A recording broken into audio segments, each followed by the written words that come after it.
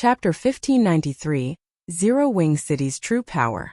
Chapter 1593, Zero Wing City's True Power. After the first batch of lunar potions had sold, none were available in the various auction houses. Because of this, regret ravaged the players who had failed to win the potions crap. The lunar potions have sold out already. I just got here. Damn it. I knew I shouldn't have waited. If I had just bought 2 or 3 bottles, our team would have had enough for an expedition. Many players had assumed that the lunar potions had come from some guild or trading firm. After all, no single player would be able to sell 100 bottles at a time. If that were the case, there was a high likelihood that another batch would show up in the auction houses sooner or later. However, even after over half an hour, no one had posted any new lunar potions. Meanwhile, Melancholic Smile, who was currently in the Candlelight trading firm, was elated. The speed at which players are buying the potions is really frightening. With this, we won't need to worry about not being able to sell the potions in bulk. When Melancholic Smile received the proceeds from her subordinates, she brimmed with confidence regarding the large number of moonlight flowers in her possession. Although the Candlelight trading firm produced a large number of items each day, not all of these items sold the moment they were put up for sale. They needed to let the market slowly digest some of these items. In fact, some items might never sell, collecting dust in the trading firm. However, the lunar potion was a different story. This first round of sales had proven that, as long as the Candlelight trading firm crafted lunar potions, the market would devour their stock. Meanwhile, the Candlelight trading firm had almost 100 advanced alchemists.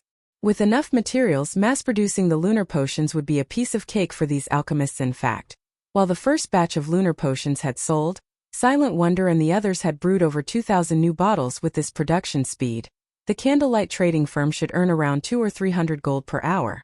With 48 hours per day in God's domain, the firm could make over 10,000 gold per day with the lunar potions alone. Although this amount of money couldn't change the war's overall situation, it was enough to resolve Zero Wing's current predicament. When Melancholic Smile gave the command to sell the second batch of lunar potions, an intense competition raged in the various kingdoms and empires' auction houses. The players that had previously adopted a wait-and-see attitude discarded the notion. They did everything in their power to get their hands on the potions for fear that they'd miss this opportunity. The lunar potions' prices soared once again. The highest price during the first batch had climbed to 17 silver, 50 copper, but now it rose to 19 silver per bottle. By the time the 2,000 lunar potions sold out, Melancholic Smile had earned an additional 300 plus gold. Meanwhile, Aqua Rose was swamped with work in Zero Wing City. Big Sis Aqua, we've paid out over 1,300 gold since we've updated the bounty. Including the remaining funds we have set aside, we won't last another 2 days. Yaya worriedly reported as she examined the bounty claim summary and her handsets increased by so much. Aqua Rose could not help but frown. The increased bounty claims were far higher than she had expected. She had hoped that they would last a few more days in this war with the income from Zero Wing City and the guild's remaining funds, but it seemed that wouldn't be possible. Even if Heaven's Burial didn't mobilize its army, Zero Wing would crumble if it ran out of money. The guild's reputation would be in tatters. To make matters worse, Heaven's Burial's ancient rock city became more popular as time passed. Not only could players level up in the area, but they could also earn contribution points to purchase valuable items. In contrast, Zero Wing City's location was only suitable for leisure right now. Big Sis Aqua, under the guild leader's orders, the Candlelight trading firm has sent a representative with coins and items. Apparently, these should help us hold out for a little while longer. Yaya suddenly announced that he sent funds? Good. I'll head over to meet them immediately. Aqua Rose breathed a sigh of relief when she heard that Shurfeng had sent additional funds. She ran to the guild hall's lobby to receive the coins and items. Although she didn't know how Shurfeng had obtained the additional funding, another 40 or 50,000 gold would help Zero Wing endure this war for a few more days. During that time, they could organize an auction to sell some of Zero Wing City's private housing. That might allow them to continue this fight with Heaven's Burial. They might even be able to put an end to this war. Heaven's Burial invested quite a bit of money each day as well, and no one wanted to see this drag on. However, when Aqua Rose saw the coins Melancholic Smile's subordinate had traded to her, she was dumbfounded. For a moment, she wondered if she had misread the total 500 gold. To a small guild or adventurer team, 500 gold might be a considerable amount of money, But to Zero Wing this was nothing more than pocket change. It was far from enough to pull Zero Wing from its current predicament. Is this supposed to help me hold out for another half an hour? Aqua Rose was speechless as she stared at the 500 gold, but when Aqua Rose noticed the 9 mana barrier crystals in her bag, and inspected their attribute panels, her eyes began to glow. Everlasting magic crystals? Aqua Rose couldn't believe her eyes. She immediately contacted Shifeng and asked, Guild leader, just where did you get these mana barrier crystals? Do you have more of them? God's Domain's various guilds and players were all in desperate need of magic crystals, and Zero Wing was certainly no exception. Yet not only were these mana barrier crystals the equivalent of 100 magic crystals, but they could also be used repeatedly. This was akin to having a miniature magic crystal vein. Furthermore, these mana barrier crystals only needed 48 hours to replenish their energy. They basically gave Zero Wing a stable income of 900 magic crystals per day. If they stored the mana barrier crystals in a location with sufficient mana density, their cooldowns would be even shorter. Although the mana barrier crystals could not be used in places like the Divine Colosseum, they were extremely valuable. You've already received them? Seeing Aqua Rose's excitement, Shifeng smiled bitterly as he said, Mana barrier crystals are extremely rare items. Obtaining more is impossible at the moment. Naturally, Aqua Rose was a little disappointed to hear this. If they had 50 or 60 mana barrier crystals, Zero Wing would be set for life. However, after giving the matter some thought, she found it reasonable. If it were possible to obtain something as valuable as mana barrier crystals in large quantities, it would throw God's Domain's market into chaos. Use the 9 mana barrier crystals to operate the 4 Towers of Elements teleportation array for now. With the mana barrier crystals and some additional magic crystals, we should be able to sustain the teleportation array's consumption easily. Shifeng could sympathize with Aqua Rose's desire for the mana barrier crystals, but they simply weren't that easy to obtain. Let the public know that Zero Wing City will activate a teleportation function that can transport players anywhere within 4 million yards of the city. The cost will be 5 silver coins per 1 million yards per person. At the same time, set up a membership system for the teleportation function. Those who wish to become members can pay a one-time membership fee of 20 magic crystals. In return, they'll get a 20% discount when using the teleportation function. Currently, Stone Forest Town and Team Dungeons were Zero Wing's main income source for magic crystals, but both Stone Forest Town and Zero Wing City needed a lot of magic crystals to operate. Furthermore, the guild had to sustain the daily magic crystal allocation for its members. It was practically impossible to sustain the 4 Towers of Elements' teleportation function with the guild's current magic crystal income. Although not every player would pay 20 magic crystals to become a member, Zero Wing would be fine as long as it earned enough magic crystals to sustain the 4 Towers of Elements teleportation function. Alright, I'll get it done right away. Aqua Rose nodded excitedly. She had waited to launch of the 4 Towers of Elements' teleportation function for a long time. Unfortunately, Zero Wing hadn't had enough magic crystals to sustain the teleportation array until now. Now that they had the mana barrier crystals, they could finally show off Zero Wing City's true power. Chapter 1594, Surging Towards Zero Wing City. Chapter 1594, Surging Towards Zero Wing City. Starmoon Kingdom, Starmoon City. Light flashed in the teleportation hall as a team of 20 players arrived in the lively Starmoon City. When these players appeared, many players in the hall turned to look. All of these 20 players' levels were impressively high, and they were well equipped. The lowest level among them was level 47, while the most inferior equipment was level 45 fine gold rank. The pair leading the team, a man and a woman, were even more awe-inspiring. Both were level 49 and wore nothing but level 45 dark gold equipment. Not even first-rate guilds experts could compare to this team. Most surprisingly, none of these experts wore a guild emblem, showing that they were all independent players. What a powerful team. Who are they? Don't you see the flaming fox logo sewn on their cloaks?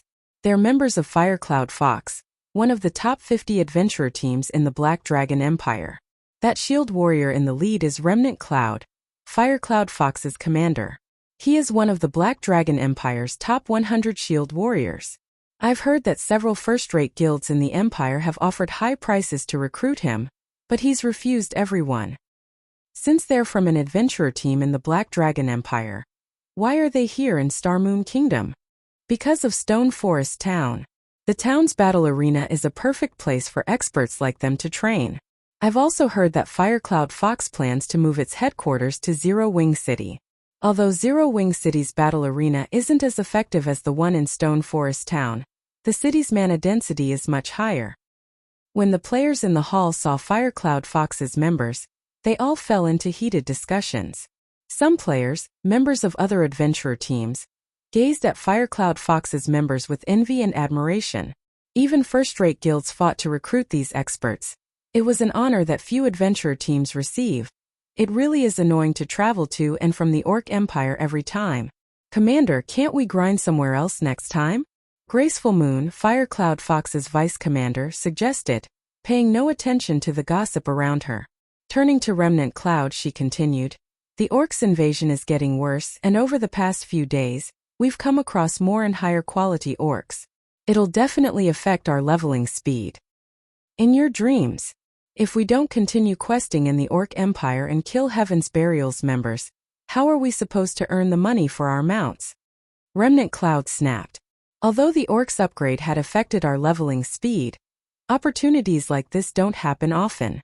Alright, enough complaining. Let's head to Zero Wing City to claim our bounties.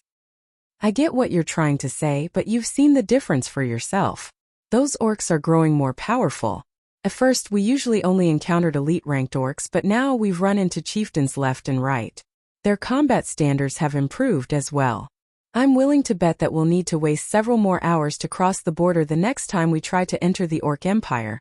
Graceful Moon grumbled. Despite the short distance between Star Moon Kingdom's border towns and the Orc Empire's border, their adventurer team had spent a significant amount of time crossing the border due to Orc patrol squads. To make matters worse, the quantity and quality of patrol squads continued to increase as well. Now they spent half of their travel time on fighting the Orc patrol squads, alright? If they've grown stronger by the time we try to cross the border again, we'll find another location to grind and quest. In any case, our adventurer team has earned quite a bit. With today's haul, we should have enough to purchase a private house in Zero Wing City, Remnant Cloud said. After giving the matter some more thought, he saw the logic in Graceful Moon's concerns. While earning money was important, it wouldn't do them any good if it came at the cost of their leveling speed. If the Orcs guarding the border grew even stronger, leveling in the Orc Empire would no longer be worth it. In fact, based on what information he had, several adventurer teams, which were only slightly weaker than Firecloud Fox, had already given up on the Orc Empire and opted to grind in other maps. These other adventurer teams' level speed was now slightly faster than his own team's Remnant Cloud, and his companions prepared to head to Zero Wing City. They overheard nearby players discussing their destination as Zero Wing for real. Zero Wing City can actually do that. It can't be true. How could a city possibly teleport players to any location within 4 million yards? If that were possible, wouldn't players be able to teleport to their desired leveling areas instantly? Zero Wing made the announcement personally. Why wouldn't it be true? Players would see through it immediately if this were some kind of ruse. Besides, didn't you see it? The teleportation fee is absurd. Ordinary players barely earn anything each day. If we want to use the teleportation function, we'll have to hand over a whole day's earnings to Zero Wing. Zero Wing is too strong. It actually secured something like this too, as expected of our kingdom's #1 guild. Oh. The players on Star Moon City's streets debated Zero Wing's latest announcement. Meanwhile, the numerous adventurer teams in the city burned with excitement over the new Zero Wing City's location was no longer news to Star Moon Kingdom's players. The city wasn't far from the front lines of this war between the Orc Empire and Star Moon Kingdom. For the most part, only a large forest separated the city from the front lines. Being able to teleport to any location within 4 million yards of the city would allow players to travel beyond the kingdom's border, bypassing many of the Orc patrol squads. This would save players plenty of travel time and allow them to avoid quite a bit of danger. The teleportation's cost was the only downside. If players teleported across the maximum range, one trip would cost 20 silver per person. However, the price was definitely worth the trip for capable adventurer teams. They could easily earn back several times the money they had spent with the time they saved. After all, Zero Wing had placed a bounty on Heaven's Burial's members. They could earn back the teleportation fees by killing a bunch of the guild's members easily. Moreover, the Orc Empire's maps had far more resources than most of Star Moon Kingdom's. They'd also be able to increase their leveling speed. Commander, it seems that we'll have to save a bit more coins to buy a private house in Zero Wing City, Graceful Moon said, chuckling after she read Zero Wing's announcement. Zero Wing isn't giving us a chance. How wonderful would it have been if they had sold their private housing before this announcement? While Remnant Cloud celebrated the news, he also felt a sting in his pocket. Zero Wing City had already offered amazing benefits, but now it also informed the public of its teleportation function. Needless to say, adventurer teams and experts who wanted to level in the Orc Empire would flood Zero Wing City. To players like them, the teleportation function was a major resource, and 20 silver coins wasn't a significant expenditure. As long as they obtained 1 or 2 pieces of equipment to sell, they would easily earn back what they spent. Furthermore, players could purchase a membership to receive a 20% discount. In fact, Star Moon Kingdom's players wouldn't be the only ones interested in Zero Wing City's teleportation function. Players from other kingdoms and empires would likely visit Zero Wing City to travel to the Orc Empire. As it was, the orcs guarding all of the empire's borders were growing stronger as Remnant Cloud fussed over how to earn enough money to purchase a private house in Zero Wing City. The adventurer teams and players in said city were in an uproar. These players, who had initially planned to walk to the Orc Empire, changed their minds immediately and made their way to the nearest 4 towers of elements. They then spent 20 silver to travel across Star Moon Kingdom's border. As more players proved the power of the 4 towers of elements teleportation function, more adventurer teams and expert players applied for the teleportation membership. 1 short hour after Zero Wing announced the teleportation function, 1,042 players had become members, contributing over 20,000 magic crystals. In total, over 2,000 players had used the teleportation function. Naturally, not everyone wanted to pay a portion of their teleportation fees in magic crystals. After subtracting the maintenance and energy costs, Zero Wing had earned 12 silver coins off of every player that had teleported over the maximum distance. In a single hour, Zero Wing had made over 240 gold in pure profit. However, the truly frightening result of Zero Wing's latest announcement was the number of players who visited Zero Wing City. In just 1 hour, Zero Wing City's player population had shot past the 2 million threshold. Many of these players belonged to adventurer teams from other kingdoms and empires, and in the end, Zero Wing had also earned a fortune from the entrance fees. Chapter 1595. Upgrading the Blacksteel Insignia. Chapter 1595. Upgrading the Blacksteel Insignia. The moment Zero Wing City revealed its teleportation function, the city attracted many major powers' attention. A large number of merchant players also considered conducting their business in Zero Wing City. Some of the guilds in the several kingdoms and 2 empires bordering the Orc Empire even tried to ally with Zero Wing in secret. The situation had completely exceeded Aqua Rose's expectations. All of these guilds offered to sell Zero Wing level 45, top-tier equipment at below market price in exchange for the right to establish a guild residence in Zero Wing City, and a 20% discount on the teleportation fees. These guilds were also willing to pay a portion of the teleportation fees with magic crystals. Although mainstream players had already reached level 40, they were still some time from reaching level 45. Only the various guilds' elite members had reached such a high level, and because of this, level 45 fine gold equipment and above was still extremely rare. Although the equipment was available on the market, these pieces usually cost far more than market value. Moreover, there weren't many pieces available. Even if Zero Wing were willing to purchase the overpriced equipment, it wouldn't secure many pieces yet. These large guilds had offered level 45 top-tier equipment as payment. Aqua Rose had never expected this. If she accepted their offers, she'd solve the guild's shortage of funds and top-tier equipment. Furthermore, even after giving these guilds a 20% discount on teleportation fees, Zero Wing would still make quite a bit of profit. Guild leader. 3 first-rate guilds and 11 second-rate guilds have expressed interest in partnering with us thus far. If we agree, replenishing our top-tier equipment in the guild warehouse won't be an issue anymore, Aqua Rose said excitedly as she read the report in her hands rather than coins. Zero Wing urgently needed top-tier equipment for its war against Heaven's Burial. Every time their players died, they'd lose a piece of equipment. Occasionally, Heaven's Burial's members even used some special methods to force players to drop more than one piece when they died. Generally, Zero Wing compensated its members with GCPs, and these members would then trade their points for replacement weapons and equipment from the warehouse. Because of this, Zero Wing's members were rapidly depleting the guild stock of weapons and equipment. If Zero Wing's guild warehouse ran out of top-tier weapons and equipment for its members, Zero Wing's GCPs would lose their value. If that happened, it would only be a matter of time before the guild crumbled. However, if Zero Wing could replenish its stock, Aqua Rose was confident that the guild could continue to duke it out with Heaven's Burial. There are so many guilds seeking an alliance? Aqua Rose's report surprised Shi Feng. He hadn't thought that the 4 Towers of Elements teleportation function would be such an effective advertisement. Alright. However, they have to pay 25% of their teleportation fees with magic crystals. Otherwise, no deal.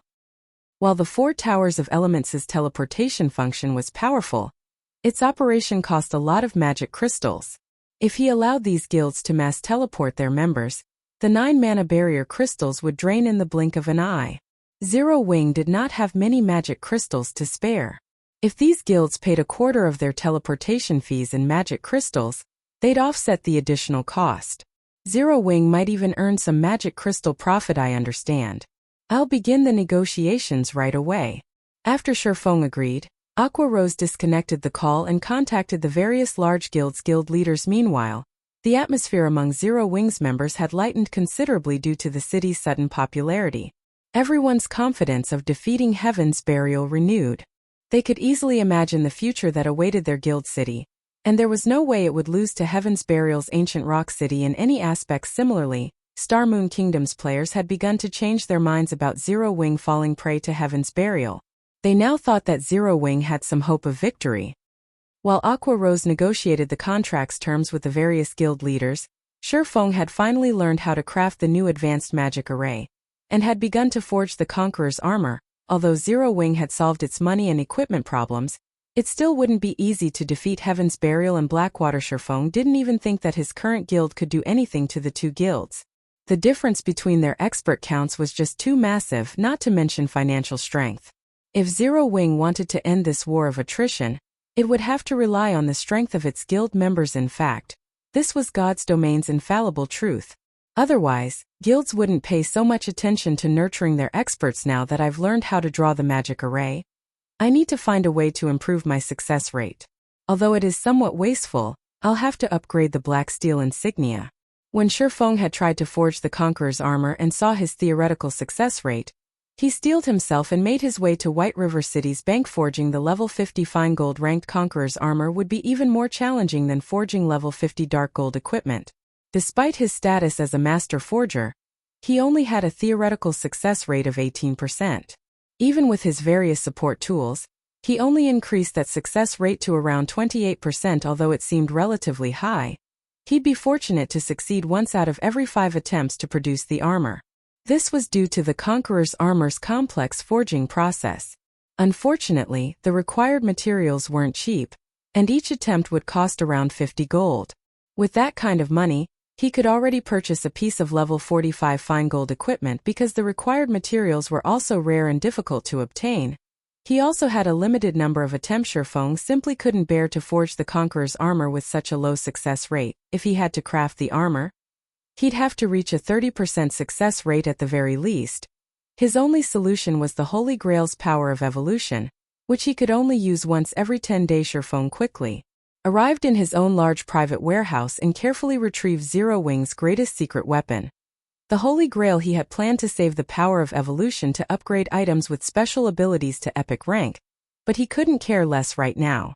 He immediately retrieved the Blacksteel Insignia and scanned it with the Holy Grail. Suddenly, purple fog leaked from the Holy Grail and enveloped the Blacksteel Insignia. The system soon notified Shi Feng of the evolution cost. System: are you willing to permanently lose 1000 HP to evolve the Blacksteel Insignia? Oh, what? This thing actually requires 1000 HP? Shi Feng was astonished. The Blacksteel Insignia was currently fine gold rank. Even if he evolved the item, it would only become dark gold rank. Yet the evolution cost was as high as the cost of evolving the Holy City's emblem. Losing 1000 HP was no trivial matter. It was the equivalent of losing 50 endurance permanently. Even a Tier 2 player would have to level a few times to make up for this loss. Moreover, the evolution's success wasn't guaranteed. There was still a chance of failure, but Shurfeng did not hesitate long before he clicked agree.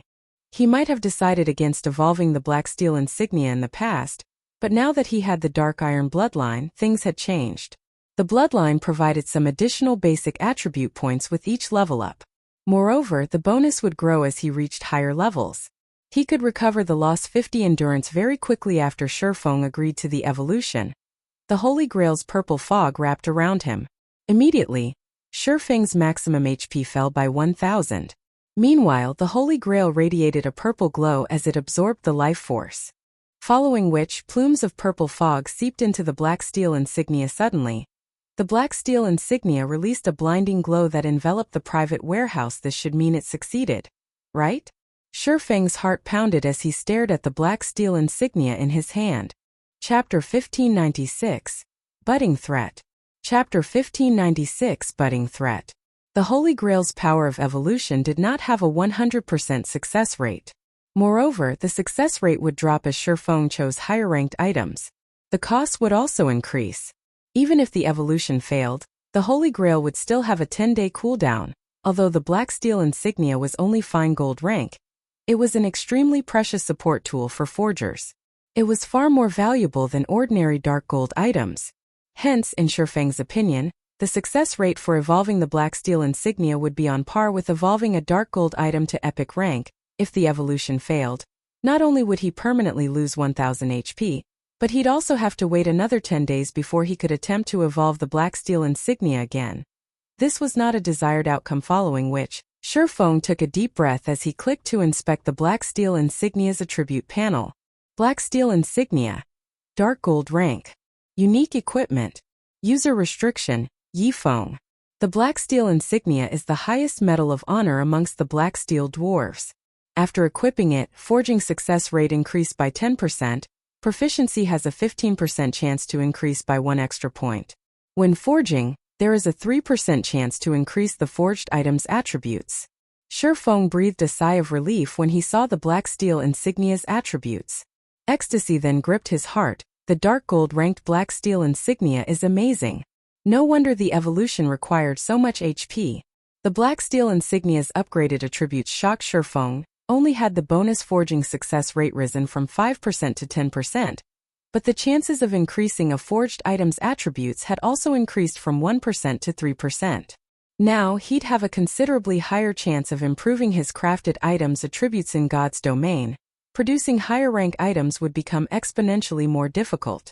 Although it wouldn't be a direct rank increase, the Blacksteel Insignia could raise a fine gold item's attributes to be only slightly inferior to a piece of dark gold equipment of the same level. This meant that the Blacksteel Insignia's wielder could forge items 1 rank stronger than their intended rank after dealing with the Blacksteel Insignia. Shurfeng returned to the candlelight trading firm to forge the Conqueror's armor. Meanwhile, an army of over 3,000 players, all level 46 or higher, assaulted an orc fortress within the orc empires. Although the orcs defending the fortress were around level 60 and ranked between elite and grandlord, they fell, one after another, under the players' fierce assault. Unfortunately, the players also suffered casualties. Focus on dodging the boss's skills. Ranged players destroy the fortress's defense turrets. Singular burial commanded from the rear of the army as the orcs worked to strengthen their empire's defenses. They had constructed temporary fortresses as resting points for the armies. Because of this, more orcs operated around these temporary fortresses, troubling the players in the area. Meanwhile, the orcs' mines were usually surrounded by several temporary fortresses. If players wanted to secure an orc mine, they'd have to deal with the fortress's first. Singular Burial was confident that he could secure the orc mine, which many of God's domain superpowers drooled over. Once Heaven's Burial dealt with the temporary fortresses. Once they succeeded, Heaven's Burial wouldn't have to worry about coins or magic crystals. Daybreak Fog, who wore a cyan mage robe, suddenly approached Singular Burial and quietly reported, "Guild leader? Our spies in Zero Wing have reported that the guild has somehow obtained a teleportation function that allows players to teleport from Zero Wing City to the border between the Orc Empire and Star Moon Kingdom. With this teleportation function, players can save a massive amount of time. In fact, Many players have already used the service, contributing to Zero Wing's wealth. Moreover, we've received news that plenty of guilds have begun negotiations to ally with Zero Wing. By the looks of it, they plan to sell level 45 top-tier equipment to the guild. I'm afraid this will affect our plans severely at this rate. According to previous reports, Zero Wing should have been on its last leg. Yet due to Zero Wing City's teleportation function, Zero Wing had pulled itself out of its predicament. In fact, the teleportation service had become so profitable that Zero Wing was now able to continue its war of attrition against them. This was not good news. The long-term attrition war was a painful burden on Heaven's Burial's finances and development. They had already suffered significant casualties thanks to Zero Wing's bounty. This had impacted the guild members' leveling speed. Moreover, guild members had to stay alert for ambushes in the fields. Many players who had originally wanted to join Heaven's Burial had begun to change their mind. If they did not deal with Zero Wing quickly, their guild's development would stagnate, and they wouldn't be able to keep up with God's Domain's other superpowers. Even with Ancient Rock City, Zero Wing is a tenacious cockroach. Singular Burial could not help but frown. Immediately he commanded, "Notify young Master Lei and tell him that it's time for his Thunder Legion to take action. Contact Blackwater as well. Tell them that if they still want a share of the Orc Mine, they should send more top-tier experts and help us finish off Zero Wing quickly." We're taking action now? Daybreak Fog was stunned. She hadn't expected Singular Burial to switch tactics so soon until now. Their experts usually attacked in small groups, fleeing the moment they killed Zero Wing's members and minimizing their casualties. However, if they started team battles in the fields, they would suffer more casualties even if they dealt greater damage to their enemy. That was why they had avoided doing so thus far. Now that Singular Burial had approved team battles, he had proven that Zero Wing was a major threat to their guild. Thus, he decided to put a swift end to this war, regardless of cost, and exterminate the budding threat before it did permanent damaging. I want to see how long Zero Wing can hold on. Singular Burial nodded. Zero Wing's sudden transformation had exceeded his expectations and left him with no other choice. But he also wanted to use this opportunity to show Zero Wing how wide the gap was between their expert counts. Star Moon Kingdom, White River City, in a special forging room located on the Candlelight Trading Firm's top floor. Shifeng sat alone beside a furnace, repeatedly swinging a hammer as he forged the Conqueror's armor. To sharpen his focus, he had even used the precious soul water. The Conqueror's armor required a lot of materials, including over 10 main materials and over 20 support materials. Every material needed to be smelted carefully. Just the smelting and refining all of the involved materials took more than half an hour. If Shifeng had gone through the entire forging process alone, he would have only had time to forge a few pieces of the Conqueror's armor each day. Fortunately, he could rely on Candlelight's advanced forgers to help him with the smelting and refining processes, saving him plenty of time. Fortunately, with the improved Blacksteel Insignia, Shifeng's forging success rate had broken past the 30% threshold. Fusing, stacking. As he continued to fuse and shape the extracted materials, the Conqueror's armor began to take shape. Once the armor was perfect, Shifeng released a deep sigh of relief and began to draw the advanced magic array. Due to the soul water's effects, Shifeng was able to complete the advanced magic array naturally, and without pause. The instant he completed the advanced magic array, the Conqueror's armor released a mesmerizing, crimson glow. This is the first Conqueror's armor I've forged, and I've already triggered the strengthening effect? Shifeng's excitement grew as he watched the crimson light, completely different from the usual glow on fine gold equipment. Chapter 1597, Improved Conqueror's Armor. Chapter 1597, Improved Conqueror's Armor. Despite being a master forger, Shifeng didn't have a particularly high success rate with forging the Conqueror's armor. Although God's Domain had plenty of support tools, these tools would become less effective with more complex items. In fact, most support tools were nullified when producing an epic item. Only a small number of support tools could help a player craft an epic item. Shifeng hadn't expected. Despite having barely over a 30% success rate, he would actually forge a successful Conqueror's armor on his first try. Moreover, he had triggered the Blacksteel Insignia's strengthening effect. After gazing at the armor for a moment, Shifeng clicked to inspect its attributes immediately. The system analyzed the Conqueror's armor's statistics. System: Blacksteel Insignia's effect triggered. Attributes Increase System. Conqueror's armor has been forged successfully. Forging proficiency increased by 4 points. Obtain 3 million EXP. Conqueror's armor. Chest piece, plate armor fine gold rank. Level 50. Equipment requirement. Strength 730 and agility 730. Defense plus 2,350.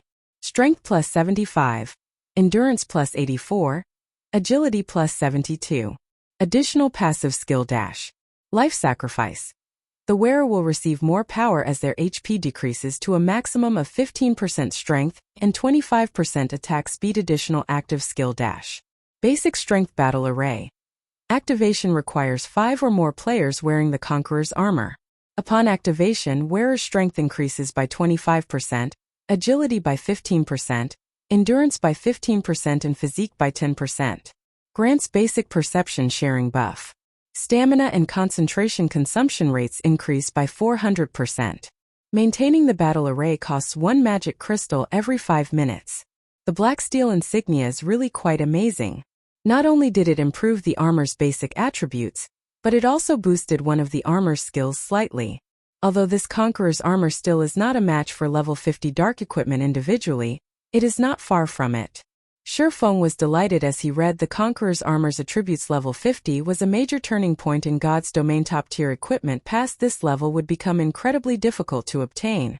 Even level 50, 100-man team dungeons only dropped level 50 fine gold equipment and set equipment at best.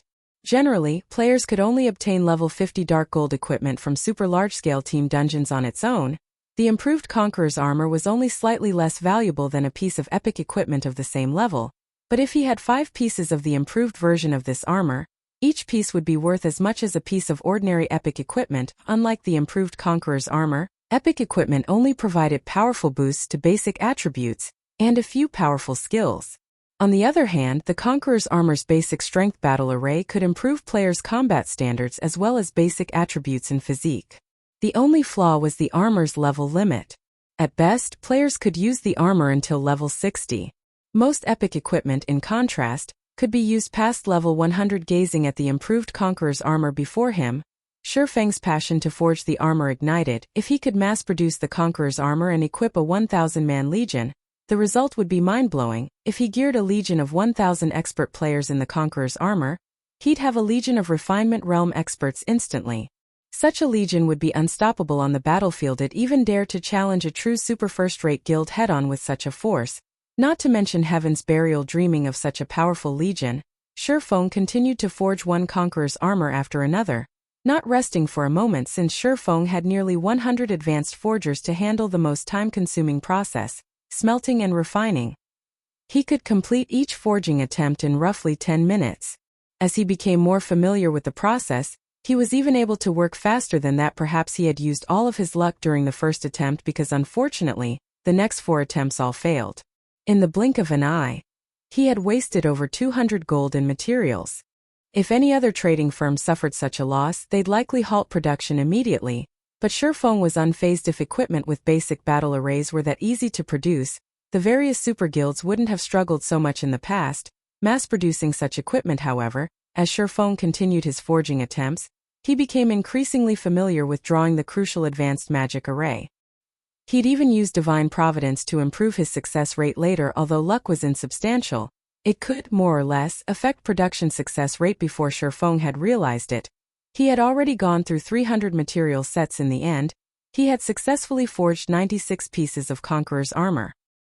His overall success rate was slightly higher than the theoretical success rate the system had given him, and among the 96 chest pieces, Shifeng had forged another 3 pieces of improved Conqueror's armor, securing a total of 4 improved chest pieces. Meanwhile, Shifeng's experience bar had risen steadily due to his diligent work to craft the Conqueror's armor. His leveling speed was 3 to 4 times faster than God's Domain's other peak experts. Although his leveling speed was impressive, there likely wasn't another player in God's Domain who would dare to replicate Shifeng's leveling method. The 300 material sets Shifeng had used were worth 15,000 gold in total, and this was only the current market value. Players would likely have to pay far more than that if they tried to purchase the materials in bulk. As Shifeng was about to use up the remaining 2 dozen or so material sets, Aqua Rose contacted guild leader, Heaven's Burial and Blackwater have suddenly increased the force they've mobilized against us. They've organized 100-man teams to ambush our dungeon raiding teams. Our casualty count is rising rapidly. We've already lost over 5,000 lives since they bolstered their forces. Although we've tried to retaliate, we're too outnumbered. We simply can't keep up with all of the attacks. Should I recall our guild members from the dungeon raids and grinding in the high-resource maps for now and concentrate on leveling up in a few safe maps? Due to Zero Wing City's rise in popularity, Aqua Rose was relatively confident that Zero Wing would survive the war with Heaven's Burial. But now Heaven's Burial and Blackwater had dispatched more experts to ambush their players in the various high-resource maps they occupied. The two guilds even targeted their 100-man elite and expert teams. This had never happened before. The wisest move right now would be to gather their members in a few specific leveling maps close to each other. Although this would limit their members' leveling speed, it would provide more security. Zero Wing could also send their limited number of experts as reinforcements far faster. The finally done sitting by. Huh? Shifeng frowned. He hadn't thought that Heaven's Burial would attempt to end this war so soon. Immediately he commanded, I like your suggestion.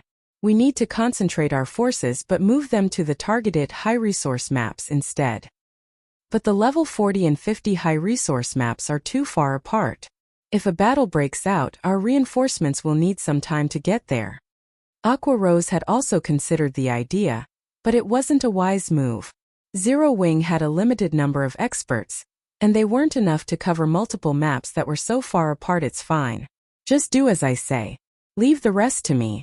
Shifeng simply smiled, not bothering to offer any further explanation. Select 100 skilled plate armor classes from the Dark Gods Legion and send them my way. They have to be level 50 or higher. 100 people. Aqua Rose could not figure out what Shifeng intended to do. Currently, only a few of Zero Wing's players were capable of standing against Heaven's Burial and Blackwater's experts. If they wanted to suppress the enemy's teams, they'd have to form a team of the guild's Tier 2 players. Even a 100-man expert team's ability to turn the tide of battle would be limited, but since Shifeng had given the command, she had no choice but to follow it. Chapter 1598. Exterminate Heaven's Burial. Chapter 1598. Exterminate Heaven's Burial. Star Moon Kingdom. Pyroxene Hills. As one of the many level 50 maps in Star Moon Kingdom, it housed plenty of ancient ruins, even if it weren't particularly resource-rich. Hence, many guilds and adventurer teams in the kingdom loved to explore the map, and its ruins. The Pyroxene Hills was also home to some rare herbs and ores.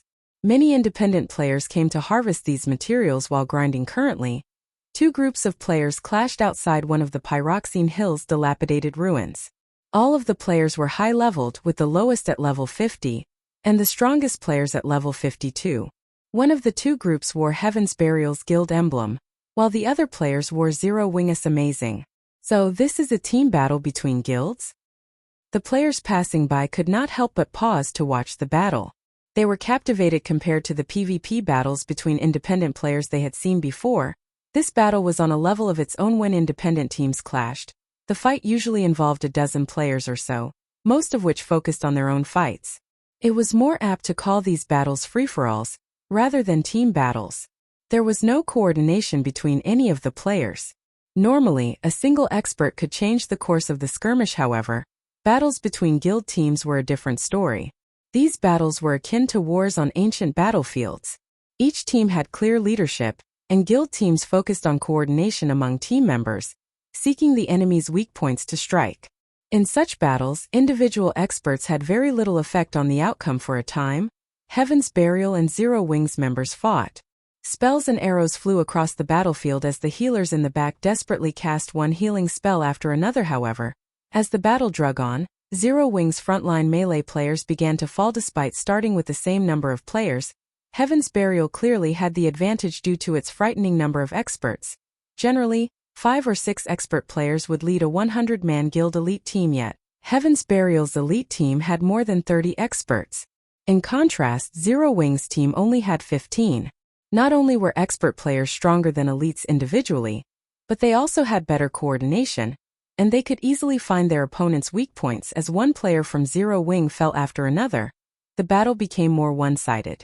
In the end, Zero Wing's team was forced to retreat. Unfortunately, Heaven's Burial's players clearly had no intention of letting their enemies get away as they chased after the fleeing players.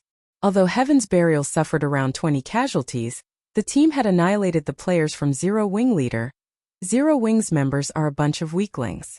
Had the guild leader given the command to attack earlier, Heaven's Burial would have long since dominated Star Moon Kingdom. That's right. Even if Zero Wing is powerful, it can only strut before first-rate guilds. It's nothing to Heaven's Burial. The players from Heaven's Burial laughed as they admired the weapons and equipment scattered across the ground. Zero Wing's time as Star Moon Kingdom's overlord was over, and Heaven's Burial wasn't the guild it had been in the past. Now every aspect of the guild was formidable.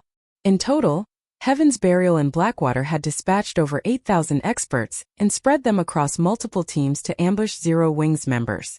They had even dispatched top-tier and peak experts with so many expert-led teams on the hunt. They would kill any Zero Wing member that dared to show up in the various leveling maps. Shortly after the team from Heaven's Burial left, another 20-man team from Zero Wing arrived on the battlefield. Damn it. We are too late again. Shadow Sword cursed as he surveyed the tattered battlefield. The leveling map he had been tasked to secure was simply too large, and Heaven's Burial had too many teams in the map. There was a limit to how many players he could save. Sometimes the enemy ambushed faraway teams, and by the time he arrived, the fight would be over. He couldn't help but feel powerless. Moreover, his leveling speed had sharply decreased since he had focused on hunting down Heaven's Burial's team's commander Shadow Sword. We just received a message from Vice Guild leader Aqua. She wants all members who want to level to gather in these 4 high-resource maps. She's also ordered these specific Dark Gods Legion members to gather in White River City's guild residence immediately. A level 50 ranger reported as he handed Shadow Sword a list. Gather in these 4 maps? Is this a joke? Shadow Sword gaped at the 4 specified maps. While it would make defense and reinforcement easier if they gathered their guild members in a few select areas, the 4 maps were spread out. Sending their members to these maps was the equivalent of splitting the guild's power, making it easier for Heaven's Burial and Blackwater to slaughter them. The Vice Guild leader has said that this is an order from our guild leader. The ranger nodded solemnly. An order from the guild leader? Hearing this, Shadow Sword was even more confused. I understand. We'll head to our assigned map right away. Any Dark Gods Legion members on the list should return to the guild residence immediately. While Shadow Sword's team prepared for the trip to another map, Zero Wing's guild members, who were scattered across Star Moon Kingdom, followed the same orders. Naturally, such a massive shift attracted the attention of the kingdom's various large guilds. What is Zero Wing trying to do? Daybreak Fog was baffled as she read the latest report a subordinate had sent her. Ha ha ha. Truly foolish. Do they think this will scare us? Singular Burial chuckled at the report. Notify our generals and dispatch our forces to these 4 maps. Tell them to move in 100-man units or less. Do not start any large-scale fights with Zero Wing. I want to see how Black Flame intends to cope with so many teams. He had discovered Black Flame's capabilities long ago. Not only did the man wield large-scale destruction spells, but he also possessed a large-scale silencing skill. In battles involving thousands of players, these abilities worked wonders. Even if Heaven's Burial won due to its numeric advantage, the guild would suffer drastically, and that wasn't something he wished to see. Had Zero Wing gathered its members in a single map, he wouldn't have dared to send his guild members. Of course, he'd be more than happy to see Zero Wing do just that since only so many resources were available in a single map. If every Zero Wing member cowered in one area, even if it were a high-resource map, there wouldn't be enough resources to go around. Ultimately, it would damage the guild members' leveling speed. However, to ensure that its members could level normally, Zero Wing had split its players across 4 high-resource maps that were fairly far from each other. With Zero Wing's limited number of experts, it could only dispatch a few to protect each area. As long as Heaven's Burial continued to start small-scale battles, Zero Wing would fail to keep up with the enemy guild's numeric advantage. If this drug on, it would only be a matter of time before Zero Wing crumbled. Meanwhile, in Zero Wing's residence in White River City, 100 players wearing the core members' guild emblem sat in the residence's meeting room. The lowest level among the crowd was level 50, while the highest had reached level 52. All of these players could rank among the top regarding levels in any guild. As for their combat standards, the weakest among them had reached the middle stage of the Trial Tower's 6th floor, and the most powerful had reached the 7th floor. None of these players dared to utter a word as they watched the cloaked man before them, reverence and admiration filling their gazes. This cloaked man was none other than Black Flame, Zero Wings guild leader and an expert of his own legends. Since everyone's here, let's get straight to business, Shifeng said as he glanced at the players in the room. Once he verified that there were enough players, he continued. From now on, I have an extremely important task for you. But before carrying it out, you'll have to sign a confidentiality contract. If you don't wish to sign, you may leave and I'll find a replacement. If you have any questions, ask now. A confidentiality contract.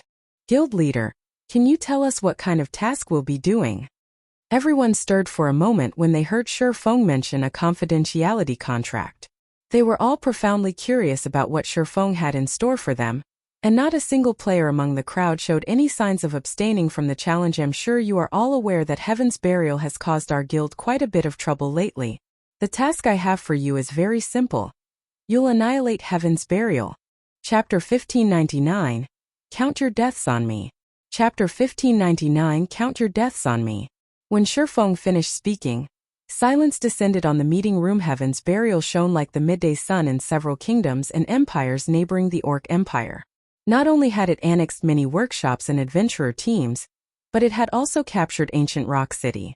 Now the guild had nearly as much overall strength as a super first-rate guild. Although Zero Wing was also powerful and had great growth potential, it wasn't as powerful as Heaven's Burial, which had both its own strength and the support of major corporations. In fact, as members of Zero Wing, they had prepared themselves for a long, arduous battle against their rival guild. Yet Shifeng wanted them to exterminate Heaven's Burial. He had also made the declaration as if it were a matter of course. For a moment, they wondered if Shifeng had gone mad. However, they couldn't help but burn with fighting spirit, knowing that Shifeng had chosen them for this task. Those bastards from Heaven's Burial have always been an eyesore. Guild leader, just tell us what we need to do. We finally get to start a real fight with Heaven's Burial. I've been waiting to duke it out with Heaven's Burial for a long time. Those cowards only know how to hit and run. If given the chance, I'll beat them until not even their mothers recognize them. Everyone's blood boiled with excitement as they looked at Shifeng. Their hatred for Heaven's Burial was nothing new. In fact, that hatred had only increased due to the guild's shameless tactics. Alright. Since none of you have any issues, sign these confidentiality contracts. Shifeng nodded in satisfaction before handing out a contract. When players sign confidentiality contracts, they wouldn't be able to discuss the relevant information while logged into God's domain. Although the main God system could not regulate information in the real world, if one found evidence of someone violating their contract in the real world, they could hand the evidence over to the main God system. If the evidence were valid, the player would receive their deserved punishment, the severity of which would depend on the terms of the contract. Shifeng wanted to keep the Conqueror's armor's battle array a secret. Although God's domain's various powers and players were bound to discover battle arrays eventually, he wanted to reserve the armor as one of the guild's trump cards. The later the various major powers discovered battle arrays, the better the penalty. Shifeng had set for breaking the confidentiality contract wasn't unusual. Any player who violated it would have their account permanently suspended. In general, guilds chose a consequence that would bar players from God's domain permanently if they violated a confidentiality contract regarding extremely important secrets. It would not even matter if players deleted their accounts. They'd never be able to log back in. Hence, guilds' core secrets hadn't often leaked in the past. The consequences of doing so would be devastating to players who had grown comfortable with God's domain's lifestyle. Permanently losing access to the game was more of a punishment than death itself. This was especially true for players who earned access to their guild's core secrets. Of course, there were bound to be players who would take the risk when offered an astronomical price. Once the 100 plate armor players from the Dark Gods Legion signed the contracts, Shifeng pulled one Conqueror's armor after another from his bag. While Aqua Rose had gathered the necessary players, Shifeng had successfully forged another 4 pieces of the Conqueror's armor. Among these 4 pieces, one was even an improved Conqueror's armor. This increased the count to 5 improved pieces, just enough for a 5-man party to activate the basic strength battle array. What? There's so much level 50 fine gold equipment here. Wait, look at the attributes. They're insane. This basic strength battle array is amazing. It's basically a mini berserk skill. Moreover, it doesn't have a cooldown and only costs 1 magic crystal per 5 minutes. It can last until players run out of stamina. Everyone was flabbergasted over the 100 chest pieces Shurfeng had revealed. They frequently grinded in level 50 plus maps, so they knew just how difficult it was to obtain level 50 equipment. Even mysterious iron equipment was incredibly rare, let alone secret silver rank. Level 50 mysterious iron equipment's basic attributes could easily rival those of level 45 fine gold equipment, and level 50 equipment provided higher defense than lower level equipment. However, the superior defense wasn't displayed in numerical value. Rather, it came in the form of impact mitigation. When players were attacked in God's domain, the impact oftentimes disrupted their stance, revealing flaws in their defense. Aside from damage reduction, a player's defense could also mitigate some, if not all, of the impact from an attack. Thus, when deciding between level 45 fine gold equipment and level 50 mysterious iron equipment, players usually chose the latter, even if the former had stronger skills. Needless to say, not even level 45 top-tier dark gold equipment could compare to level 50 fine gold equipment. Unfortunately, such equipment was extremely challenging to obtain. Even when raiding level 50 100-man Hell Mode team dungeons, the armor only had a chance of dropping. It wasn't guaranteed yet. Shurfeng had just set 100 pieces of such equipment before them. Moreover, the Conqueror's armor had a superb skill for large-scale combat. Every one of these players from the Dark Gods Legion felt as if they were dreaming. Only a few of them had level 50 dark gold equipment, while most of them still used level 45 dark gold equipment or a combination of level 50 mysterious iron and secret silver equipment. Even in a first-rate guild, their equipment would only be second to those who wore epic equipment. In response to these players' elation, Shurfeng simply chuckled and shook his head. All of these players only had eyes for the Conqueror's armor's basic attributes. They had no idea that the fine gold ranked Conqueror's armor was even more valuable than level 60 dark gold equipment. I want each of you to select one of the chest pieces. Then, I'll split you into 20 parties of 5. Each party will take a healer and head to the 4 high-resource maps where we've sent our guild members to grind.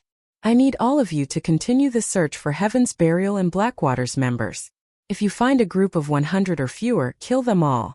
If the enemy overwhelms your team with numbers or peak experts are among their teams, notify the commanders responsible for the region, then send you reinforcements. If that is the case, you just need to keep an eye on the enemy. If they chase after you, try to kite them and regroup with the reinforcements. Shurfeng strictly explained the details of their task as he eyes the players before him. By having the Dark Gods Legion members move in 6-man parties, they could move swiftly and stealthily. Although splitting these Dark Gods Legion members into 6-man parties, rather than 100-man teams, would limit the Legion's combat power, the smaller parties would seem like less of a threat to their enemies. This would make it easier for the Dark Gods Legion members to evade the enemy's detection. When Shurfeng fell silent, everyone in the meeting room was dumbfounded. They even wondered if they had heard wrong. Shurfeng actually wanted them to form 6-man parties to take on Heaven's Burial's 100-man teams.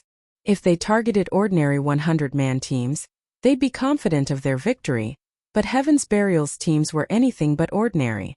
Each team was normally led by dozens of experts. If they assaulted such a force, they'd be attempting suicide, not starting a battle. Relax. I'll take responsibility for any of your deaths. Shurfeng could see these players' confusion regarding his decision. However, he simply chuckled and said, "Or don't you have the courage for a task like this? So what if these 100-man teams are from Heaven's Burial? Guild leader, just you wait. Even if we don't kill them all, we'll definitely make them suffer." Initially, worry had gripped everyone's hearts, but after Shurfeng had told them off in such a way, their fighting spirit began to burn anew. As Shurfeng had implied, if they weren't even brave enough to do this, they might as well stop calling themselves experts. Good. Also, the 3 parties with the highest kill counts will receive a large number of GCPs, and gain 1 opportunity to learn an advanced combat technique. Whether or not you earn the opportunity will depend on your effort, Shurfeng said, nodding in approval at everyone's high spirits. Immediately, he organized his players into parties before sending them off to the 4 high-resource maps.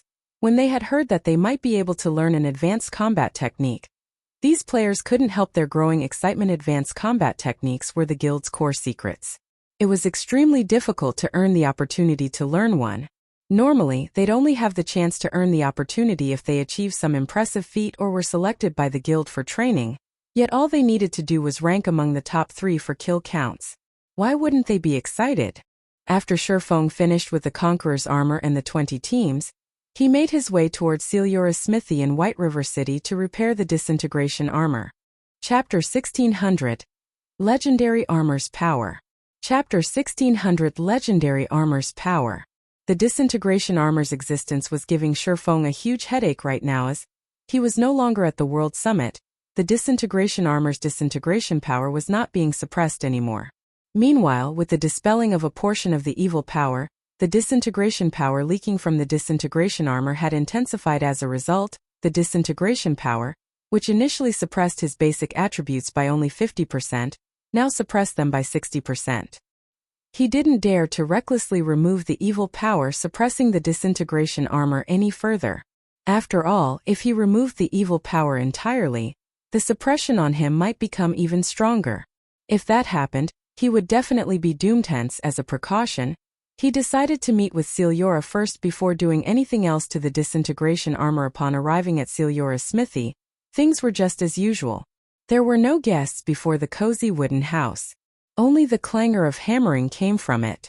There was nothing unusual about this place whatsoever. However, when Shurfeng stepped into the smithy, it was as if he had entered an entirely different world. The mana density inside the smithy was far superior to even that of Zero Wing City. Meanwhile, at this moment, Siliora stood before a furnace smelting materials. Upon seeing Siliora's actions, Shurfeng had to admit that a Grandmaster Forger was indeed different from a Master Forger. Master Forgers would normally use only flames when smelting and refining materials.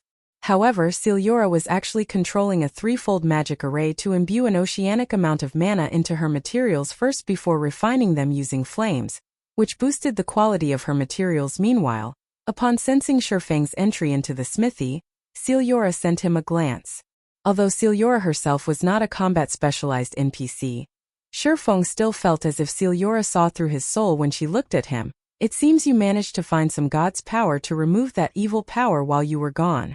It's a pity that the god's power you acquired was too little to completely remove that evil power, Siliora said, shaking her head as she looked at Shurfeng. She then demanded, "Well, out with it. What are you here for? If you're looking for a method to suppress that disintegration power of yours, I don't have any solutions. Right now, the only thing you can do is gather enough god's power and remove that evil power as soon as possible. Otherwise, the disintegration armor will only lure even more orcs to you. Soon it won't even matter if you're hiding inside a city, as those orcs would do anything to satisfy their greed for the disintegration power. If things drag on for too long, even NPC cities won't be able to stop the orcs?" Shurfeng could not help but be shocked when he heard Siliora's words. He had never thought that removing a portion of the evil power suppressing the disintegration armor would have such frightening effects. If what Siliora said was true, then he really wouldn't have any place he could hide in the future. Lady Siliora, do you mean that if I manage to gather sufficient god's power, I'll be able to break free of my current predicament? Shurfeng asked curiously. Previously, the reason why he chose to deal with the problem regarding the disintegration armor quickly was the armor serving as a beacon that lured mutated orcs to him. This situation prevented him from taking action out in the fields freely. If he could not deal with this problem, he wouldn't be able to do anything at all in the future. That should be the case. After all, the only reason the disintegration armor is leaking disintegration power is the loss of its channeling abilities. If the materials making up the disintegration armor recover, they should be able to control this disintegration power, Siliora said. A hint of uncertainty in her tone. Upon hearing Siliora's explanation, Shurfeng breathed out a sigh of relief. He then took out the disintegration armor and had it absorb the god crystals inside his bag. The advanced god crystal and the basic god crystal there shattered and transformed into streams of golden mist that flowed into the disintegration armor.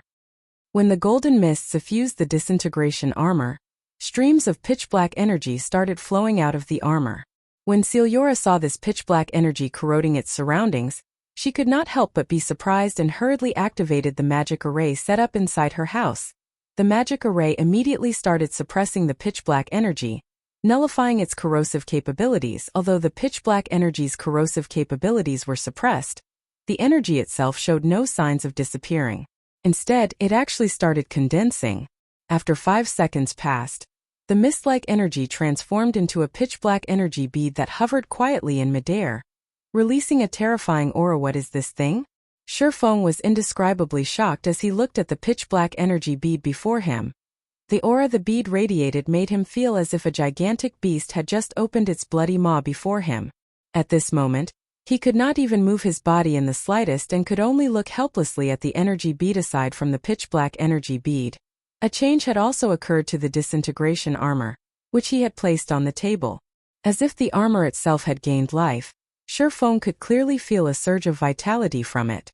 Rather than an inanimate object, the disintegration armor before him felt like it was some kind of life form. Instead, as the evil power no longer tainted the disintegration armor, the magic circuits covering the surface of the armor released a dazzling glow. Aside from the house becoming brightly lit, the mana inside the house had also frozen. Shifeng could not sense the slightest flow of mana whatsoever right now. However, this situation persisted for only a few short seconds, after which the entire house returned to its normal state. As for the disintegration armor, it was as if the armor had just received a complete makeover. Both the armor's external appearance and aura had changed significantly. Despite the armor merely sitting atop the stone table, it radiated a power that made even Shifeng's soul shudder in fear. In fact, the stone table the disintegration armor sat on had even started disintegrating, unable to withstand the armor's power. So, this is the disintegration armor's original power? Shifeng was at a loss for words as he looked at the stone table decomposing at a speed visible to the naked eye. It should be known that Sealiora was a bona fide grandmaster forger. Although the furniture placed inside her house appeared normal, in reality, that was far from the case. In fact, even the stone table before him had an extraordinary origin. From what Shifeng could tell, the table should be made of fire essence stone. Not only was fire essence stone incomparably tough, but it was also one of the top-tier magic resistance materials in God's domain. Yet, now, it actually couldn't withstand the disintegration armor's power despite the armor being in a passive state right now. This was simply inconceivable. However, before the stone table could fully disintegrate, Sealiora quickly made her move, line after line of divine runes appearing before her. A moment later, a fourfold magic array formed around the disintegration armor. With the appearance of the magic array, the stone table stopped disintegrating. However, the magic array continuously produced crackling sounds, a sign that it couldn't withstand the disintegration armor's power. Either amazing, truly amazing. Even a fourfold void magic array isn't able to contain this thing. As expected of a mythical artifact created by the great Orc Emperor, Sealiora's eyes glowed as she looked at her crumbling magic array. At this moment, it was as if her eyes had just been opened to a whole new world. Meanwhile, Shifeng was quite shocked as he looked at the disintegrating fourfold magic array. A fourfold magic array. That was a magic array that even mythic monsters could not destroy. Yet, a piece of equipment in its passive state was destroying such a magic array. It was no wonder the disintegration set was considered as one of the 9 great legendary sets in God's domain. Despite the disintegration armor being damaged, it still possessed such frightening capabilities. One could just imagine how powerful the founding emperor of the Orc Empire was when he wore the complete disintegration set. Based on this, the legends of the founding emperor fighting against gods were not exaggerations. At Ali don't have the ability to suppress the power this disintegration armor is releasing. Do you wish to take this armor away, or let me recast it for you right now? Sealiora asked, smiling as she looked at Shifeng. Take it away? Shifeng smiled bitterly. If Sealiora couldn't suppress the disintegration armor's power, he would be a fool if he thought even for a second that he could. He immediately replied, I'll have to trouble Lady Sealiora then. Chapter 1601. Recasting the disintegration armor. Chapter 1601. Recasting the disintegration armor. With Shifeng's permission, Sealiora looked at the disintegration armor before her and smiled. She then stretched out her hand and grabbed the armor directly. The disintegration armor's frightening disintegration power could destroy even a table made out of fire essence stone. Yet now the armor had no effect on Sealiora's gloved hand whatsoever. Amazing. Sure enough, a grandmaster forger really is an extraordinary existence. Shifeng was indescribably shocked as he looked at the leather gloves Sealura wore.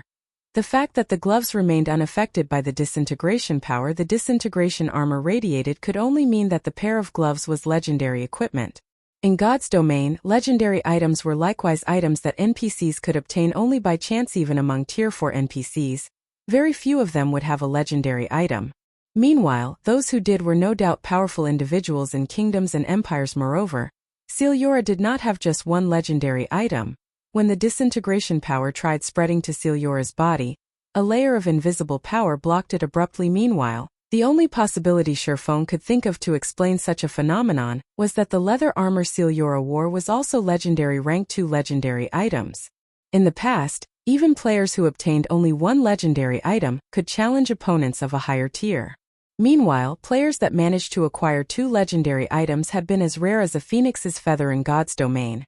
And every one of them was a Tier 6 God-rank player. Just as Shifeng was admiring the legendary items on Sealura, the latter picked up the disintegration armor and placed it in the heart of the magic array protecting the smithy.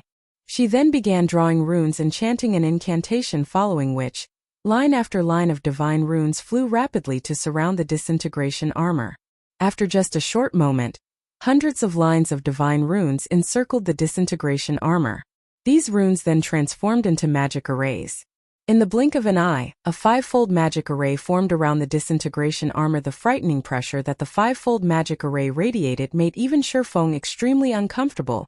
When the 5-fold magic array's formation was complete, the magic array thoroughly suppressed the disintegration power the disintegration armor was leaking.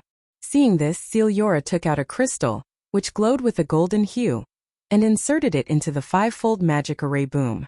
The moment the golden crystal came into contact with the magic array, the entire magic array ignited with dazzling golden flames.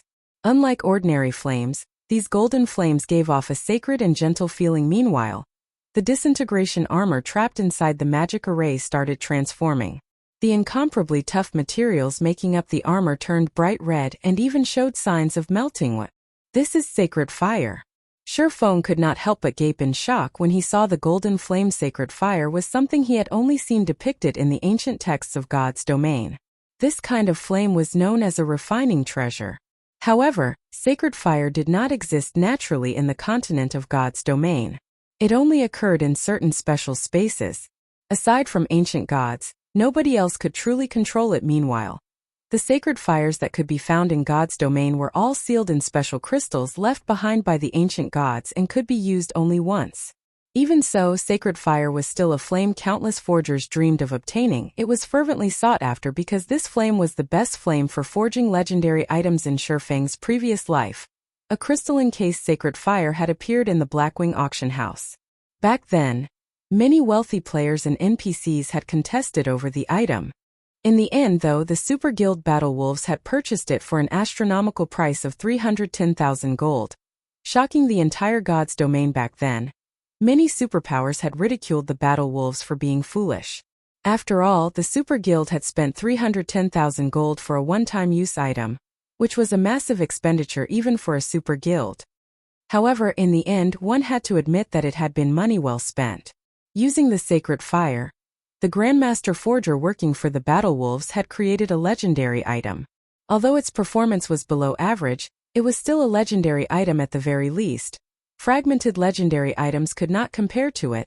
This outcome had also further whetted the various superpowers' desire for sacred fire. Shifeng had never imagined that Sealura had actually managed to get her hands on a sacred fire. Moreover, she even used it on the disintegration armor without asking for payment. If he was required to cover the cost, even if he sold himself now, he wouldn't be able to gather enough money. While Shifeng was lost in his thoughts, the disintegration armor inside the 5-fold magic array had turned white-hot. Meanwhile, Sealura started writing another series of divine runes and merging them into the disintegration armor. Despite Shifeng having a certain level of understanding of divine runes, his mind was a complete blank when he looked at the divine runes Sealura wrote. 5 minutes later, the white-hot disintegration armor was covered entirely in golden runes. At this moment, Sealura stopped writing divine runes and breathed out a sigh of relief. Although her face was visibly tired, her eyes glowed with excitement. Good. Now is the time. Use your blood to establish a contract. Celiora suddenly shouted to Shurfeng. As soon as Celiora said these words, a system notification entered his ears. System. Do you wish to establish a blood contract and permanently contribute 200 points of every basic attribute to the disintegration armor? Oh, 200 points of every basic attribute? Shurfeng could not help being shocked as he looked at the system notification. Permanently losing 200 points in every basic attribute was equivalent to losing 1,000 attribute points. Losing so many attribute points was no laughing matter. If an ordinary expert were placed in such a situation, their accounts would be crippled instantly. Even Shurfeng would have great difficulty making up for such a loss. Shurfeng had never expected the price of the disintegration armor to be so huge. System. You have 5 seconds remaining to make a decision. If you refuse, you will not have another chance in the future. Alright, I agree, Shurfeng declared while clicking agree. Just like the system had stated, this was an opportunity for him. If he rejected it, who knew when he would gain another chance to obtain a legendary item in the future? Moreover, the disintegration armor was top-notch even among legendary items in comparison. 1,000 attribute points was indeed an insignificant price to pay only. Some of the advantages he had accumulated thus far would disappear as a result of this decision. After Shurfeng clicked agree, a blood-red magic array appeared before him. He then placed both his hands on the magic array without hesitation. He felt power leaving his body right away. At the same time, blood-red magic circuits appeared on the surface of the disintegration armor. Once these magic circuits covered the entire disintegration armor, the armor released a pulse. As if it had just gained life, this pulse of power instantly shattered the 5-fold magic array. In the next moment, Shurfeng felt an even more frightening aura coming from the disintegration armor. However, unlike before, the aura the disintegration armor exuded this time did not affect Shurfeng whatsoever. On the contrary, he felt a sense of intimacy in this aura, as if the disintegration armor was an extension of himself. Meanwhile, as the disintegration armor's aura calmed down, another system notification entered Shurfeng's ears. System. Congratulations. You have completed the Recast the Disintegration Armor quest. Rewarding 20 legacy skill points, 100,000 free skill proficiency points, 100 free mastery points, 50 humanity reputation points, 2 level increases, and the disintegration user title. Chapter 1602. Legendary Reward. Chapter 1602 Legendary Reward. When the system notification ended, Shurfeng's experience bar started increasing rapidly in the blink of an eye. He went from level 61 to level 63. Meanwhile, his legacy skill point count, which had stagnated for a long time now, also increased by 20 points. What a bountiful reward. Shurfeng could not help getting a little excited as he looked at the quest reward. Normally, aside from completing special quests, players would receive only 1 legacy skill point for every 3 level-ups. To put it simply, legacy skill points were extremely rare. Yet now he had obtained 20 points from a single quest, enough for him to exchange for 1 or 2 Tier 2 legacy skills in God's domain. Skill books for the Tier 2 standard and higher were extremely rare. Normally, players could obtain skills and spells at Tier 2 and above only by using legacy skill points. Hence, even after reaching Tier 2, players would not have a lot of Tier 2 skills. They would mostly use Tier 1 skills for combat and keep Tier 2 skills as trump cards. In other words, gaining an additional Tier 2 skill was equivalent to gaining another trump card. Moreover, aside from legacy skill points, the quest had also awarded him with 100,000 free skill proficiency points, which would allow him to fast-track leveling up his skills. Needless to say, as a skill's level increased, its overall performance would improve as well.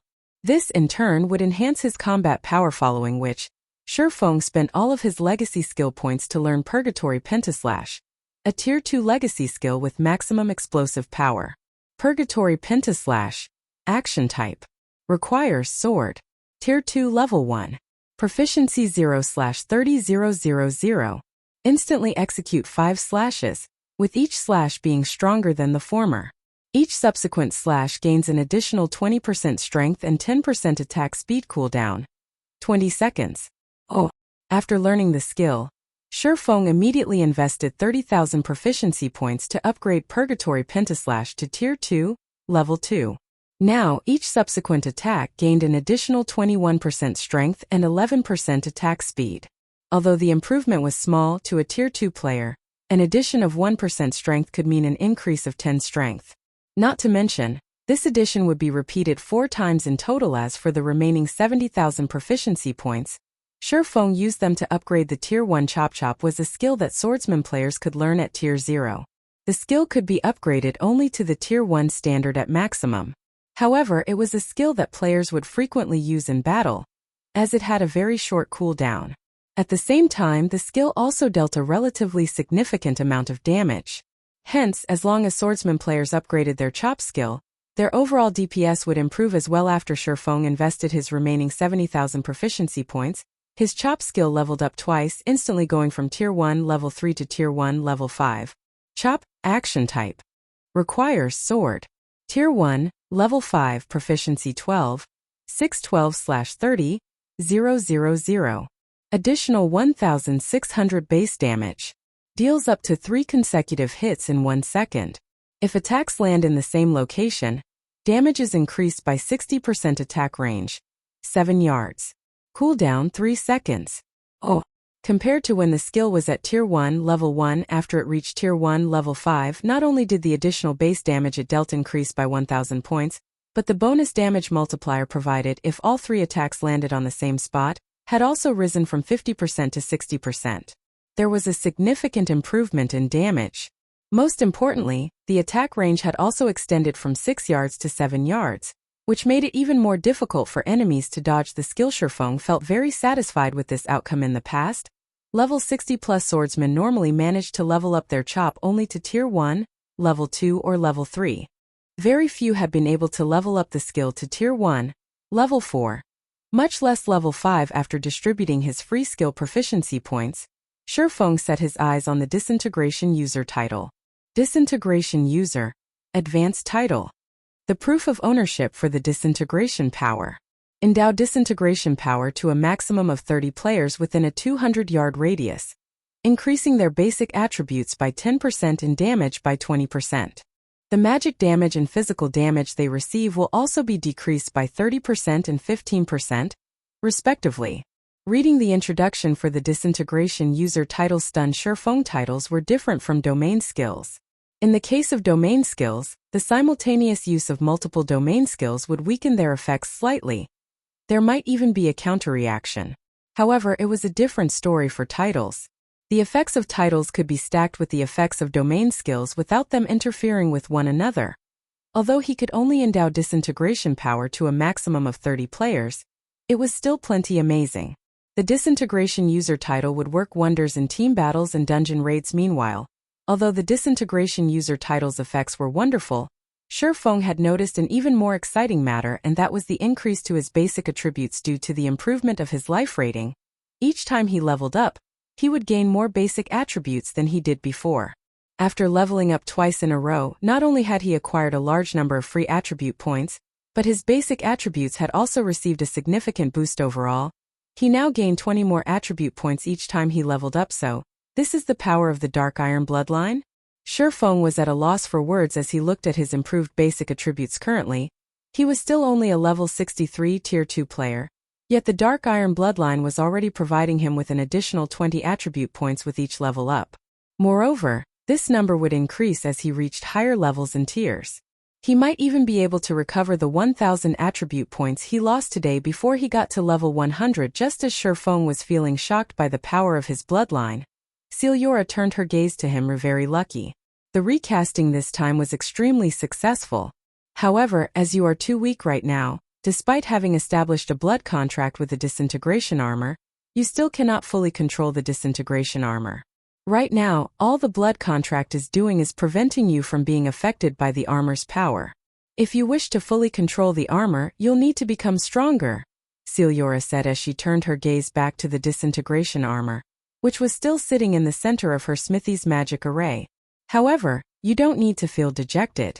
Although you cannot use the Disintegration armor now, since you've already established a blood contract with it, you can utilize a small portion of its power.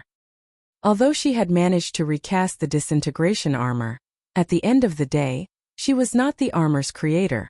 She only managed to shoddily re-establish the armor's magic circuits using her limited knowledge of divine runes. The divine runes she drew simply could not compare with those of the Disintegration armor's creator. The final magic circuit she ended up forming still had many problems. The flow of energy in the armor also wasn't perfect. Without a considerable amount of power, one would not be able to control the armor at all. Upon hearing Siliora's words, Shurfeng could not help but take a look at the Disintegration armor's attributes. Indeed, just like Siliora had said, the Disintegration armor was still considerably unstable after being recast. It needed him to reach Tier 3 before he could equip it. Aside from that, there was no other information stated in the armor's attribute panel. However, the Disintegration field skill granted to him had strengthened considerably. Disintegration field disintegrates all skills and spells within a 100-yard radius. Skills and spells at Tier 2 and below will be nullified, while skills and spells above Tier 2 will be weakened by 60%. All entities within range of the Disintegration field will sustain a 40% reduction to basic attributes, physique, and stamina, in addition to a 400% increase to their stamina and concentration consumption rates. No cooldown. This is the real Disintegration field? After looking at the new Disintegration field, Shurfeng finally understood why legendary items could allow players to challenge opponents of higher tiers. Currently, he could use only a small portion of the Disintegration armor's power. Yet the armor was already providing him with such great benefits. If he could equip the armor now, he would simply be invincible among the current players of God's domain. However, Shurfeng only toyed with this thought. Legendary equipment was not that easy to equip, all the more top-notch legendary equipment like the Disintegration armor.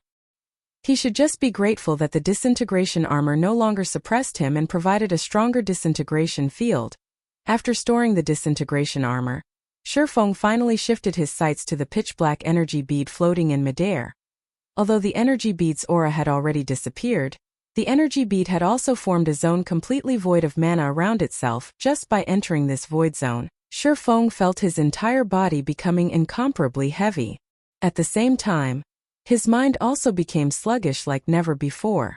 Chapter 1603, Destruction Crystal. Chapter 1603, Destruction Crystal. What is this thing? The closer Shurfeng got to the hovering energy bead, the heavier his body felt. He even felt somewhat dizzy, his mind growing fuzzy. He felt as if his control over his own body had dulled, as if it no longer belonged to him.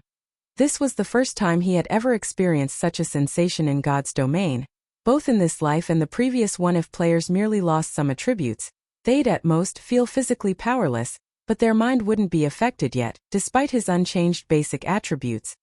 His overall combat power had decreased by at least 80%. At this point, even an ordinary Tier 2 player could easily kill him. It's best if you don't get too close to this thing. When Shurfeng was less than a yard from the energy bead, Siliora raised her hand to stop him. Hearing Siliora's warning, Shurfeng obediently retreated from the energy bead. He only regained control of his body after he had left the void zone. He couldn't help but stare at the energy bead in shock. It was too strong. If he could wield this power, using it on the battlefield against other players, he'd become truly invincible. While the energy bead didn't suppress basic attributes, it significantly reduced players' control of their bodies, and regardless of how high a player's attributes were, they'd become a helpless child when subjected to the energy bead's mental suppression. This isn't something you can withstand at your current power. If you try to touch it, you'll lose your life on the spot. Even if you are a heaven-blessed individual, it'll still be some time before you can resurrect, Siliora explained when she noticed Shurfeng's dumbfounded expression. Death upon touch? And the resurrection time is so long? Shurfeng couldn't help his growing curiosity over the bead's identity. Lady Siliora, what is this item? He had heard of many items that could kill players upon contact, but he had never heard of items increasing players' resurrection time. As far as he knew, only certain skills and high-tiered NPCs could do such a thing. The ability to absorb a player's soul was one such example. Yet, even after using omniscient eyes on the energy bead, the bead's inscription still said, unknown. He couldn't even get a name. This is a destruction crystal, formed from the power of destruction. Not only can it destroy physical material, but it can also destroy souls.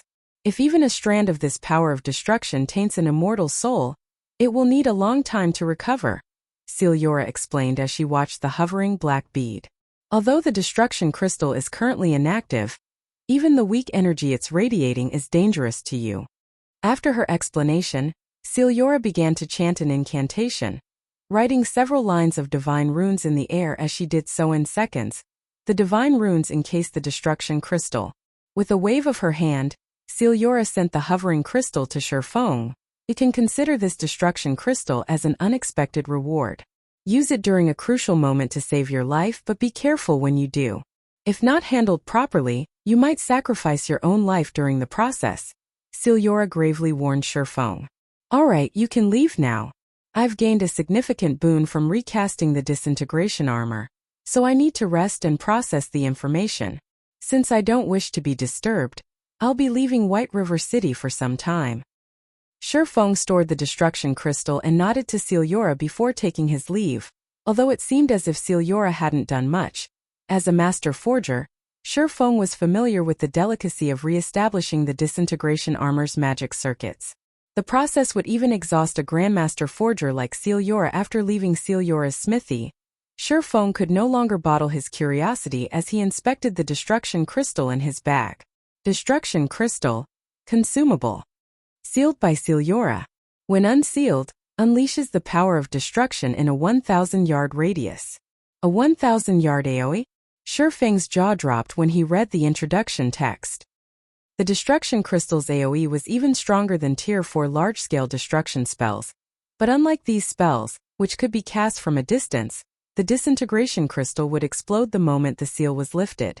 Even if a player threw the thing when they activated it, they'd be lucky to get it 100 yards away and would still get caught in the AoE. Meanwhile, the power of destruction would damage both the physical body and the soul. If this power killed a player, the consequences would be even more severe than if their immortal soul were absorbed. It was no wonder why Celiora warned him to take care when using the destruction crystal. I mustn't use this unless it's absolutely necessary. When Shurfeng recalled the feeling of standing too close to the power of destruction, his heart skipped a beat. However, now that he had dealt with the disintegration armor, his basic attributes were free of its suppression. Moreover, he no longer had to worry about mutated orcs targeting him out in the fields. He could now execute his plans without worry as Shurfeng prepared to visit Zero Wing City to check on its situation. His system communicator rang Phoenix Rain. Shurfeng could not help his curiosity when he saw the caller ID. Phoenix Rain had been very busy lately. After gaining control of a portion of Thunder Island, she had quickly taken advantage of the opportunity to grow her faction's strength. In addition, she still had to keep an eye on Nine Dragons Emperor. She should be busy as hell without a minute to spare. Yet she was contacting him naturally. Shurfeng picked up the call. Yifeng, I've just received some important information. You should be very careful of Heaven's Burial, Phoenix Rain said somberly. Since Nine Dragons Emperor gained nothing on Thunder Island due to our partnership, he's secretly colluded with Beast Emperor. From what my subordinates discovered, Nine Dragons Emperor has only made one demand of Beast Emperor: Zero Wing's destruction. Furthermore, Beast Emperor has deep ties with Heaven's Burial. Now that your two guilds are at war, Beast Emperor won't miss this opportunity. Beast Emperor?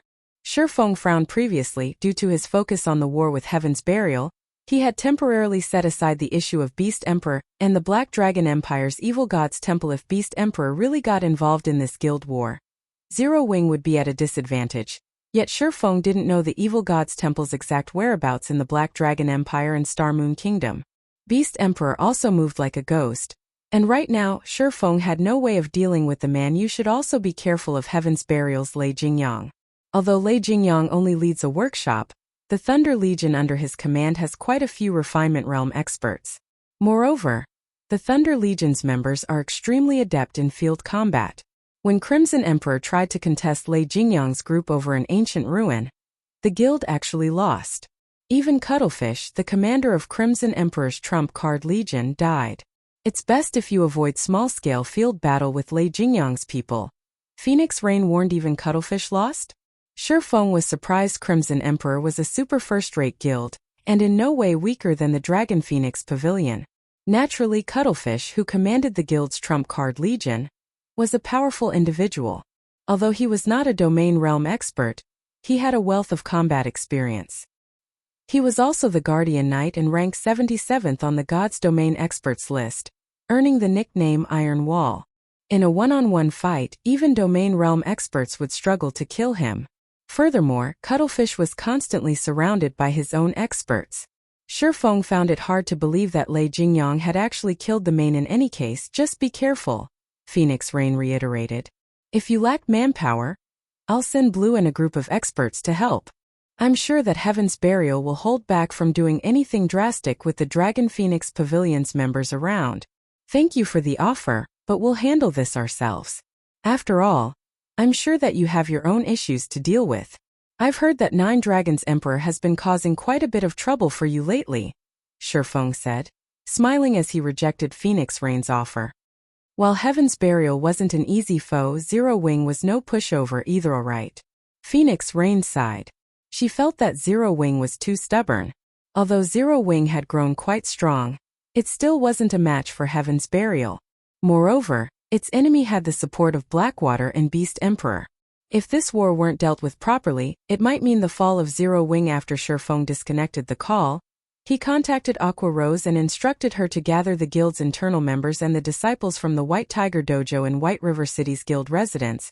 He had been preoccupied with his own matters, but now that he was free, it was time to introduce some new blood to the guild.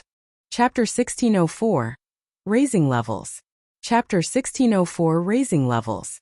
Guild Leader. Do you intend to include them in the guild's war of attrition? When Aqua Rose received the order to gather the experts the guild still nurtured, she could only assume that Shifeng wanted to use them in the war against Heaven's Burial. Currently, Zero Wing severely lacked expert players. Moreover, both the guild's internal members and the disciples from the White Tiger Dojo had improved their standards considerably. Some of the more powerful players had already reached the Trial Tower's 6th floor. Even in a super guild, these players would be considered experts. If they could send these players to the field, they could help make up for Zero Wing's lack of experts. In any case, they need training to improve their techniques. They'll grow much faster in live combat. Shifeng nodded. Although that is true, their levels aren't high enough. The highest leveled among them is only level 39, while most of them aren't even level 35 yet. With such a huge gap in equipment and levels, their techniques won't add to the guild's combat power regardless of how good they are, Aqua Rose said, shaking her head. The various large guilds' elite members were, on average, level 45. There was easily a 10-level gap between these elite players and Zero Wing's internal members. Meanwhile, every 5 levels was a minor turning point when it came to weapons and equipment in God's domain.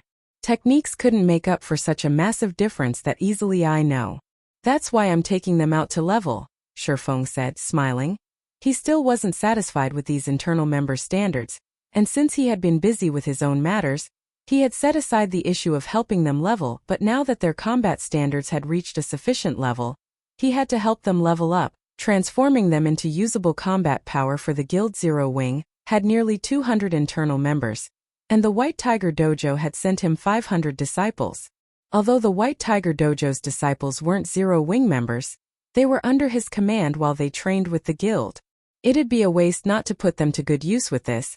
He could add nearly 700 experts to the guild's forces as they fought Heaven's Burial. Thus far, Zero Wing had only accumulated a little over 2,000 experts who had reached the Trial Tower's 5th floor or beyond. Another 700 experts would increase the guild's overall combat power by a massive 1/3, taking them out to level?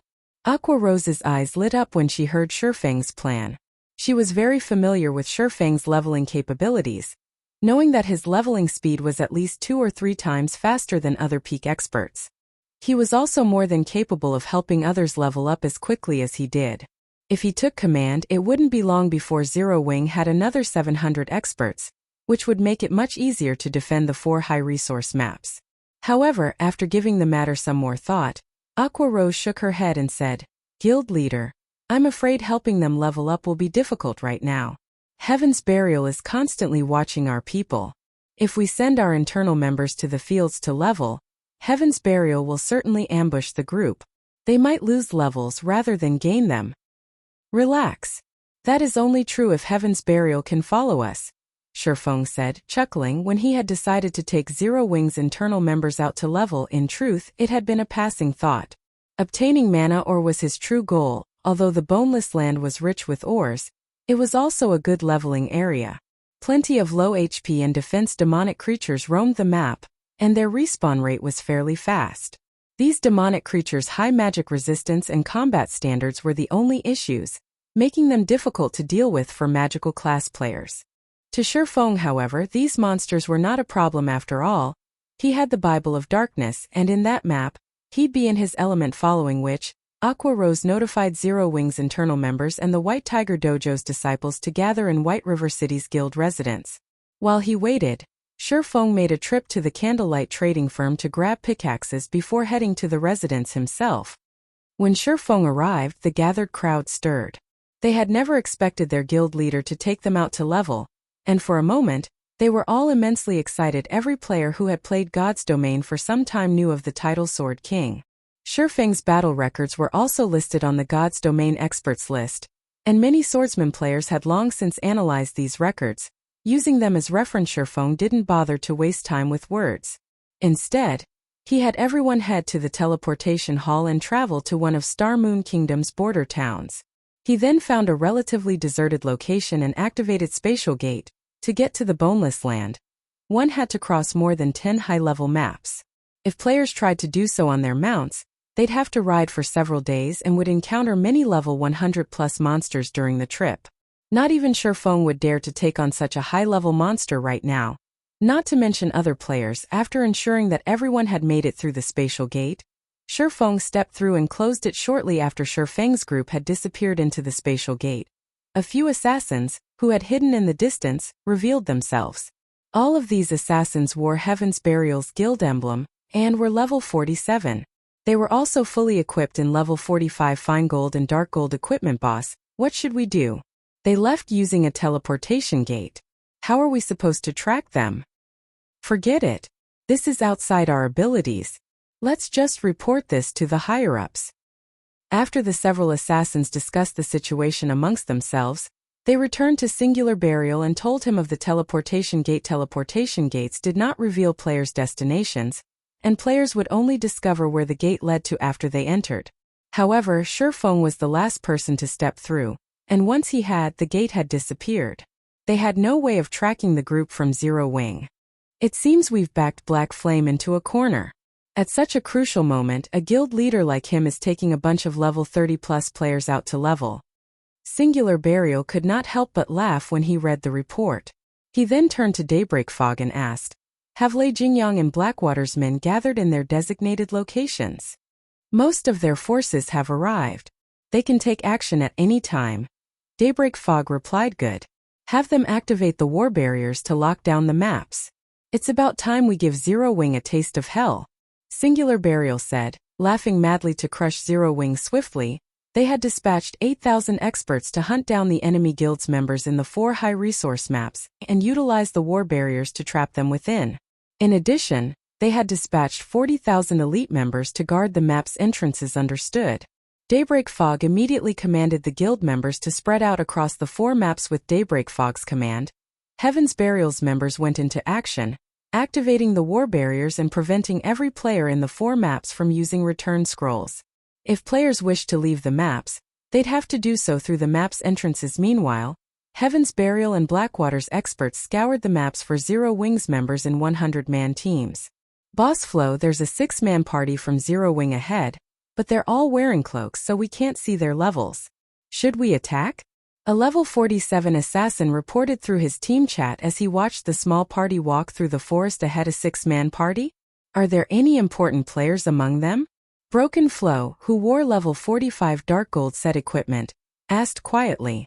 They knew just how powerful Zero Wing's experts were. This was especially true for Aqua Rose, Fire Dance, Cola, Flying Shadow, and the guild's other core members. Singular Burial had already warned them to stay as far away from these individuals as possible. Although Broken Flo wasn't pleased with the decision, he had no choice but to follow his guild leader's orders. No, none of the 6 players are on the list, but they seem to have pretty good equipment. They're likely an expert party from Zero Wing. The assassin reported after taking a closer look. Good. It seems that we've gotten lucky and come across one of Zero Wing's expert parties. Keep an eye on them. We'll head over right away. Broken Flo said as he licked his lips in anticipation. Immediately, he led his team towards the assassin's current position. Chapter 1605. Battle Array Activate. Chapter 1605 Battle Array Activate. In less than 2 minutes, Broken Flow's team found a 6-man party of cloaked players walking along a small forest path. All 6 players wore Zero Wings Guild emblem. Go.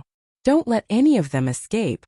Broken Flow shouted in the team chat as soon as he laid eyes on the 6 Zero Wing members. Immediately, Broken Flow's 100-man team spread out, swiftly encircling Zero Wing's party and cutting off any escape route. Heaven's Burial? The 6 Zero Wing members readied their weapons as they were surrounded. You guys sure are unlucky to attract my attention. Broken Flow grinned at the 6 cloaked players. Immediately, he removed the level 45 Dark Gold Greatsword from his back and approached the 6 at a leisurely pace. At the same time, he pulled a potion from his bag and drank it. He then commanded, "Everyone guard the area. Make sure no one escapes. I want to take proper care of these Zero Wing members."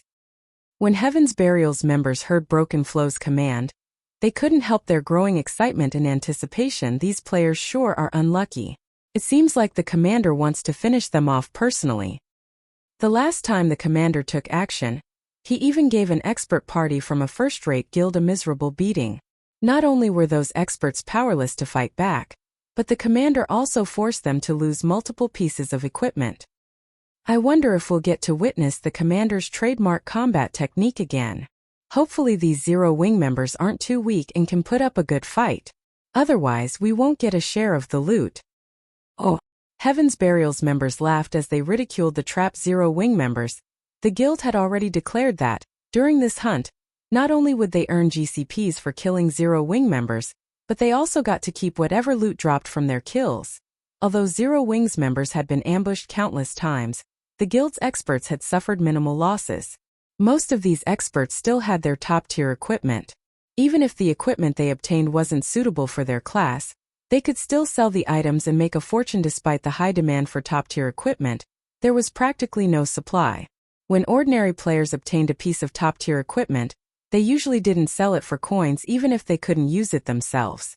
Rather, most players tried to trade one piece of equipment for another that they could use. Now that they had come across 6 Zero Wing experts, this was a golden opportunity to walk away with massive profit. Of course, Broken Flow didn't care about the equipment. Rather, he wanted to relieve some stress. Broken Flow had previously been defeated in a fight with Zero Wing's top-tier experts, and he had been waiting to restore his reputation for some time. Now, however, the guild had forbidden its members from fighting Zero Wing's top-tier experts. Naturally, Broken Flow was annoyed. However, killing Zero Wing's elite members was boring. Only Zero Wing's experts could pique Broken Flow's interest. You don't have to worry. Without my command, they won't move, Broken Flow told the 6 players from Zero Wing, who watched their surroundings warily. With a calm smile, he continued, "If you want to leave this place alive, there's only one way to do it: defeat me. I don't mind if you come at me one by one or all together, but I advise you not to attempt an escape. My team includes over 60 experts from Heaven's Burial. If we attack as one, none of you will survive. If you don't have any problems, let's begin." After saying so, Broken Flow continued towards the 6-man party before him. His lax attitude proved that he didn't view the 6 experts before him as proper opponents whatsoever. "Tiger, what should we do?" The cleric from Zero Wing asked the robust youth in front of the party in a hushed tone. "We're too outnumbered. There's no way we can break through this encirclement. It seems we have no choice but to fight this Broken Flow fellow." Infant Tiger, the party's leader, realized their situation had taken a turn for the worst. They might not have had an issue if they'd come across an ordinary expert team, but he hadn't expected them to encounter a team led by one of Heaven's Burial's top-tier experts. "In a moment, I'll distract him while you guys find an opportunity to strike. Don't worry about hitting me." When the other members heard Infant Tiger's plan, they nodded silently. Their leader's decision didn't surprise any of them. Although they were strong, there was a considerable gap in strength between them and Broken Flow. Only the guild's core members like Yiwumian and Minor Wind could go toe-to-toe with such an expert. However, Broken Flow did not give Zero Wing's party much time to consider their options. Once he was within 30 yards of the party, he abruptly accelerated and pounced like a ferocious tiger as it was freed from its cage. Broken Flow saw no value in Zero Wing's ordinary experts. He currently wore level 45 Dark Gold set equipment and wielded a level 45 Dark Gold greatsword. With his equipment standards, he'd even rank among the top in a super guild. As for his techniques, he had reached the refinement realm some time ago. He'd be a mainstay in any major guild. If not for Singular Burial's prohibition, he'd even challenge Zero Wing's peak experts like Fire Dance and Aqua Rose so fast. Broken Flow's speed caught Zero Wing's members off guard. By the time they reacted, Broken Flow was already within 10 yards. In the blink of an eye, Broken Flow circled around Infant Tiger, who stood at the forefront of the party, and swung his greatsword. As his greatsword soared towards the enemy berserker, it split into 3 copies that struck from different angles. Combat technique, Trishadao interception. Just as Broken Flow's 3 sword lights were about to bite into Infant Tiger, who was at his wit's end, decisively activated the basic strength battle array. Immediately, the mana around Infant Tiger and the other 4 melee players in the Conqueror's armor went berserk.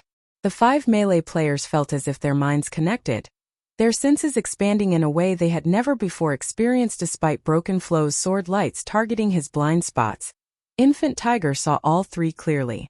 Suddenly, Infant Tiger turned and sidestepped, miraculously evading all 3 attacks without even turning to look at Broken Flow. Infant Tiger swung his own blade, sending an arc of silver slicing through Broken Flow's side. Broken Flow panicked. Since his attacks had missed, his stance was off balance, and his defense was riddled with holes. Instinctively, he activated Whirlwind Slash and rotated his body despite his awkward stance. Boom. When the 2 greatswords collided, brilliant sparks surrounded the fighters. Due to the impact, Broken Flow was forced back 2 steps. Infant Tiger, however, hadn't moved. The difference between the berserker's strengths was obvious when Heaven's Burial's members saw this. They were dumbfounded. They had never thought that their commander would be at a disadvantage against an ordinary expert. As for Broken Flow himself, he stared at Infant Tiger with a grim expression. Although he had only exchanged 2 moves with the enemy berserker, he realized that not only was Infant Tiger's strength higher than his, but the enemy's combat standards were also extraordinary. No ordinary expert could evade his 3 accurate and fast attacks. However, the situation also confused Broken Flow. When did Zero Wing obtain an expert berserker as powerful as he was? Who are you? Broken Flow shouted at Infant Tiger. Chapter 1606. Might of a Battle Array. Chapter 1606. Might of a Battle Array. As Broken Flow questioned Infant Tiger's identity, he took a huge step backward. Star Moon Kingdom's general masses were no strangers to Zero Wing's top-tier experts, not to mention Heaven's Burial. In fact, Heaven's Burial was very familiar with the standards of the internal experts Zero Wing nurtured. However, Broken Flow had no recollection of Infant Tiger among Zero Wing's top-tier experts. The only possibility was that Zero Wing's top-tier experts had used disguise tools, playing the pig to eat the tiger and wound Heaven's Burial's expert teams. But before Broken Flow could listen to Infant Tiger's reply, the other 4 melee players from Zero Wing appeared beside him, launching their attacks. 2 berserkers executed the Tier 1 Cross Slash and Flame Slash, the Guardian Knight used the Tier 1 Justice Roar and Holy Slash, and the Shield Warrior raised his shield and used the Tier 1 Crumbling Mountain. When the 4 melee players attacked Broken Flow, they moved like a single entity. Their various skill flew towards Broken Flow's blind spots almost simultaneously. Their attacks were as fast as lightning. What? Broken Flow was shocked yet again. When he sensed the 4 melee players' combination attack, he felt the threat of death looming over him. On instinct, he activated the Tier 1 Taboo skill, Hurricane's Descent, and created a powerful hurricane around himself using his greatsword. The Taboo skill incorporated both offense and defense in a perfect balance. Pung, pung, pung. A series of clangs echoed around the fight. The 4 melee players that had attacked Broken Flow were forced to retreat 2 or 3 steps, but once they stabilized, they launched another uniform assault, not giving the berserker a moment to catch his breath. This time, the Guardian Knight and Shield Warrior rushed at Broken Flow from the front, whereas the 2 Zero Wing berserkers approached from Broken Flow's sides. For a time, Broken Flow had to retreat as he desperately defended himself. While he did so, his HP continued to drain. What? The commander is actually... Heaven's Burial's members were utterly shocked as they watched Zero Wing's party suppress Broken Flow. Their previously playful expressions had vanished. None of these players were amateurs. They knew just how powerful their commander was, and even if they formed a 6-man party to challenge him, they wouldn't come close to killing Broken Flow. This wasn't due to the difference between their basic attributes, but the difference in their combat standards. If they tried to fight Broken Flow, he'd easily find and target their weak points. By the time they realized that they were under attack, it'd be too late to react. Moreover, Broken Flow could easily dodge and block their attacks. In the end, the Berserker commander would whittle down their HP and kill them. At most, Broken Flow would lose some HP when he blocked attacks or received a few hits that he couldn't dodge, but that'd be rare since he could use his positioning to prevent such situations. Yet, now regardless of how Broken Flow shifted his stance, he couldn't avoid the 4 melee players' pincer attacks as they continued to shave away his HP. However, this wasn't the most frightening aspect of this fight. What Heaven's Burial's members found truly shocking was the fact that Broken Flow couldn't force his way out of the encirclement. No matter how he tried to counter the 4 melee players, the outcome was the same. His targets would either deflect or block his attacks, refusing to budge an inch. Broken Flow looked like some beast trapped in a steel cage. The spectating Heaven's Burial members weren't the only ones shocked. Broken Flow, who desperately fought for his life, was flabbergasted of the 4 melee players assaulting him. One had combat standards to rival Infant Tiger. This Zero-Wing party actually had 5 Refinement Realm experts. Even super guilds valued Refinement Realm experts, and they'd be top-ranked fighters in first-rate guilds. Yet this 6-man party had 5 of these experts. If you weren't familiar with the combat styles of Kola, Shadow Sword, Turtledove, Yuwumian, and Zero Wing's other top-tier melee experts, he'd suspect that these 4 players were those experts in disguise. As Broken Flow continued to fend off the 4 Refinement Realm experts, whose basic attributes were even higher than his, a bitter taste filled his mouth. Although he had invited Zero Wing's party to attack him as one, he hadn't expected 4 Refinement Realm experts to gang up on him shamelessly. Even Infant Tiger danced around him, looking for the opportunity to land a fatal blow.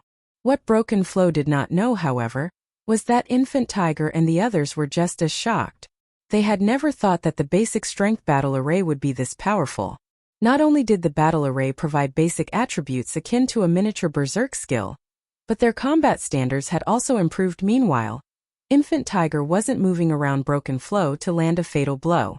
Rather, he was helping his 4 companions by providing an additional view of the battle. By doing so, he gave his companions an accurate view of the enemy berserkers' movements regardless of how Broken Flow retaliated. When Broken Flow noticed that his HP had fallen by 2/3, he dismissed his previous promise as he shouted, "Everyone attack! Do not let any of these people escape!" At the same time, Broken Flow activated his berserk skill to break away from the enemy encirclement. If he didn't escape now, Infant Tiger and the other experts from Zero Wing would kill him before reinforcements arrived. Unfortunately, Heaven's Burial's other members were still dazed even after Broken Flow issued the command. Their minds only reacted a short moment later, commanding their bodies to move as expected of Heaven's Burial. Its members' word is nothing more than a fart. Infant Tiger ridiculed Broken Flow. Hearing the insult, Broken Flow's expression twisted into something dark. Could Infant Tiger have any less shame? Although he had challenged Zero Wing's entire party by himself, how could he have known that 5 of the 6 party members were Refinement Realm experts? Moreover, their coordination was so seamless that they moved as if they shared one body. Against such coordinated attacks, this team could even defeat a Flowing Water Realm expert. Much less Broken Flow. However, Broken Flow's call for help prompted Infant Tiger and the others to activate Power of Darkness. Once their basic attributes soared, they launched another ruthless assault against the Berserker. This time, however, they held nothing back after Shurfeng had upgraded the Bible of Darkness. The Power of Darkness he granted his allies had grown stronger as well. Although Broken Flow's berserk skill was powerful, it was subpar compared to the improved Power of Darkness. In addition, Broken Flow's basic attributes were already lower than Infant Tiger and his companions. When both sides had activated their berserk skills, the gap between them only widened before the healers from Heaven's Burial could get within range. Zero Wing's Guardian Knight and Shield Warrior slammed their shields into Broken Flow, forcing the Berserker off balance. Infant Tiger and the other 2 Berserkers then appeared behind their target, launching a joint assault chop, flame slash, cross slash. Even under normal circumstances, Broken Flow would struggle to cope with these 3 simultaneous attacks. In the end, all 3 attacks landed squarely, draining his remaining HP. As his body collapsed, he dropped 3 pieces of level 45 dark gold equipment. Commander, how is this possible? Heaven's Burial's members were dazed when they watched their commander die. They had never dreamed that a peak expert like Broken Flow could be killed so easily. Moreover, Broken Flow had been slain by a bunch of Zero Wing members they had never even heard of. Chapter 1607, Difference in Teams. Chapter 1607, Difference in Teams. For a time after Broken Flow's death, Heaven's Burial's members were at a loss of what to do. However, Infant Tiger and his party members had no intentions of giving their enemies time to react. They immediately charged into the enemy ranks. They crossed the 30 yards to their targets in a few short seconds. Upon reaching the enemy front line, the Shield Warrior and Guardian Knight slammed their shields into the enemy melee players, crumbling the battle formation. Meanwhile, Infant Tiger and the other two Berserkers nimbly weaved their way into the enemy lines before executing whirlwind/3 powerful tornadoes instantly engulfed Heaven's Burial's members.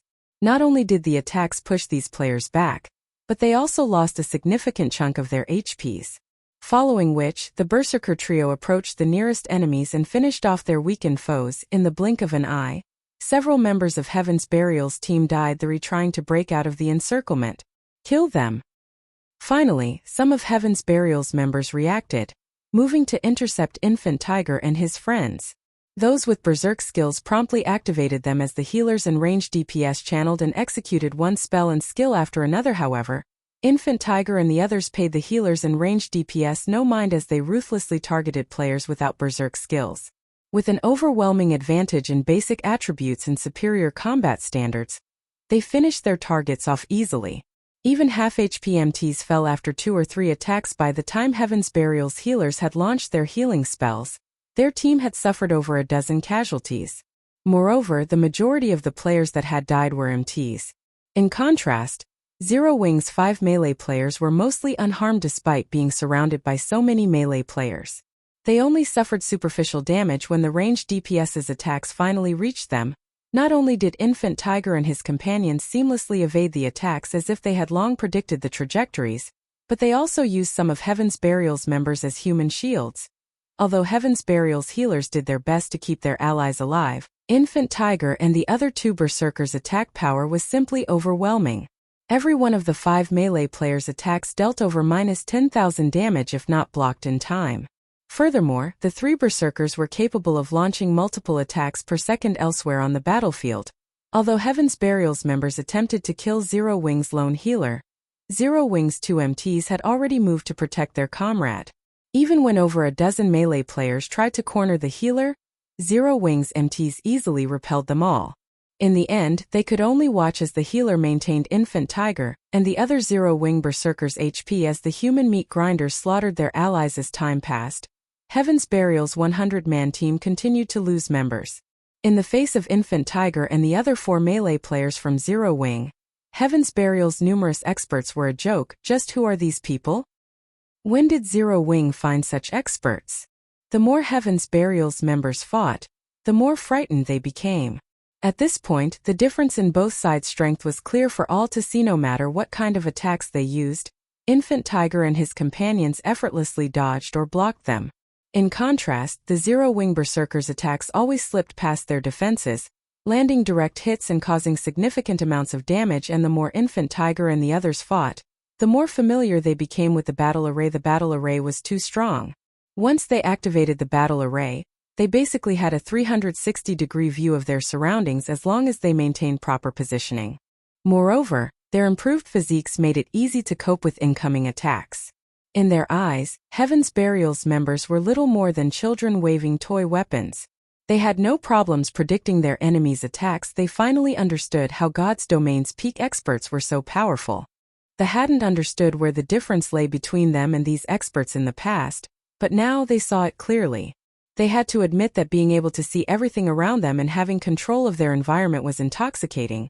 It was no wonder why Shifeng had taken responsibility for their deaths. With this improved perception and control, they would be utter fools if they let a bunch of ordinary experts kill them. Only top-tier experts and peak experts with superior strength and techniques had any hope of defeating them. After 3 short minutes, only 20 players remained of Heaven's Burial's 100-man team. The survivors were fear-stricken as they stared at Infant Tiger and the other Zero Wing members. They felt as if these people before them were demons that had crawled up from hell, Not players. Despite the cooperation of over 60 of their guild's experts, they had done nothing to Infant Tiger's 6-man party. In fact, they hadn't even dropped their enemies' HPs to below 50% throughout this fight. Meanwhile, when Infant Tiger and the others saw the corpses strewn across the ground, they couldn't help but feel a little proud. They had dreamed of defeating a 20-man expert team from Heaven's Burial, yet they had slain several times that retreat. Run away. Suddenly, the only thought Heaven's Burial's members had was of escape. Without hesitation, they turned and fled. Even with over 60 guild experts, they hadn't been able to do anything to Infant Tiger and his team. Now that they only had a bunch of elite members remaining, they were even less of a match for Zero Wing's party. They'd only throw themselves into the jaws of death if they continued to fight. If they died, they lose a level and a piece of equipment. Although the guild would offer compensation, it'd be far from enough to cover their losses. Don't think that you can get away so easily.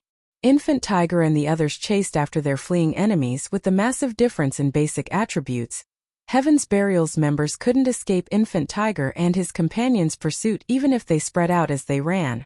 After another short moment, Heaven's Burial's 100-man team had been utterly annihilated. Meanwhile, as war barriers activated in the 4 high-resource maps Zero Wing's members occupied, panic ensued among the unrelated players in the maps. They all pulled up the official forums to discuss the matter. What's going on? Why aren't return scrolls working in the Grieving Swamp all of a sudden? This must be Heaven's Burial's doing. I've heard that Heaven's Burial is going all out to hunt Zero Wing's members. The guild has already dispatched over 8,000 expert members, not to mention the elites. It seems Heaven's Burial is finally getting serious. With 8,000 experts, they'll have no issues eliminating Zero Wing. Crap! They're really fighting each other. There's a fight between Heaven's Burial and Zero Wing's teams not too far from me right now. Heaven's Burial's 100-man team is amazing. It's completely overwhelming Zero Wing's 100-man team. Oh, the public had become interested in Heaven's Burial's hunt. No one had expected the guild to dispatch 8,000 experts to slaughter Zero Wing's members. Even a first-rate guild could, at most, field 3,000 experts. After all, the requirements to be considered an expert player in God's domain had become stricter than ever before. In the past, players would be considered experts once they reached the Trial Tower's 4th floor. But now, players had to reach the 5th floor. Some stricter guilds even required their experts to reach the 5th floor's middle stage. Yet, Heaven's Burial had nearly 3 times more experts than a first-rate guild. Guild leader, we've received a casualty report from Starmoon Kingdom. Daybreak Fog suddenly approached Singular Burial, who commanded the battle before them. Quietly, she said, "Thus far, we've killed 1,809 Zero Wing members." That many? Didn't the battle start less than half an hour ago? Singular Burial nodded, satisfied, upon hearing the report. What about our casualties? Although the direct attacks were far more costly, they could deal a more severe blow to their enemy. Hearing Singular Burial's question, Daybreak Fog's expression darkened as she hesitated. Has something happened? When Singular Burial saw Daybreak Fog's reaction, apprehension welled within him. We've lost 3,237 members thus far. Among them, 923 are expert players. Daybreak Fog said, "How is that possible?" Singular Burial was dumbfounded when he heard these numbers. Immediately he demanded, "What happened over there?" They had sent over 8,000 experts over to Starmoon Kingdom, and Zero Wing only had around 2,000 experts. Even if Fire Dance and Zero Wing's other peak and top-tier experts took action, they could never make up for the massive difference. Chapter 1608. Indiscernible Zero Wing. Chapter 1608. Indiscernible Zero Wing. Daybreak Fog could only shake her head helplessly in response to Singular Burial's question. Even she had been confused when she received the statistics report, wondering if someone had made a mistake when compiling the information. However, although someone could have miscounted the enemy's casualties, how could they do so with their own death counts? In other words, Zero Wing had indeed killed 3,237 of their members in less than half an hour. Moreover, nearly 1/3 were the guild's experts. Has no one discovered the reason behind this yet? Singular Burial growled, his brows twitching slightly in anger. Over 10% of their 8,000 experts had died in less than half an hour. If the other major powers learned that they didn't even know the cause of this grievous loss, They'd become a laughingstock unlike guild elites. A guild expended all of its precious resources into nurturing its experts. They were incomparably more valuable than the guild's elite members. A loss of one expert was a much larger impact than losing 10 elites. If a first-rate guild suddenly suffered nearly 1,000 expert deaths, the loss would be severe enough to hamper the guild's development after all. Experts were a guild's main combat power when obtaining top-tier equipment and contesting for resource maps. They were also the foundation when competing with other guilds. We still don't have any information, but I've sent people to investigate the matter, Daybreak Fog said as she expressed her frustration over the situation. Just as Singular Burial was about to say something more, he received a call. The caller was none other than Broken Flow, one of the commanders tasked with hunting Zero Wings members. Has something happened? Singular Burial asked, curious about Broken Flow's anxiety. When Singular Burial noticed Broken Flow's current level, he asked in surprise, "How did you lose a level?" Singular Burial clearly remembered Broken Flow being level 50 before they embarked on the mission, yet now the Berserker was only level 49. Broken Flow was one of Heaven's Burial's top-ranked experts, and with the level 45 Dark Gold set equipment he wore, he could contend with any of the Super Guild's top-tier experts, yet he had lost a level. Why wouldn't Singular Burial be surprised? I died. Although Broken Flow hesitated, he revealed the truth, and he did so with an incredibly grim expression. You died? Singular Burial was even more shocked. Did you encounter Black Flame, or the other experts I warned you about? He had planted over 30 spies in Zero Wing, and although they didn't have access to the guild's core secrets, they could discover its experts' identities. Hence, he knew that only a few people in Zero Wing were capable of killing an expert of Broken Flow's caliber. No. Broken Flow's expression darkened further. No? Then who killed you? Singular Burial demanded. Has Zero Wing received reinforcements from somewhere else? That shouldn't be possible. I haven't heard of any powers lending the guild aid. Zero Wing had formed a close relationship with both the Dragon Phoenix Pavilion's Phoenix Rain and the secret pavilion's Yuan Tiexin. If these two superpowers helped Zero Wing, he doubted that he could do anything to threaten the guild. The difference between Heaven's Burial's background and the two superpowers was just too massive. Moreover, Heaven's Burial lacked the home-ground advantage in Star Moon Kingdom. He had paid close attention to the two superpowers, waiting to see if they would aid Zero Wing or not. However, he hadn't heard any news of either organization helping his enemy. This was one of the reasons that he had dared to hunt down Zero Wing's members. One of Zero Wing's expert parties killed me, Broken Flow explained after taking a deep breath. Zero Wing's expert parties? Realization dawned on Singular Burial. There were some capable players among Zero Wing's experts, and if Broken Flow were careless and underestimated them, he might get himself killed. Sighing and shaking his head disapprovingly, he continued, "You are too careless. Well, don't tell me that you only contacted me to tell me this?" Emichim. Broken Flow nodded silently. Seeing Broken Flow's response, Singular Burial felt wrathful flames burn within him. Meanwhile, when Daybreak Fog heard Broken Flow's response from beside her guild leader, she noticed something odd about the Berserker's behavior. He had contacted the guild leader about such a small matter. Did he think that leading a guild was a leisurely job? But before Singular Burial could reprimand Broken Flow, the Berserker shared a battle video in the video chat. Guild leader, I was killed by an expert party from Zero Wing. I don't know how it's possible, but 5 of the 6 party members were Refinement Realm experts. Moreover, their basic attributes are extremely high. They were even higher than mine. Broken Flow explained. Zero Wing still has 5 Refinement Realm experts we don't know about. How? Singular Burial and Daybreak Fog denied Broken Flow's claims almost simultaneously. Only one out of several hundred players in God's domain could reach the Trial Tower's 5th floor. Among these experts, very few could overcome their limits, achieving extreme control of their bodies and entering the Refinement Realm. Refinement Realm experts were practically VIPs in first-rate guilds right now. Even super guilds struggled to nurture such experts. Whenever a new player reached the Refinement Realm, the various superpowers rushed to recruit them. Yet, Zero Wing had introduced 5 such Refinement Realm experts to the battlefield. No matter how Singular Burial and Daybreak Fog looked at it, Broken Flow's claim sounded more like fantasy than reality. However, by the time they finished watching the battle video, their expressions had turned grim indeed. As Broken Flow had said, every one of the 5 melee players from Zero Wing was slightly stronger than the Berserker. If 5 such expert formed a party, said party would wield terrifying killing power. Throughout Heaven's Burial, only Lei Jingyang's forces could likely stand against such a party. As Singular Burial was about to say something, Lightning Blade, the chief MT of Heaven's Burial's main force, contacted him as well. Guild leader, look at this video. Not long ago, I encountered an expert party from Zero Wing with 5 Refinement Realm experts. My team was no match for them, and in the end only a few of my brothers and I managed to escape. We need to notify everyone right away and tell them to be careful of this 6-man party. Lightning Blade urgently reported. As they listened to Lightning Blade's report, Singular Burial and Daybreak Fog's expressions darkened further. A trace of shock flashed in their eyes. What is going on?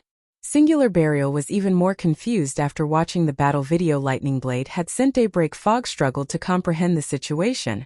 As well, both Broken Flow and Lightning Blade led 100-man expert teams, but their teams operated in different maps.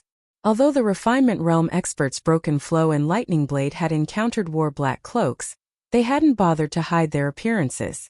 The Refinement Realm experts in each party were also different classes. It was certain that Broken Flow and Lightning Blade had encountered different Zero Wing parties. This proved that Zero Wing had gained an additional 10 Refinement Realm experts.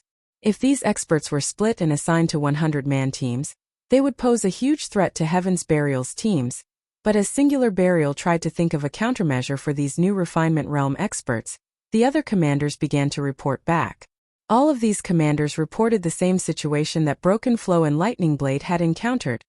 Every one of these commanders mentioned a 6-man party from Zero Wing consisting of 5 Refinement Realm experts. Chapter 1609. Heaven's Burial retreats in defeat. Chapter 1609. Heaven's Burial retreats in defeat. Singular Burial's expression when he finished watching the battle videos a subordinate had sent was indescribably grim. It wouldn't be a major issue if Zero Wing had simply acquired a few more Refinement Realm experts with Zero Wing's capabilities. It wasn't entirely impossible, but based on the latest reports, Zero Wing had collected 100 new Refinement Realm experts. For a moment, Singular Burial wondered if he were in a dream. He couldn't find it in himself to believe this was true, yet with the battle videos and the large number of casualties Heaven's Burial had suffered thus far, he had all the proof he needed. If Zero Wing had unexpectedly acquired 10 additional Refinement Realm experts, while it would give Singular Burial a headache, he could mitigate the problem by warning his subordinates to be careful during their hunt. However, 100 new Refinement Realm experts was a nightmare. Not just a headache. Even now, veteran first-rate guilds only had a handful of Refinement Realm experts. Even Heaven's Burial only had 20 Refinement Realm experts right now. Moreover, this was after recruiting a large number of well-known workshops and expert players and allying with Lei Jingyang's workshop. It was also the reason he dared to hunt down Zero Wing's members. Yet now, 100 Refinement Realm experts, whom he had never heard of before, had suddenly emerged in Zero Wing. Why wouldn't he be terrified? Guild leader, what should we do now? Daybreak Fog asked. Pale after watching the battle videos, they had previously considered the possibility that some superpower would dispatch experts to aid Zero Wing. However, they had never expected Zero Wing to obtain 100 Refinement Realm experts on its own. 100 Refinement Realm experts. Only super guilds and super first-rate guilds could dispatch such a force. She truly couldn't figure out how Zero Wing managed to recruit so many Refinement Realm experts. Or did some hidden superpower they didn't know about back Zero Wing? Regardless of the cause, there was no changing the fact that Heaven's Burial's situation was dire. If the 8,000-plus experts from Heaven's Burial and Blackwater clashed with Zero Wing's 100 Refinement Realm experts, there was no doubt that the former would emerge victorious, but this war focused on guerrilla tactics. The Refinement Realm experts definitely had the advantage. Issue a retreat order immediately. After some hesitation, Singular Burial decided to withdraw his forces and send someone to investigate which superpower is supporting Zero Wing from the shadows. He refused to believe that Zero Wing had nurtured 100 Refinement Realm experts on its own. The only possibility was that Zero Wing had the secret support of some superpower. Understood. Daybreak Fog went into action and began to notify the teams in the hunting operation to withdraw. Shortly after she issued the command, Heaven's Burial and Blackwater's members in the 4 high-resource maps began to pull out. Meanwhile, news of Heaven's Burial's retreat quickly spread throughout Starmoon Kingdom. What's going on with Heaven's Burial? Why are they retreating so soon after starting the war? I have some insider information. From what I've heard, It seems that Heaven's Burial has suffered severe casualties and had no choice but to order a retreat. How is that possible? Heaven's Burial has over 8,000 experts. Zero Wing would even struggle to cope with such a force, much less defeat it. Oh!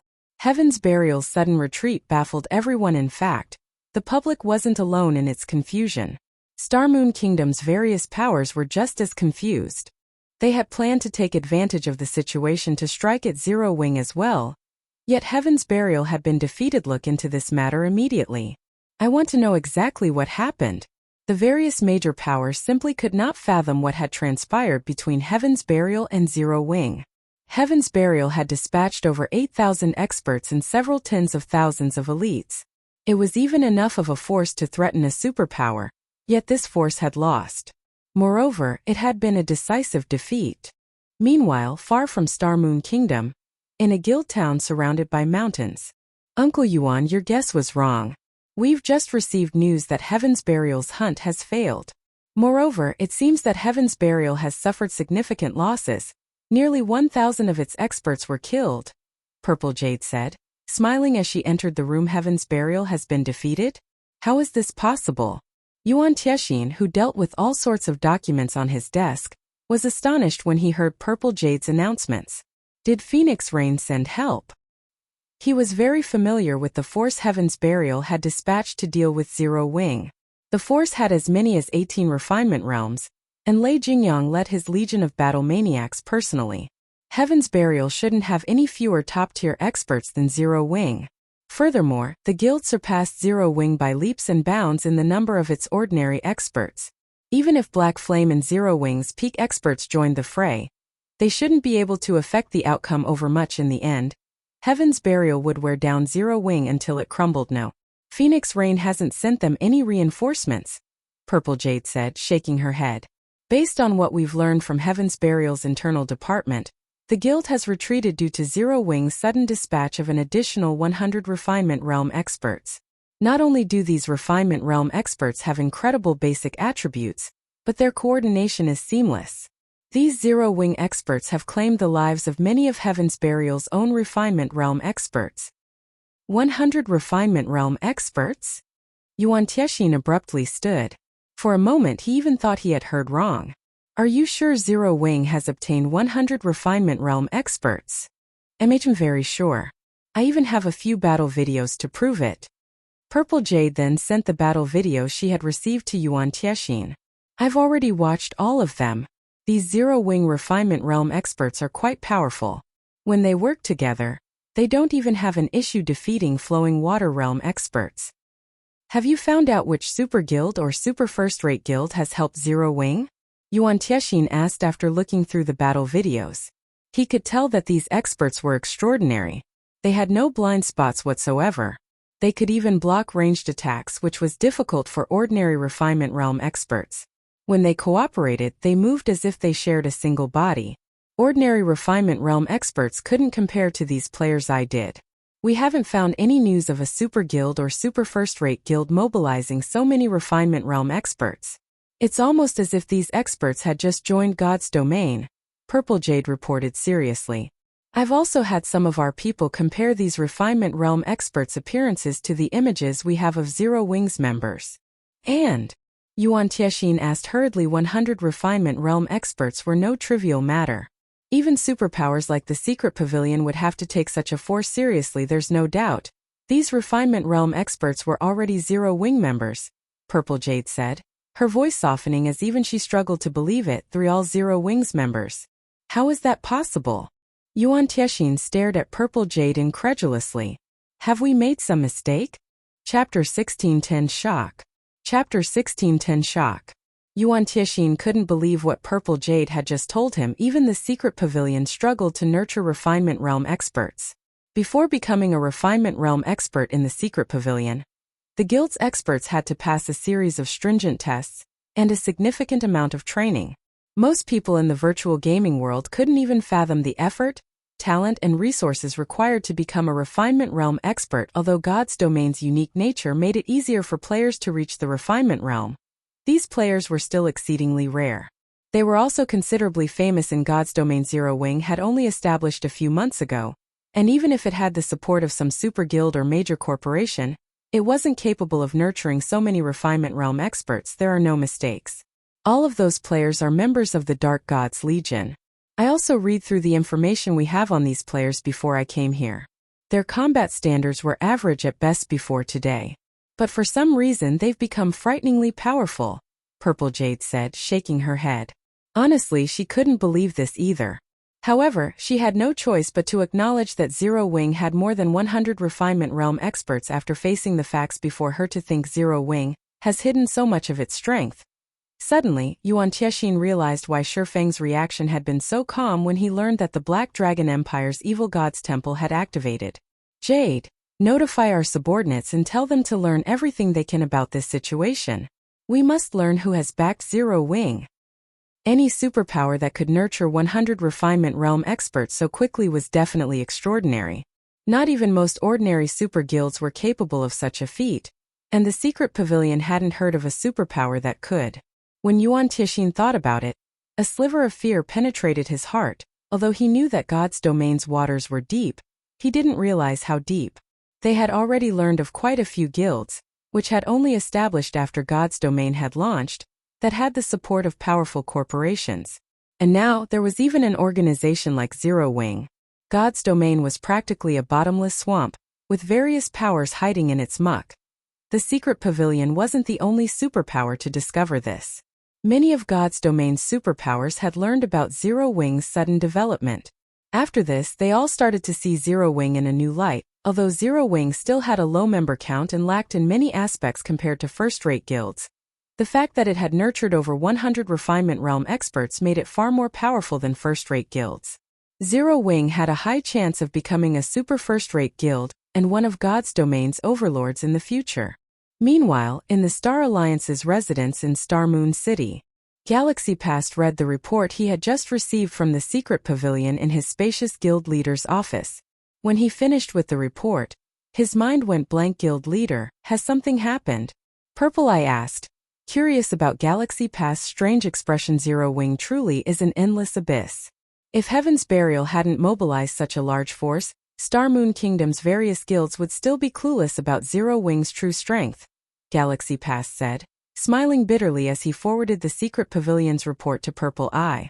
100 refinement realm experts.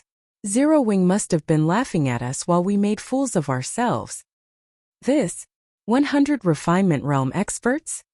Purple Eye's jaw dropped as she read the report. She wasn't as ignorant as she had been in the past, and she was very familiar with the power of a refinement realm expert. Although she acknowledged her own talent, she still couldn't cross the final threshold and reach the refinement realm. Even with the secret pavilion's help yet, Zero Wing had just revealed 100 refinement realm experts. And to think that the Star Alliance had actually worked with other guilds to take down Zero Wing in the past. Had Zero Wing utilized its true power back then, the consequences would have been unimaginable. Purple Eye finally realized why her rival Gentle Snow had chosen to join an upstart guild like Zero Wing. Sea of Death, Thunder Island. 100 refinement realm experts? Just how many secrets does Zero Wing have? Phoenix Rain was at a loss for words after reading the report. The fact that Shifeng and Zero Wing's experts had helped her secure a portion of Thunder Island's control was already incredible. And now the guild had just revealed that it had over 100 refinement realm experts. Although Zero Wing had nowhere near as many refinement realm experts as the Dragon Phoenix Pavilion, a contingent of 100 refinement realm experts could still pose a threat to her and Nine Dragons Emperor. If Nine Dragons Emperor had known that this upstart guild had such a background, he would never have tried to stop it out. Black Dragon Empire? Lake Heart City. What? Heaven's Burial retreated. What happened? Curiosity ravaged Gentle Snow when she heard Zhao Yueru's report. If Shifeng hadn't assured her that her people weren't necessary for the situation in Star Moon Kingdom, she would have returned with all of her spare forces long ago. Heaven's Burial and Blackwater had dispatched over 8,000 experts, including a few refinement realm experts. Without utilizing the guild's full power, defeating such a force would be nearly impossible. Yet, less than an hour after Heaven's Burial had attacked directly, the guild had ordered a retreat of a herd that it's due to various six-man parties from the Dark Gods Legion. These Dark Gods parties slaughtered Heaven's Burial and Blackwater's 100-man expert teams. In less than half an hour, they killed nearly 1,000 guild experts. In contrast, none of our party members have died, Zhao Yueru explained. They've even killed quite a few of Heaven's Burial and Blackwater's Refinement Realm experts. A 6-man party of Dark Gods Legion members defeated a 100-man expert team from Heaven's Burial? For a time, Gentle Snow couldn't process the information. She knew just how powerful the Dark Gods Legion members were. Even the strongest among them had only reached the half-step Refinement Realm standard. Even 6 of these players would be lucky to defeat a 20-man expert team from Heaven's Burial. After all, Heaven's Burial and Blackwater's experts were no noobs. They were all experts that had experienced numerous life-or-death battles, yet these Dark Gods Legion members had defeated 100-man expert teams with as few as 6 players. To Gentle Snow, this sounded like a fantasy. That's right. Everyone in the guild has been talking about it. I've watched the battle videos as well. Those Dark Gods parties are quite powerful. If not for my promotion to Tier 2, they might even be able to defeat me. Zhao Yueru nodded. I never realized that our guild had hidden such strength all this time. The Black Dragon Empire's first-rate guilds will have to think twice before turning against us. Zero Wing had lacked experts that could turn the tide of battle in the past, and because of that, the Black Dragon Empire's large guilds hadn't been afraid of striking against their guild. This was especially true for the guild's 9 dragons Emperor secretly backed. However, now that the public knew that the Dark Gods Legion had such powerful members, even the Empire's various first-rate guilds would have to tread lightly when dealing with Zero Wing. While everyone raised a commotion over the defeat of Heaven's Burial's army, Aqua Rose relayed the shocking news to Shifeng, who had long since left Star Moon Kingdom guild leader. What kind of magic did you use? How did you make all of these people so strong? Every one of them feels like they can take on a Refinement Realm expert of the same level right now. Aqua Rose asked curiously. She was quite familiar with the prowess of the Dark Gods members she had sent Shifeng, yet these players had grown so much stronger in the several hours since she had last seen them. If Shifeng claimed that he had nothing to do with it, she wouldn't believe him. Chapter 1611 Counterattack. Chapter 1611 Counterattack. Magic. When Shifeng saw Aqua Rose's excitement, he smiled and said, I don't know any magic. I merely gave each of them a piece of equipment. A piece of equipment? Aqua Rose could not help her confusion. How has a piece of equipment made such a huge difference? Weapons and equipment only improved a player's basic attributes. While the Dark Gods party's basic attributes had risen since she had seen them last, the improvement to their combat standards was the key difference. They never would have been able to defeat a 100-man expert team with just a boost to their basic attributes. Here, you'll understand once you take a look. Shifeng then shared the Conqueror's armor's attributes with Aqua Rosius. Aqua Rose was one of Zero Wing's core upper echelons. He had no reason to hide the armor from her. Besides, as players reached higher levels, it'd only be a matter of time before the various large guilds learned about battle arrays. He had only had the Dark Gods members sign a confidentiality contract to hide the information from the various large guilds for as long as he could, but it was impossible to hide the battle arrays from the public forever. When Aqua Rose read the armor's information, she was dazed. She had never thought that God's domain had equipment like this. Not only did the Conqueror's armor improve its wearer's basic attributes, but it also allowed them to share their perception with other players wearing the armor. It could basically enhance players' perception range by a large margin, allowing these players to reach a simplified version of the Void Realm. Although ordinary experts wearing the Conqueror's armor still wouldn't be able to control their bodies as well as Refinement Realm experts, their overall combat standards wouldn't be any weaker than an actual Refinement Realm expert with the Enhanced Perception Guild leader. Where did you obtain so many pieces of this armor? Aqua Rose inquired. How could ordinary equipment possibly compare to such powerful battle array equipment? The Conqueror's armor offered even greater benefits than ordinary epic equipment. It had to be incredibly rare. Yet Shifeng had given these chess pieces to 100 Dark Gods Legion members. I made them, Shifeng answered truthfully. Seeing Shifeng's calm expression, Aqua Rose was at a loss. If Shifeng had said that he had been grinding and collected the armor during his long disappearance, she might be able to believe him, yet Shifeng claimed to have made all of the chest pieces. Her mind simply could not process the statement. With 5 pieces of Conqueror's armor, One could nurture 5 Refinement Realm experts. If they produced 1,000 pieces of the Conqueror's armor, they would have a 1,000-man army of Refinement Realm experts. Not even super guilds had such an army. Don't overthink it. I had to deplete the guild stock of rare materials just to craft the 100 pieces. It won't be possible to mass-produce the armor in a short amount of time, Shifeng said, shaking his head. Naturally, he knew what Aqua Rose must have thought. The Conqueror's armor's material cost was only secondary. The crucial issue was acquiring the materials. Although the materials weren't super rare, the various large guilds frequent purchased them. Even if Zero Wing spent a fortune to obtain these items, it could only acquire a limited amount. It definitely wasn't possible to gear an invincible legion with the Conqueror's armor. What a pity. If we had a few hundred more, we could flatten Heaven's Burial, Aqua Rose said, clicking her tongue. She had no idea how greedy she sounded. Several hundred? Shifeng's smile turned bitter. I'll give you a list of the necessary materials, so try to purchase as many as you can in secret. Once we have the materials, I'll try to forge as many as I can. I understand. Aqua Rose nodded eagerly, her eyes glowing with excitement. But guild leader, what should we do next? Although Heaven's Burial has retreated, the bounty is still in place. We really can't afford to let this situation continue. Although Heaven's Burial's forces had retreated, the high bounty it had offered still tempted many unrelated players to attack Zero Wing's members. Even though Zero Wing now had the Dark Gods parties, there was a limit to how much area 20 parties could cover. They couldn't limit the Dark Gods parties to patrols either, as it would severely impact their leveling speed. Heaven's Burial sure gave up quickly. Shifeng was slightly disappointed when he read the statistics report Aqua Rose had sent. He had assumed that Heaven's Burial and Blackwater would continue to clash with Zero Wing, relying on their numeric advantage. He hadn't expected Heaven's Burial to retreat so decisively. He had only managed to wear the enemy guild down slightly. However, Shifeng could understand their decision after giving the matter some thought. If one had sufficient understanding of Refinement Realm experts, they'd realize what kind of prowess 100 Refinement Realm experts could wield in guerrilla warfare. Moreover, these 100 experts were concentrated in a few maps. This was also why the various large guilds were so afraid of super guilds and super first-rate guilds: ordinary players, elite players, and ordinary expert players. With enough money, a guild could recruit and nurture as many of these players as they wanted, but it was a slightly different story when it came to Refinement Realm experts and those who were stronger. Guilds couldn't necessarily recruit such experts just because it had the money to throw at them.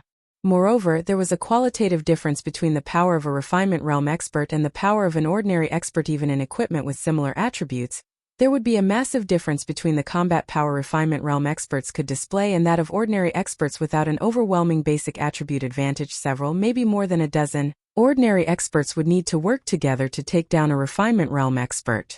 This granted Refinement Realm experts a massive advantage in field battles. Normally, guilds could only cope with these experts' ambushes by dispatching their own Refinement Realm experts, or organizing their players into large groups. However, it wasn't feasible to send its members out in teams of hundreds or thousands, as it would negatively impact their acquisition of EXP and equipment. Not even well-funded guilds would survive long if 100 experts interfered with thousands of its members' development. This was precisely why super first-rate and super guilds had maintained a solid footing in the virtual gaming world for so many years, finding it beneath them to bully first-rate and below guilds. Their strength was simply on a different level, of course. Refinement Realm experts weren't enough to help a guild become an overlord in the virtual gaming world. Guilds also needed a large number of members to help with other tasks, such as occupying territory and harvesting resources. Since Heaven's Burial has retreated, we'll take the fight to them. It's about time we show Heaven's Burial that it's not the only power that can hunt players, Shifeng decided after giving the matter some thought. Notify Fire Dance and the others. Have them lead the Dark Gods parties to the Orc Empire and teach Heaven's Burial's members what it feels like to be prey. I want to see which of our guilds lasts until the very end. Due to its lack of experts, Zero Wing had only been able to defend against Heaven's Burial's brutal assaults, but now that it had the Dark Gods parties, it had no reason to hold back against its enemy. In his previous life, many super guilds and super first-rate guilds had often used this tactic, hindering a large group's development by sending small parties of Refinement Realm experts when they wanted to avoid wasting resources to deal with troublesome guilds. He didn't mind testing this tactic on Heaven's Burial, right? I'll let them know. Aqua Rose's excitement built when she heard Shifeng's order. They had taken a one-sided beating from Heaven's Burial and Blackwater for too long now. They hadn't been able to counterattack, which made them all feel powerless. They simply hadn't had enough experts to put up a fight. If they had sent ordinary experts into Heaven's Burial's territory, they'd send their people to the slaughter, rather than damage their enemy. Now that they had an additional 100 Refinement Realm experts, their ability to retaliate had increased several-fold, even if they couldn't deal any lasting damage to Heaven's Burial. Chapter 1612. Insane Guild. Chapter 1612. Insane Guild. After Shifeng had given Aqua Rose his commands, he disconnected the call and contacted Melancholic Smile. He had Melancholic Smile post an announcement on the official forums for Zero Wing, stating that the guild had doubled the bounty on Heaven's Burial's members. Once more, the bounty for killing a normal member had already risen to 40 silver, but they had just raised it to 80 silver. The bounty on elite members had also risen from 2 gold to 4 gold per kill, while the bounty on Heaven's Burial's expert players had risen from 20 gold to 40 gold. Moreover, Shifeng had Melancholic Smile use a provocative title for the forum post. Heaven's Burial, do you dare to face us? Now, players could instantly earn enough money to purchase a common mount from NPCs just by killing one of Heaven's Burial's experts. Even if they already had their own mount, they could afford an ordinary piece of level 45 fine gold equipment. Even expert players found the remuneration incredibly tempting. Even the expert players that broke their back to earn money couldn't earn 20 gold in a single day. Moreover, as long as they killed one of Heaven's Burial's experts, even their death would be a worthwhile exchange. Guild leader, have you lost your mind? Melancholic Smile's eyes nearly fell from their sockets when Shifeng told her to double their bounties on Heaven's Burial. Where is our guild supposed to find that much money? If they posted this new bounty, it would definitely inspire a lot of expert players to kill Heaven's Burial's members, and the number of bounties Zero Wing would have to pay out would be no laughing matter. With Zero Wing's current income, it simply couldn't support such a high bounty. Doubling the bounty was a self-destructive move, and Zero Wing would become a laughingstock. Relax. I'll figure out a source. If we really can't afford to pay, sell a portion of the weapons and equipment the Dark Gods party obtained. Shifeng said the current bounty was quite a burden on Zero Wing, but it was only a small annoyance to Heaven's Burial. At this rate, Zero Wing's situation would only become more disadvantageous. Unfortunately, since there were too few of them, the Dark Gods parties weren't enough to deal a severe blow to Heaven's Burial, regardless of how many members they hunted down. Fortunately, the Dark Gods parties had reaped quite a harvest for the guild during its hunt. They had collected over 400 pieces of level 45 dark gold equipment, over 700 pieces of level 45 fine gold equipment, and over 2,000 pieces of level 45 secret silver equipment. All of the equipment should be enough to help Zero Wing hold on for quite some time. Moreover, he had already dispatched the Dark Gods parties to the Orc Empire. If a large number of players joined the hunt for Heaven's Burial members, it would ease the burden on the Dark Gods parties. In turn, the Dark Gods parties could obtain more weapons and equipment. Aside from these factors, if they secured the mana or vein, Zero Wing would have another massive revenue source. All of the various large guilds urgently needed mana ore, and as a result, the market price had risen to a staggering 1 gold 20 silver. Originally, the ore had only been worth around 40 silver. Meanwhile, the Boneless land was rich in mana oregon. It would not be difficult to acquire a large amount of mana ore. I understand. Melancholic Smile could only nod helplessly in response to Shifeng's command. Although she was confident in Shifeng's abilities, she still could not help but feel that his decision was a little too crazy this time. Following which, Melancholic Smile published the new bounties on Star Moon Kingdom's official forum. Star Moon Kingdom's players went mad over the news. All hail Zero Wing. How rich? Is this Zero Wing's true power? Crap. Is Zero Wing for real? 40 gold coins just for killing one of Heaven's Burial's experts. With this much money, Heaven's Burial's experts might kill themselves to claim their own bounties from Zero Wing. This is insane. Zero Wing has truly gone insane. Even top-tier experts would be tempted by this price. This won't do. I need to form a team to grind Heaven's Burial's members. Who wants to team up? Amazing. Zero Wing is really bold to pull such a stunt. Heaven's Burial is in for some pain. Heaven's Burial must have gone too far when it provoked Zero Wing this time. Even if the guild destroys Zero Wing, they're going to suffer for it.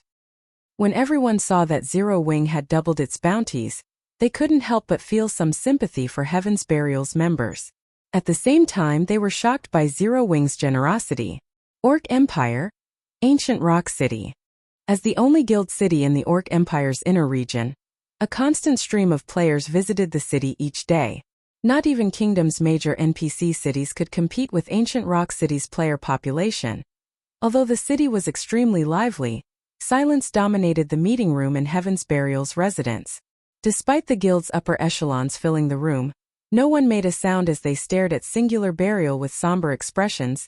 Due to the previous hunting war, Heaven's Burial had lost a significant amount of equipment, and a large number of their experts had been killed. However, that wasn't enough to warrant a meeting of this scale. They had gathered in this meeting room due to Zero Wing's latest announcement. Because of that announcement, Heaven's Burial had suffered more casualties than ever before. Lunatics. Everyone from Zero Wing is a lunatic. Singular Burial's brows twitched uncontrollably when he read Heaven's Burial's latest casualty report. Less than half an hour since Zero Wing had doubled its bounties, Heaven's Burial had suffered over 4,000 casualties, far more than it had during the hunting war. Thus far, the guild's loss was already worth roughly 8,000 gold. Of course, Zero Wing hadn't gotten off easy either, since it had to pay at least 10,000 gold in bounties. If this continued, Heaven's Burial wouldn't last long. Even with Blackwater's investments in Ancient Rock City's income guild leader. Based on our reports, part of the reason that our casualty count is so high is that Zero Wing's Dark Gods parties have begun to operate in the Orc Empire. Although we've sent our forces to hunt them down, they are moving too quickly. We haven't been able to catch them. Rather, the tables have turned on quite a few of the teams we sent out to hunt down these Dark Gods parties. Daybreak Fog reported. The guild's morale is incredibly low, and some elite members have begun to withdraw from the guild. Zero Wing. Black Flame. Singular Burial gnashed his teeth as he glared at the report in his hands. Since that is how you want to play it, I want to see which of us can last until the end. He truly hadn't thought that this war would develop to this point. Zero Wing's actions had also forced Heaven's Burial to raise its bounties correspondingly. The increased bounties added yet another significant expenditure for the guild. Now they were forced to spend the funds they had saved for Ancient Rock City's development. However, Singular Burial was still confident that his guild's foundations were sturdier than Zero Wing's. He refused to believe that Heaven's Burial couldn't outcompete Zero Wing with the full support of Blackwater and the income from Ancient Rock City. Elsewhere, Shifeng had finally reached the Boneless land with Zero Wing's internal members and White Tiger Dojo's disciples. As the group arrived, they found themselves in a dusky, foggy area. They also felt an oppressive weight bear down on them, making their thoughts sluggish. Moreover, they felt an indescribably dangerous feeling from their surroundings, as if they'd die if they took a wrong step. Hidden among the fog, these players faintly saw the towering walls of a town some distance away. What's going on? Why is there a town here? Shifeng was confused when he noticed the distant town. He was very familiar with the Boneless land, clearly remembering that it was home to demonic creatures. No NPC town should be able to survive here. The map should be a barren wasteland. Other creatures shouldn't be able to survive in the Boneless land, not to mention human buildings. Chapter 1613. Mystery of the Boneless Land. Chapter 1613. Mystery of the Boneless Land. Naturally, Shifeng was curious about the mysterious town, and he immediately led his team towards it. This NPC town hadn't existed during his previous life. In fact, he had never even heard of an NPC town in the Boneless land. The various guilds would never have spent so much effort to construct guild towns here in the past had this map had an NPC town. After all, the Boneless land was not a high-resource map. Its only benefit was its high drop rate of mana. Or God's domain had quite a few high-resource maps that spawned large quantities of mana ore. The Boneless land wasn't unique in this aspect. Furthermore, due to the Boneless land's special environment, very few players had been willing to come here. Among the guilds that had set their sights on the Boneless land, none had been a superpower. The strongest guild had only been a first-rate guild. These guilds had only bothered to build a guild town to ensure that their members had somewhere to rest and recover their spent stamina and concentration. A mysterious fog shrouded the Boneless land all year round, and any player that entered the map would have to endure several times the normal stamina and concentration consumption rates. The consumption rates were so high that players' stamina and concentration would decrease even if they stood there and did nothing. Players simply couldn't survive in the Boneless land for long periods, and players could only recover their stamina and concentration by resting in a hotel or guild hall. Moreover, unlike in other locations where players would be immobilized if they ran out of stamina or concentration, players would die if they ran out in the Boneless land.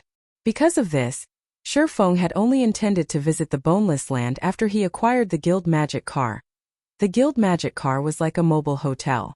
With it, players could stay and mine mana ore in the Boneless land as long as they needed to. If not for Zero Wing's urgent need for mana ore and its increasing prices, Shifeng wouldn't have bothered to visit this area. As Shifeng's group inched closer to the fog-shrouded town, the pressure they felt increased. Their movements became stiff and sluggish, and they could feel a horrific power radiating from the town, their instincts screaming at them to avoid it. What an amazing town! Shifeng was astonished when he finally got a clear view of the town. He was a level 63 Tier 2 player, and very few things in the Boneless land could threaten his life. The Boneless land was, after all, a level 60 to level 80 map. It might be a dangerous map for other players at this stage of the game, but its difficulty was perfect for him. Moreover, the Boneless land was a barren wasteland, without forests or canyons. Despite the dense fog, visibility in the map was considerably good. One could easily spot roaming monsters from a long distance away. Guild leader. There are a lot of monsters moving outside the town ahead. It looks like there are several thousands of them. A level 32 ranger, who used eagle eyes to scout the town's surroundings, reported that other team members couldn't help but tense when they heard the ranger. Although they had the combat standards of an expert, they were all still below level 40. Yet the monsters here were all level 60 and above. With such a huge level difference, a handful of monsters would be more than enough to annihilate their team of several hundred. If not for Shifeng's presence, they would have likely turned tail and run by now. Why wouldn't they be worried after learning that thousands of level 60+ monsters awaited them ahead? Although their levels were low, they'd still need a considerable amount of time to recover the lost EXP if they died. Several thousand monsters? Shifeng was slightly surprised. Why are there so many? Monsters in the Boneless land generally moved in groups of dozens. Very rarely would more than 100 gather in a single location. Meanwhile, any group of over 100 demonic creatures would certainly be led by a great lord. Even Tier 2 expert players would try to avoid such a high-ranked monster as a demonic creature dwelling. All sorts of demonic creatures lived in the Boneless land. Unlike ordinary field monsters, demonic creatures had much higher combat standards. Even the weakest among them would be able to reach the late stage of the Trial Tower's second floor. Ordinary players could only reach the Trial Tower's second and third floor with their combat standards. Meanwhile, demonic creatures also had much higher basic attributes than players of the same level. In other words, a Tier 2 ordinary player would be no match for a Tier 2 Lord-ranked demonic creature of the same level. Only Tier 2 expert players had any hope. Yet even these experts would flee from a Tier 3 Great Lord-ranked demonic creature. Tier 2 experts would have to form a party to take one down, and now, thousands of demonic creatures had gathered around the town ahead of them. Guild leader, are we still going to the town? Yu Zipping, who had already reached level 37, asked worriedly when Yu Zipping saw the screenshot the ranger had shared, littered with HP bars. Even he, who had reached the Trial Tower's 6th floor, could not help but break out in a cold sweat. He couldn't fathom why Shifeng had brought them here. If these demonic creatures accidentally discovered them, Shifeng might be able to get away, but the rest of them would be slaughtered. Let's head over and take a look, Shifeng said after giving the matter some more thought. He had found an NPC town he had never heard of in the Boneless land. It'd be a waste not to investigate. If they could use the town as a resting point, it would save him a lot of trouble, following which, Shifeng's team members had no choice but to grit their teeth as they followed him to the town. When the team reached a small slope not far from the town and caught sight of the large number of demonic creatures around it, they were dumbfounded. Although they had experienced their fair share of life-or-death battles, their hearts began to pound with fear when they saw the demonic creatures ahead of them. This was especially true when they saw the gigantic demonic snake, which was over 1,000 meters long. Guarding the town's main entrance, the snake's head alone was the size of a 5-story tall building. With a single breath, this serpent could create a powerful hurricane. Even from so far away, these players could feel the snake's breath push their skin. How does God's domain have such a creature? Is that really a monster? As these players stared at the massive snake, fear and despair welled within them. They felt powerless, paralyzed by their fear as they watched the demonic snake. They felt how insignificant humans truly were for the first time in their lives. Even running from the demonic snake would require a certain amount of courage, much less fighting it. Two-headed bird monster. Demonic creature. Chieftain. Level 62. HP 70000/7000000. Demonic flamehound. Demonic creature. Lord. Level 64. HP 15,500. 000/15. 500. 000. Three-headed hellhound. Demonic creature. Great Lord. Level 65. HP 34. 000/000/34. 0000000. Purgatory serpent. Archaic species. Demonic creature. Grand Lord. Level 70. HP 160. 000/000/160. 0000000. Oh. However, unlike his teammates, who were shocked by the Purgatory Serpent and its demonic creature companions, Shifeng was surprised by the town beyond the Grand Lord. The town wasn't an NPC town at all. It was mining site, operated by demons. A large number of demons patrolled the town's walls, and inside the town, even more demonkin descended into and emerged from a massive hole in the town's center. This massive hole seemed like a bottomless abyss, and Shifeng could feel a heart-wrenching aura radiating from it. Meanwhile, among the various ores the demonkin lifted out of the hole, Shifeng spotted the precious mana ore. Chapter 1614. Leveling Holy Land. Chapter 1614. Leveling Holy Land. A demon-operated mineral field. Shifeng was flabbergasted as he stared at the massive hole in the center of the town.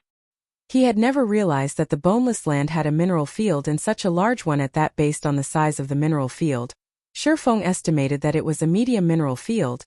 He had never heard of anything like this in the past. If people had known that the Boneless land had a medium mineral field, even super guilds would fight over it, not to mention first-rate guilds in God's domain. Mineral fields were categorized by size. First, there were small mineral fields like the one in Heaven's Burial's Red Iron Town. Small mineral fields had very smaller veins, and generally 100 players in a full day were all one would need to mine a small mineral field dry for a single cycle. Even so, small mineral fields were extremely valuable. At the very least, a guild wouldn't lack the types of where the mineral field spawned. The veins in medium mineral fields were slightly larger, requiring 300 players and a full day to mine the veins dry for a cycle. As for large mineral fields, a guild would need to put 1,000 players to work for a full day to drain the veins. Large mineral fields were gold mines, and any guild that owned one could make a fortune from it. While small mineral fields in God's domain were common, medium fields were extremely rare, and large mineral fields were as unique as a phoenix's feather. In the past, the various superpowers had fought over every medium and large mineral field they had found, even those that spawned common ores such as iron ore. Meanwhile, the mineral field Shifeng stared at now clearly had more than low-end or veins. Based on the ores the demonkins carted out, Shifeng knew that the mineral field housed an ancient bronze vein. Ancient bronze ore was not common in God's domain. However, demand for ancient bronze ore wasn't particularly high among players. This was because there weren't nearly enough ways to use ancient bronze ore again. Despite its rarity, it wasn't worth much. However, Eternium ore, a byproduct of mining ancient bronze ore, was highly sought after by forging players. Magisteel ingots produced with Eternium ore were extremely useful when forging. Not only could the ingots improving one's forging success rate, but they could also slightly enhance the crafted weapons and equipment's attributes. Of course, Magisteel ingots could only boost an item's rank to a maximum of fine gold rank. Even so, countless forgers sought the tool. Level 50 plus fine gold equipment was still incredibly difficult to obtain, and after level 50, most elite players could only equip secret silver equipment and below. Past level 50, elite players would normally be equipped in secret silver equipment and below only. Hence, Magisteel ingots had a considerable market in the past. Magisteel ingot had sold for 2 gold per piece, yet plenty of players still fought over it. If one could lay claim to this medium mineral field, they could make a fortune with the mined Eternium ore. Considering the situation, Shifeng couldn't help but harbor thoughts of capturing this mineral field. Although he didn't know why a mineral field had suddenly spawned in the Boneless land, He was sure that this was a golden opportunity. Setting the Eternium ore aside, he could earn a fortune with the steady supply of mana ore this mineral field could provide. The only problem now was how to go about capturing the mineral field. There were easily several thousand monsters stationed around the town's main entrance, and even more in the town's surroundings. In addition, the monsters inside the town were even more powerful. The town's demon supervisors were all great lords, and these were only the monsters on the surface. The town's true guardians were likely far stronger. Guild leader. A monster patrol is moving our way. We need to hurry and leave this place. The scouting ranger reported nervously as he watched the red dots on the system map. The rest of the team nodded in agreement. The monster patrols were a secondary issue. The main problem was the purgatory serpent sleeping by the town's main entrance. This was the first time any of them had seen such a large monster since joining God's domain. Its aura was so strong that they even struggled to breathe. The consequences would be unimaginable. If they fought the monster patrols and accidentally attracted the purgatory serpent's attention, none of them wanted to stay here for a moment longer. A patrol squad? When Shifeng saw the red dots on his system map, he suddenly smiled and said, "This is a good thing. For now we'll level up here." Level up here? Everyone turned towards their guild leader in confusion. Trying to grind and level up in such a place was suicidal. However, none of them realized that Shifeng's true goal was the demon's mineral field. Leveling up would simply be a side benefit. In Shifeng's opinion, they first had to defeat the monsters around the town. Otherwise, these monsters would rush to aid the guardian boss in the town as soon as they began the battle. If that happened, they would definitely team wipe. Shifeng had been pondering a way to lure the surrounding monsters in small numbers, but it seemed that the monsters had solved that problem for him.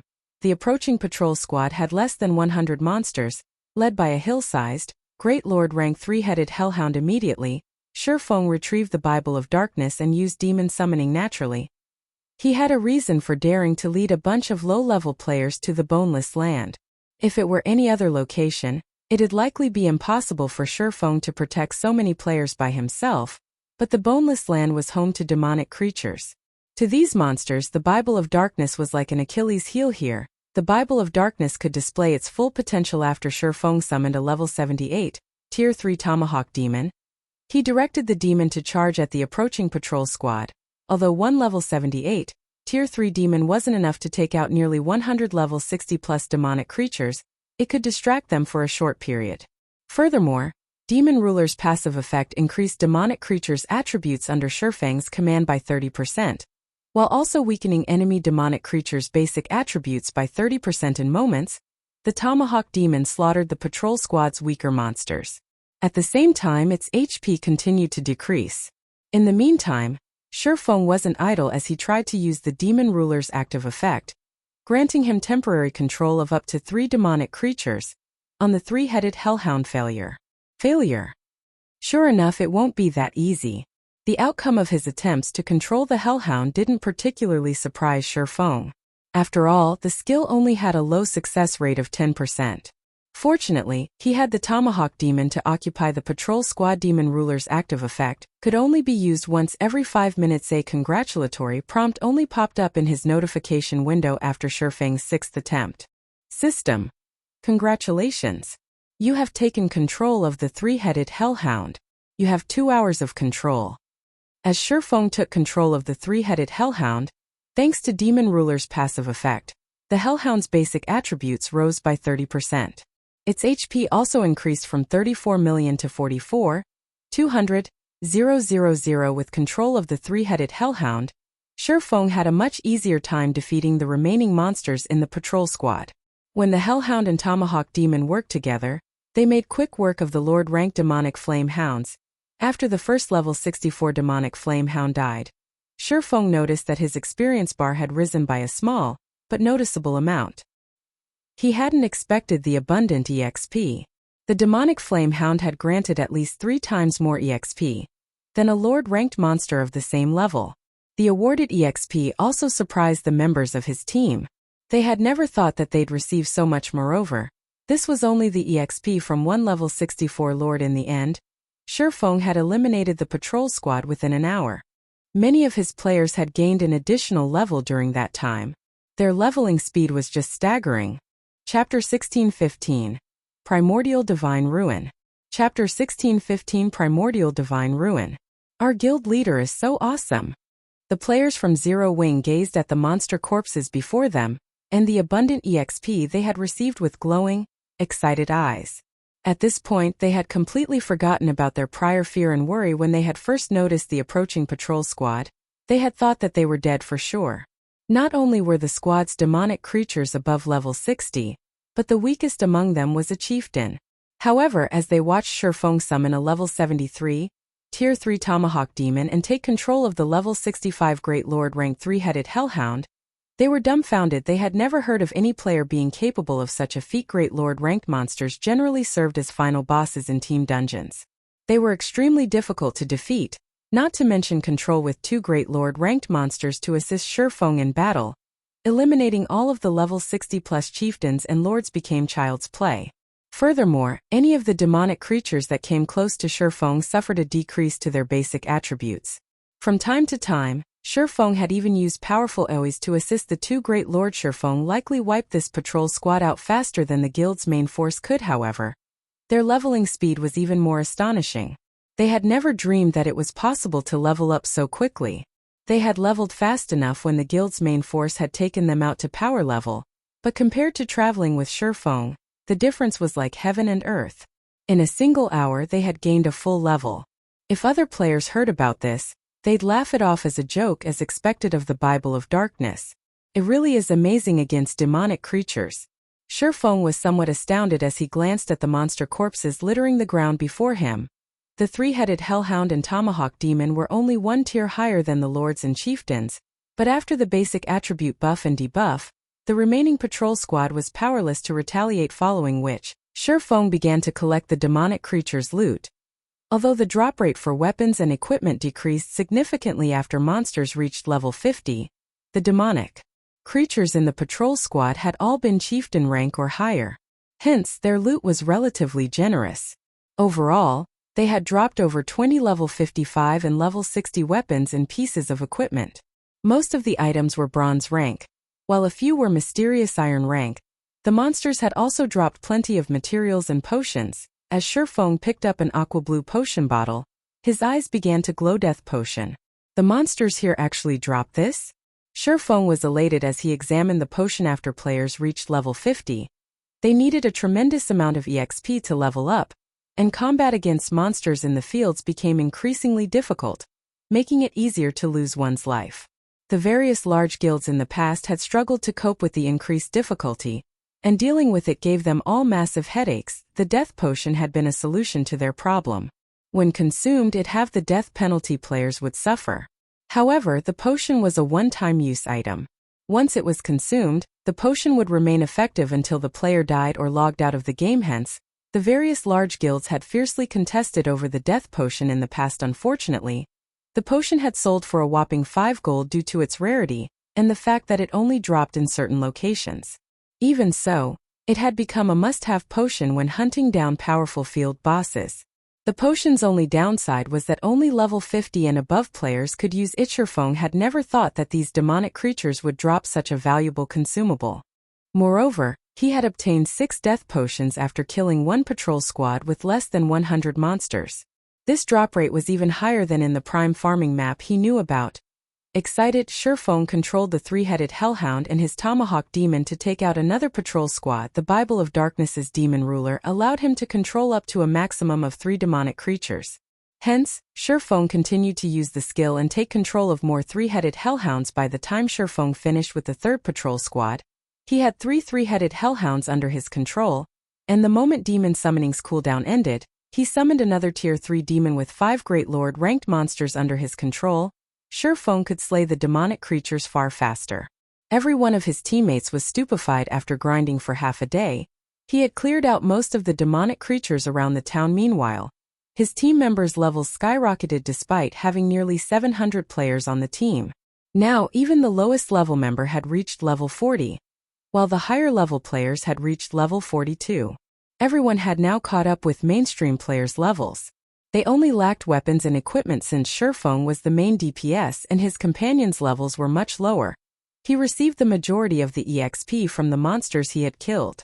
However, Shurfeng did not rush to level up. Instead, he used the EXP to upgrade the 7 Luminaries Rings auras ever since evolving the 7 Luminaries Ring to Fragmented Legendary rank. The upgrading each aura required an astonishing amount of EXP. Even he didn't dare to upgrade the carelessly.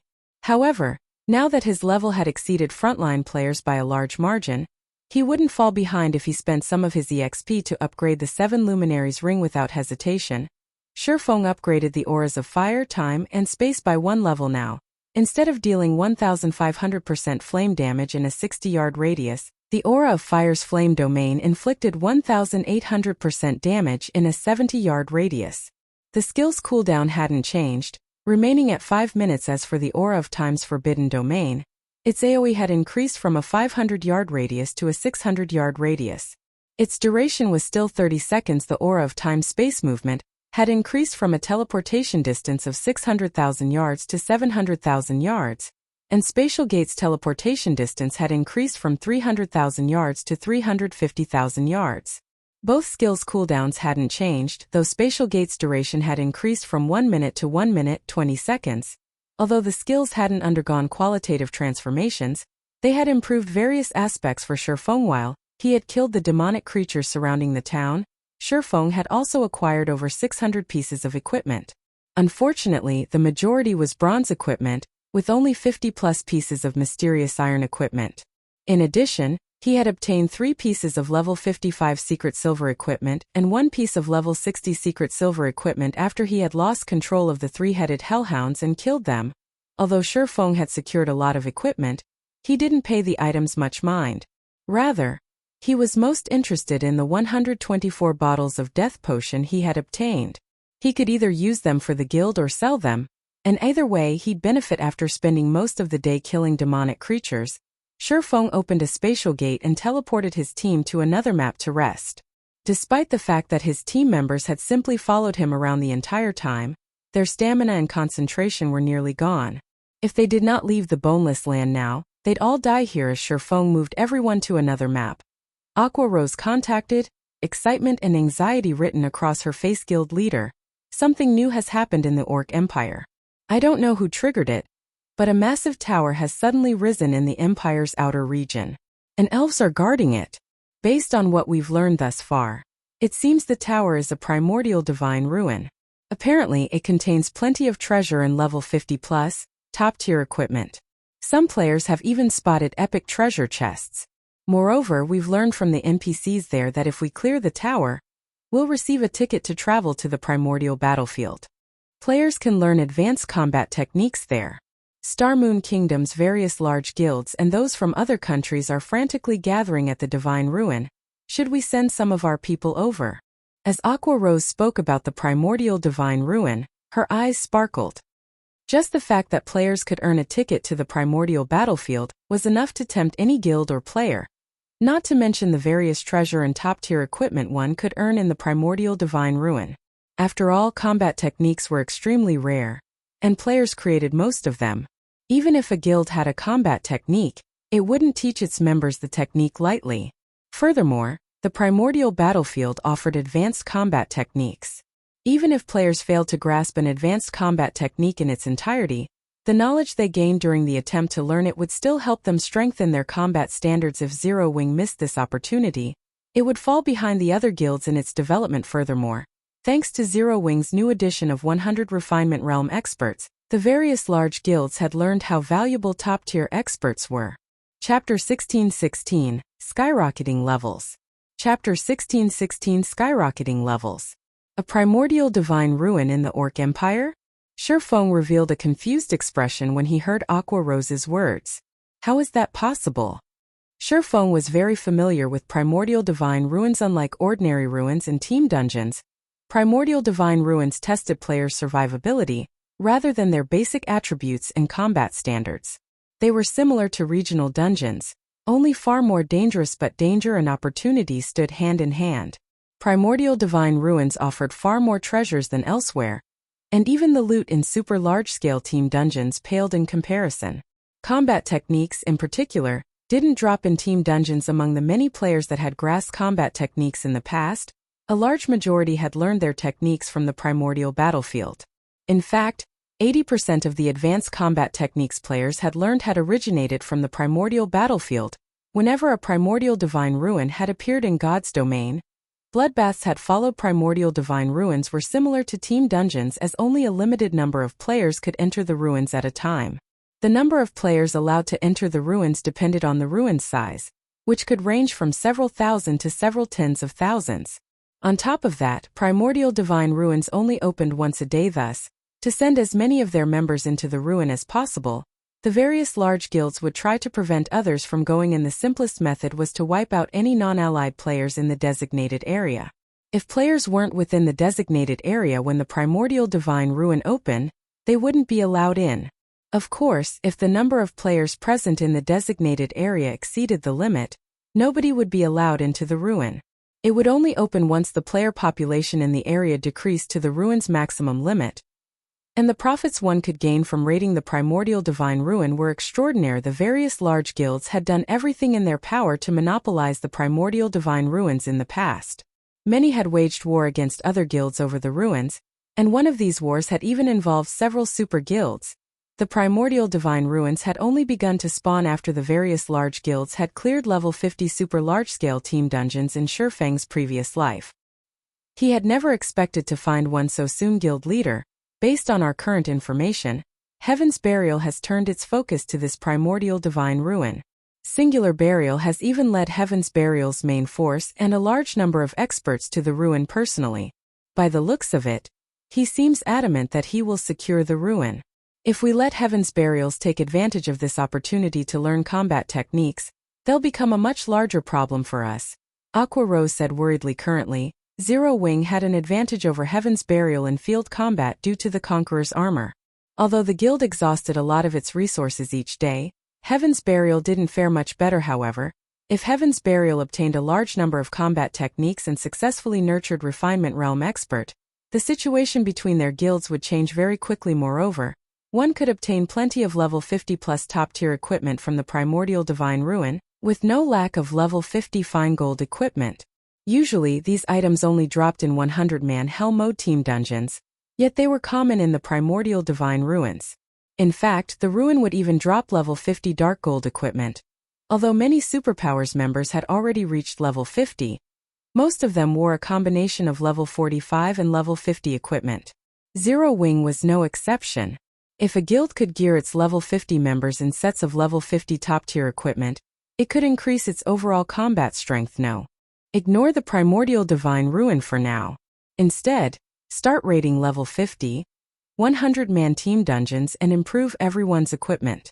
Also, have our members challenge their Tier 2 promotion quests if they can, Shurfeng said, shaking his head and rejecting Aqua Rose's suggestion. Were he not going to take part in the competition? Aqua Rose frowned, confused about Shurfeng's decision. The primordial divine ruin was a shortcut that allowed players to obtain level 50 top-tier equipment quickly. Yet Shurfeng had decided to forego this opportunity, focusing on raiding level 50, 100-man team dungeons for the equipment instead. If they did this, Heaven's Burial's members would definitely have better equipment than theirs. Relax, we're talking about a primordial divine ruin. How could it possibly be that easy to raid? Even if we get inside, we'll have to fight off the other guilds. It's more practical to grind for weapons and equipment in team dungeons. Moreover, securing level 50 equipment is our priority right now. Without proper weapons and equipment, Zipping and the others will be useless to the guild even after they reach level 50. Shurfeng explained, chuckling. Raiding a primordial divine ruin was no less difficult than raiding a super large-scale team dungeon of the same level. These sites focused on adventures for Tier 2 players specifically, and right now the various large guilds only had a small number of level 50 players. Trying to raid a primordial divine ruin with that level of power was a joke. When they reach level 50, Aqua Rose was somewhat astonished. But they're only a little over level 30 right now. Isn't it too early to prepare for this? As far as she knew, Zipping and Zero Wing's other internal members had yet to reach level 40. They'd still need a considerable amount of time before they reached level 50. Meanwhile, even if Heaven's Burial failed to clear the primordial divine ruin, it would still reap an impressive harvest. No. Although they can't compare to our elite members yet, they're all past level 40 now. By the time you finish preparing the necessary level 50 equipment, their levels should be high enough. Shifeng said. He then sent Aqua Rose the latest information on you zipping, and the other trainees level 40. Now they've reached level 42. Aqua Rose's jaw dropped when she saw the latest statistics on Zero Wing's internal members and the White Tiger Dojo's disciples. She simply could not believe it. Guild leader, what did you feed them? How have their levels increased so quickly? She was very aware of Shifeng's capabilities. No other guild member could compare to his leveling speed. Even so, it'd be an impressive feat if Shifeng could help you zipping and his companions gain 2 levels in a day. Yet now, she remembered that these players had been far from level 40 the last time she had seen them. In fact, the lowest level players among them had only been level 31 and 32, yet every one of these 600+ players had reached level 40 and beyond after following Shifeng. It's nothing. I just found a good grinding spot. I doubt that it'll be long before they're level 50. At that time, I'll leave the equipment issue to you, Shifeng said, smiling. Alright, leave it to me. I'll make sure that they all have proper sets of level 50 equipment as soon as they're the right level, Aqua Rose said, nodding enthusiastically after recovering from her stupor. You zipping and the others were bona fide experts. A few of them were even a step away from the refinement realm. They only lacked levels in equipment. Once those issues were dealt with, they'd definitely elevate Zero Wing's strength to a whole new level. Aqua Rose was excited just thinking about it. She immediately disconnected the call and contacted the guild's main force members, having them redirect their focus to raiding level 50 team dungeons. A sense of urgency squirmed within Shifeng, as well due to the Primordial Divine Ruin's appearance.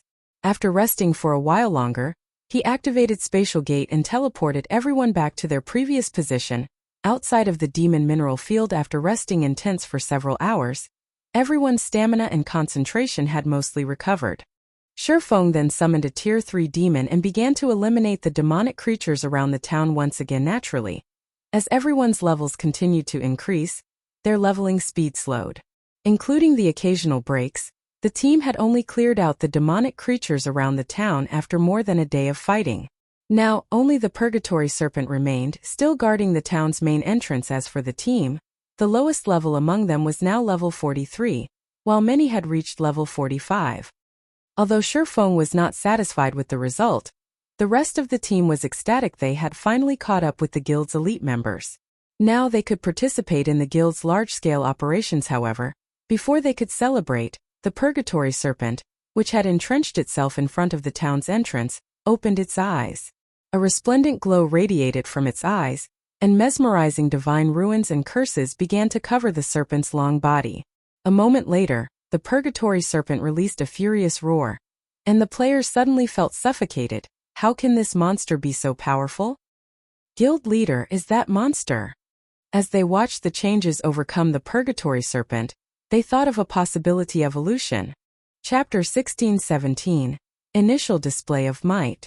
Chapter 16-17, Initial Display of Might. The Purgatory Serpent's body was starting to glow as well, its aura growing more intense. Even from over 1,000 yards away, the players from Zero Wing could feel the power of the snake's aura, and they couldn't help but shudder. At this moment, it felt as if the Purgatory Serpent was this realm's overlord. Everyone gulped nervously as they watched the serpent, fear flashing in their eyes.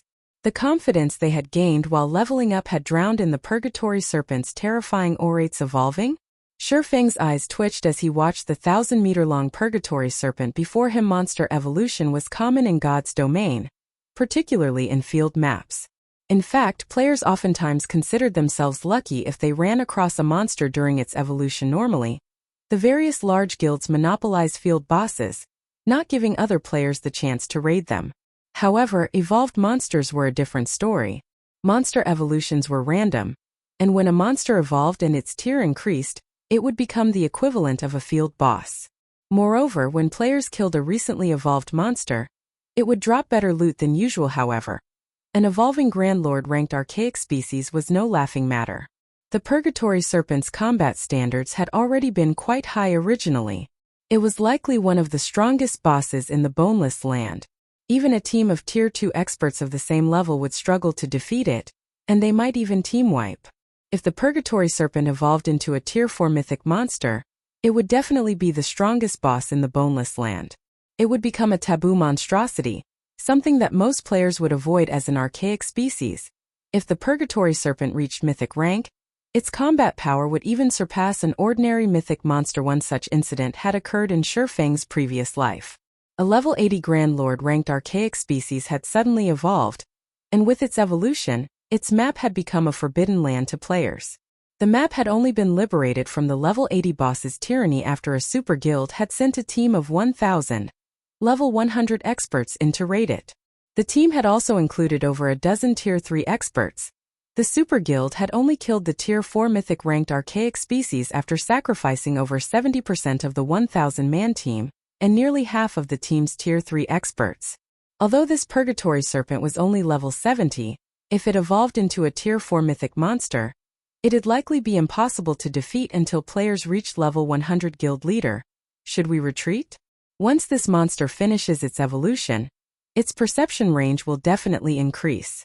We might not be safe here, Zipping suggested while he had witnessed Shurfeng's prowess when working with 5 level 65+ Great Lords. He was no longer a noob. He knew that the most a Great Lord of the same level could do against a tier 4 mythic monster was by some time. The 5 Great Lords under Shurfeng's control had no hope against the evolved Purgatory Serpent. Retreat? Frustration flashed in Shurfeng's eyes as he glared at the Purgatory Serpent. The demon mineral field waited for him, and it was even a medium mineral field that spawned ancient bronze Oregon. Although the mineral field was not as valuable as a manatite vein, it was worth enough.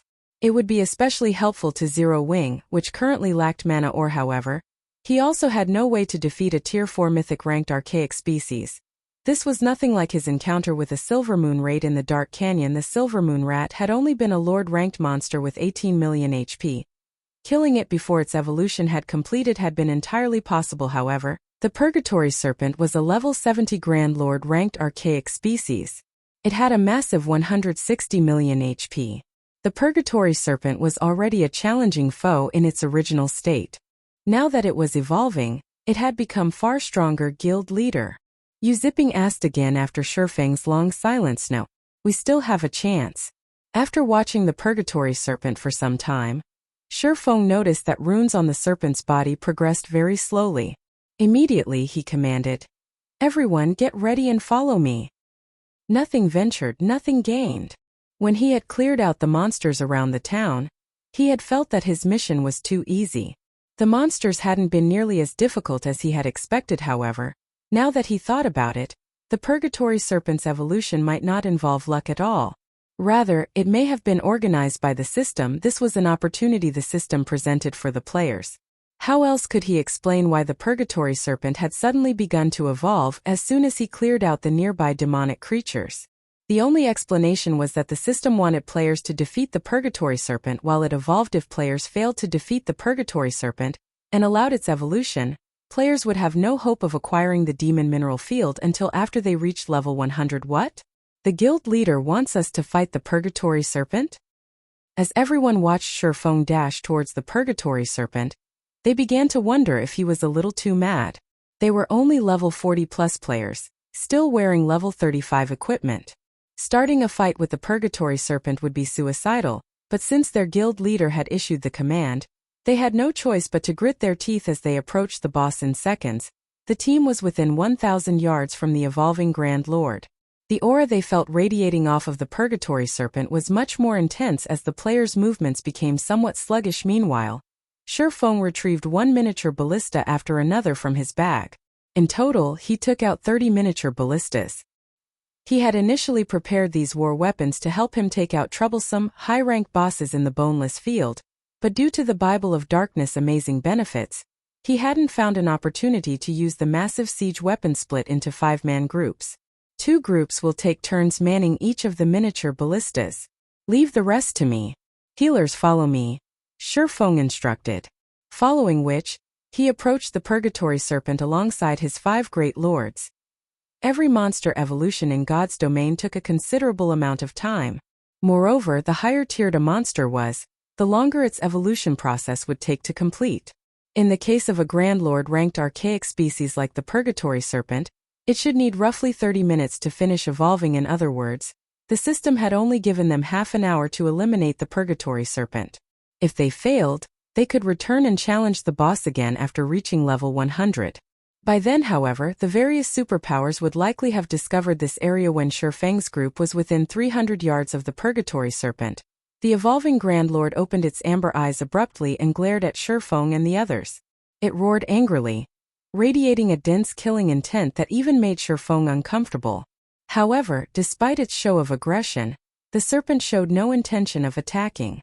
Instead, it diligently absorbed mana from its surroundings as it continued to evolve. It seems to be focusing on its evolution. Shifeng smiled, feeling that their chance of success had risen. Monsters could not move while they evolved. If they moved, their evolution would require more time. The process might even fail. Meanwhile, between dealing with them and continuing with its evolution, the Purgatory Serpent had obviously chosen the latter option. This gave Shifeng enough time to prepare. In a moment, I want every healer to focus on healing the Tomahawk Demon and pay attention to your positioning, Shifeng commanded. Following which, he and his 5 great lords charged at the Purgatory Serpent. As the rest of the team watched the swordsman charge towards the boss, they couldn't help but gape. They wouldn't have been overly surprised if Shifeng had used the great lords under his control as meat shields, but he had actually joined the assault. Moreover, he led the charge himself. He was simply insane. They were dealing with a level 70 Grand Lord ranked archaic species here. Even the strongest MT at this stage of the game would die after 2 or 3 hits. What they didn't know was that Demon Ruler's passive effect only had a 200-yard range.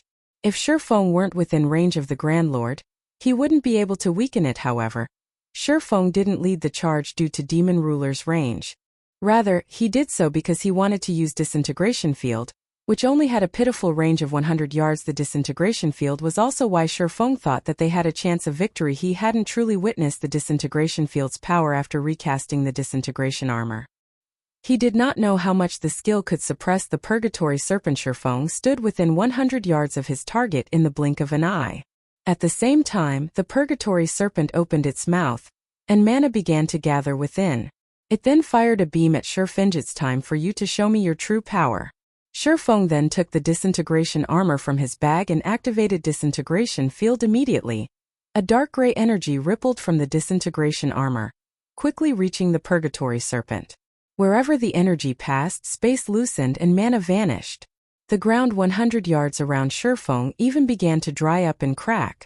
Chapter 1618. Disintegration Armor's Power. Chapter 1618. Disintegration Armor's Power. As the Disintegration Field activated, the gathering mana in the Purgatory Serpent's mouth disintegrated. The serpent's basic attributes also began to decrease rapidly. So strong, Shifeng couldn't help his surprise as he watched the Disintegration Field form. The Demon Ruler's passive effect already weakened demonic creatures by 30%. Although Disintegration Field hadn't significantly weakened the Purgatory Serpent, it had further decreased the Grand Lord's basic attributes to 50% of their original values. As a result, the Purgatory Serpent's HP had fallen from 160 million to 80 million. The effects of Disintegration Field were even more powerful than World Projection, which cost 5,000 magic crystals to activate. However, the Disintegration Field's special effect was far more frightening than the basic attribute decrease. It was easy to silence someone in God's domain, but thinning the environmental mana was incredibly difficult. This was something the old Disintegration Field was not capable of doing. Silencing skills merely stopped a target's flow of mana. While silencing skills were useful against low-tiered players and monsters, most higher-tiered players and monsters could remove the debuff. Although these skills were godly during the game's early stages, they'd become increasingly less effective as one progressed through the game. Conversely, skills capable of decreasing mana density weren't much of an advantage. At most, these skills could weaken a target's skills or spells and their focus. However, such skills would play a larger role later in the game. Shifeng had even seen skills that could remove a target's mana entirely in the past. By doing so, not only could a player prevent their target from using skills or spells, but the skills would also dull a target's senses. Although the Disintegration Field wasn't powerful enough to remove all of the mana in range, only thinning it, it was still incredibly effective. At the very least, it was stronger than ordinary silencing skills against high-tiered monsters and players. What did the guild leader just do? How did the Purgatory Serpent's mana decrease so drastically? When they realized the Purgatory Serpent's aura and basic attributes had weakened, Shifeng's team members were shocked. They all knew that the stronger a monster was, the harder it would be to suppress its attributes. Even with an intermediate magic array, players would be fortunate to reduce a Grand Lord-ranked archaic species attributes by 20%, yet Shi Feng had suppressed the Purgatory Serpent to 50% of its basic attributes. Moreover, none of them had seen Shi Feng use any sort of magic array to suppress the boss. This was simply unheard of. Suddenly, the Purgatory Serpent spat massive, emerald fireballs at Shi Feng, each the size of a small hill. They were incredibly fast, nearly impossible to dodge. Guild leader. The Zero-Wing players shouted as they watched the giant fireballs surround Shi Feng.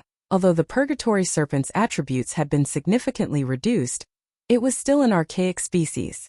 As weakened as it wasn't an enemy low-level players like them could hope to defeat so fast. When Shi Feng saw the incoming fireballs, he instinctively activated Heavenly Dragon's power and Void Shield.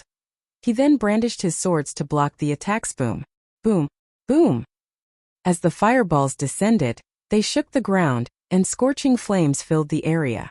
The powerful impacts formed one crater after another around Shi Feng. As the emerald flames scattered, the Purgatory Serpent revealed a human-like sneer. Zero-Wing's members paled at the sight. The power each fireball contained could rival a large-scale destruction spell. Meanwhile, Shi Feng was only a swordsman, not an MT. He could never survive such a bombardment. As the team began to believe that Shi Feng had died, one player pointed at the team status window and shouted, "Huh! Guys, look at the guild leader's HP bar in the team window." "What? The guild leader's HP bar is full. How is that possible?" Everyone soon noticed Shi Feng's HP bar in the team status window. His HP hadn't fallen in the least. As the flames and smoke subsided, they revealed a quiet figure standing among the numerous craters. This figure was none other than Shi Feng. Not even the barrier protecting him showed any signs of damage, as expected of an archaic species. Despite the reduction to its basic attributes, it can still execute such a powerful spell. Shi Feng sighed ruefully as he examined the void shield around him. Although it appeared unharmed, the attacks had claimed nearly a quarter of its HP. Heavenly Dragon's power increased his maximum HP by 500%, and Void Shield formed a protective barrier with 10 times his maximum HP. In other words, the Void Shield could absorb over -4 million damage, yet one of the Purgatory Serpent's spells had devoured nearly a quarter of that.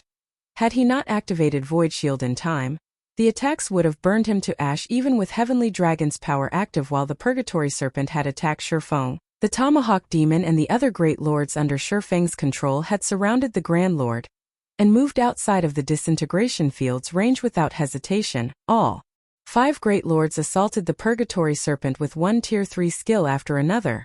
The Purgatory Serpent cried out in agony as the powerful attacks found their mark, and damages of around -700,000 began to appear above the Grand Lord's head. In the blink of an eye, the Purgatory Serpent lost over 3 million HP. What a high defense! Shi Feng frowned when he saw the damages. Normally, Great Lord's Tier 3 skills and spells should deal over 1 million damage to a Grand Lord of the same level. Yet these attacks had only dealt around -700,000 damage. There was no doubt that the Purgatory Serpent's defense was extraordinary. When the Purgatory Demon had been attacked, it turned its attention towards the 5 Great Lords around it. With a furious bellow, the serpent rammed its head into the Tomahawk Demon. Due to the Purgatory Serpent's massive size, the Tomahawk Demon didn't have any time to dodge. It had no choice but to defend itself with its battle axe, and upon collision, it was sent flying over several dozen yards away, losing over 300,000 HP in the process.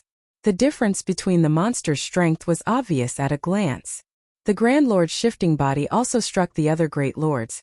Though they didn't receive as much damage as the Tomahawk Demon for a time, the Purgatory Serpent overwhelmed the 5 Great Lords, and they continuously lost HP. This snake's strength is really something.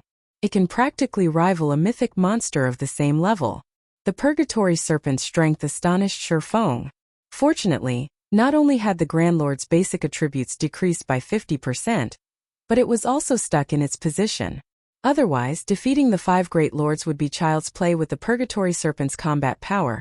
Once his 5 Great Lords had secured the Purgatory Serpent's aggro, Shi Feng gave the command to the distant Zero-Wing members to begin their attacks with the miniature ballistas immediately. The 30 miniature ballistas surrounded the Grand Lord and fired. When the exploding arrows, which rivaled Tier 2 spells in power, struck the Purgatory Serpent, The Grand Lord's HP swiftly decreased. Each exploding arrow dealt between -50,000 to -60,000 damage. One volley dealt over -1,500,000 damage. Sherfong wasn't idle either. After commanding the attack, he charged forward and assailed the Purgatory Serpent. Although he could not deal as much damage as the miniature ballistas, every hit he landed claimed over 10,000 of the Grand Lord's HP. He used every skill in his arsenal to devour as much of the Purgatory Serpent's HP as possible.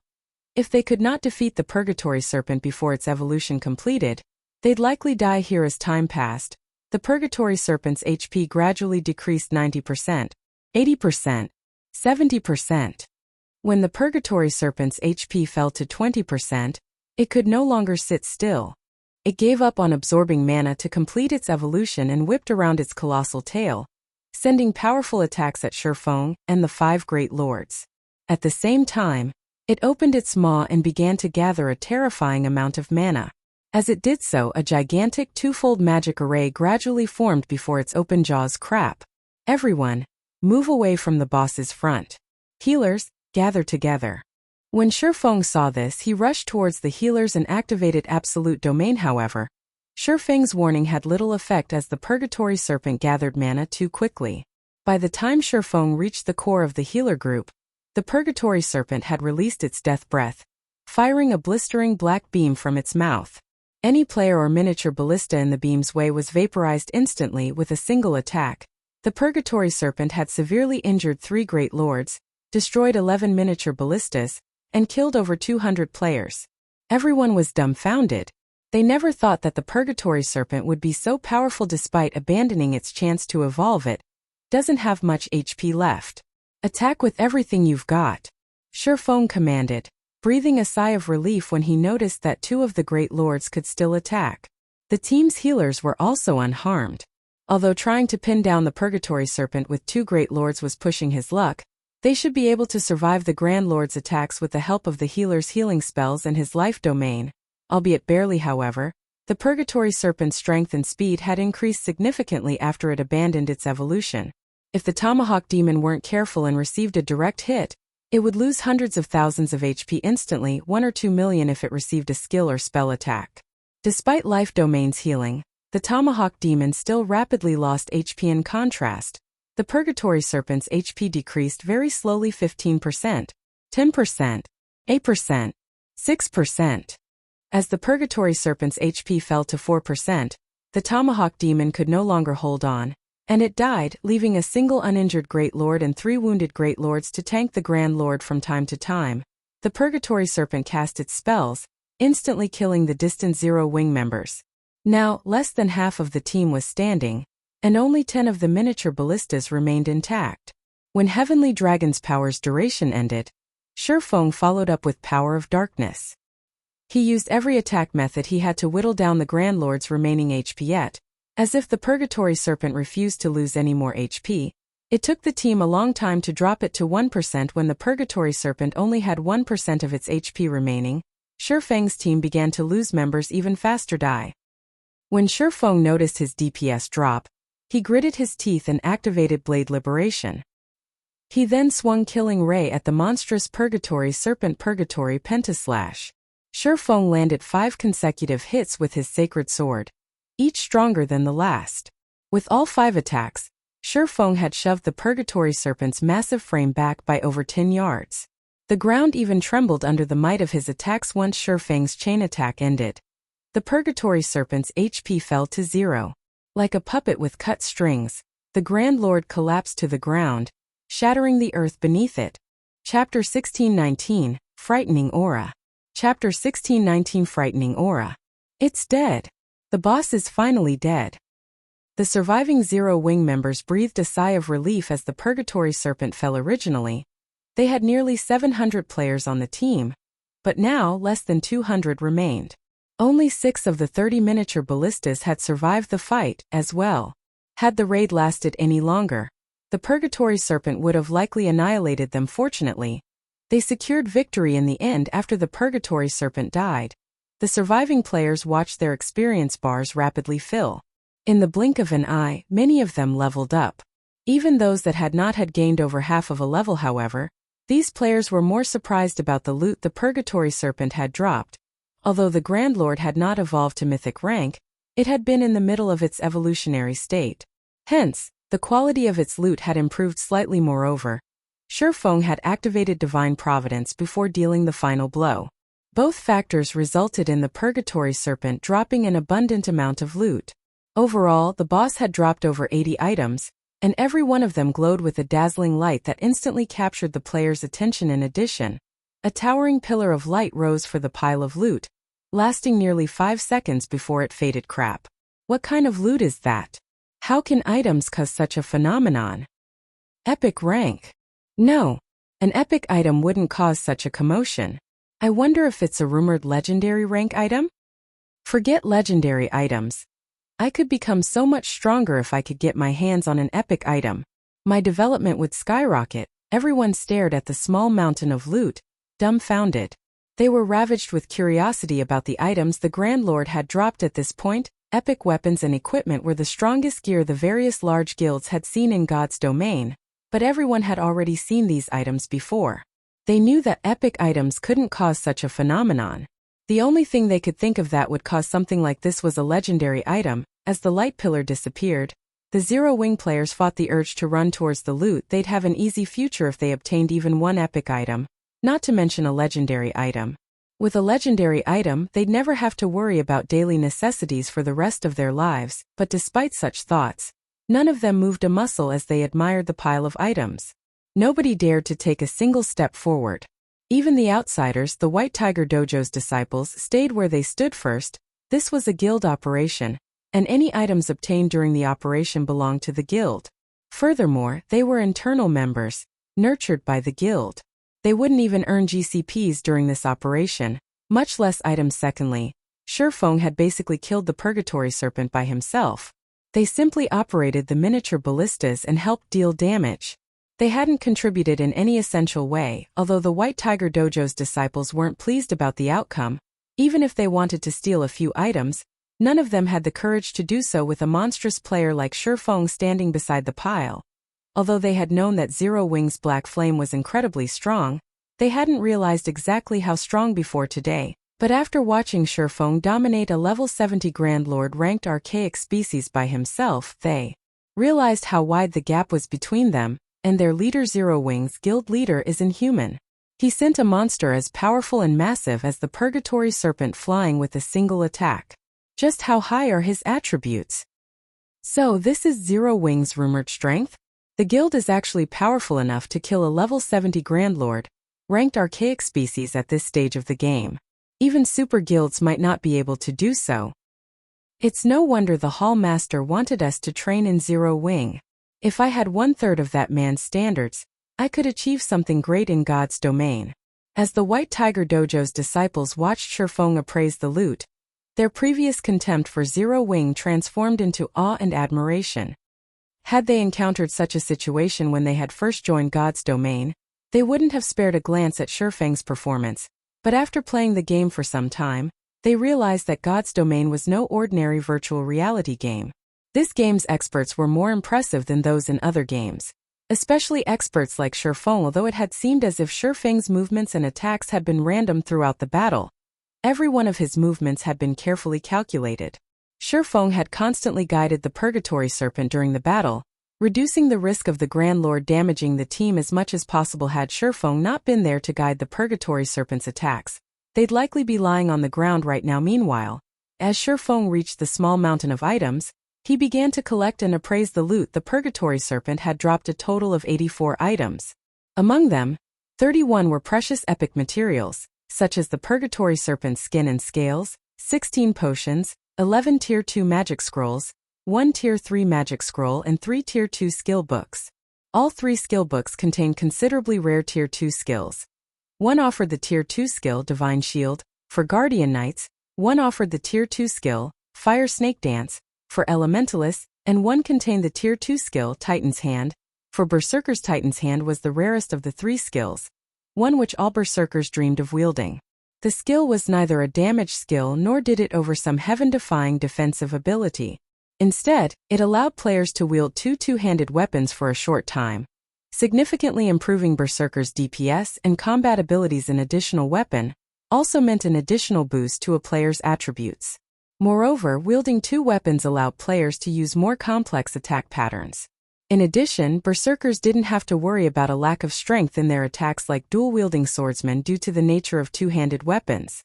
Hence, Titan's Hand was a highly sought-after skill for Berserkers. In fact, the skill's market value was on par with Tier 3 skills of the remaining loot.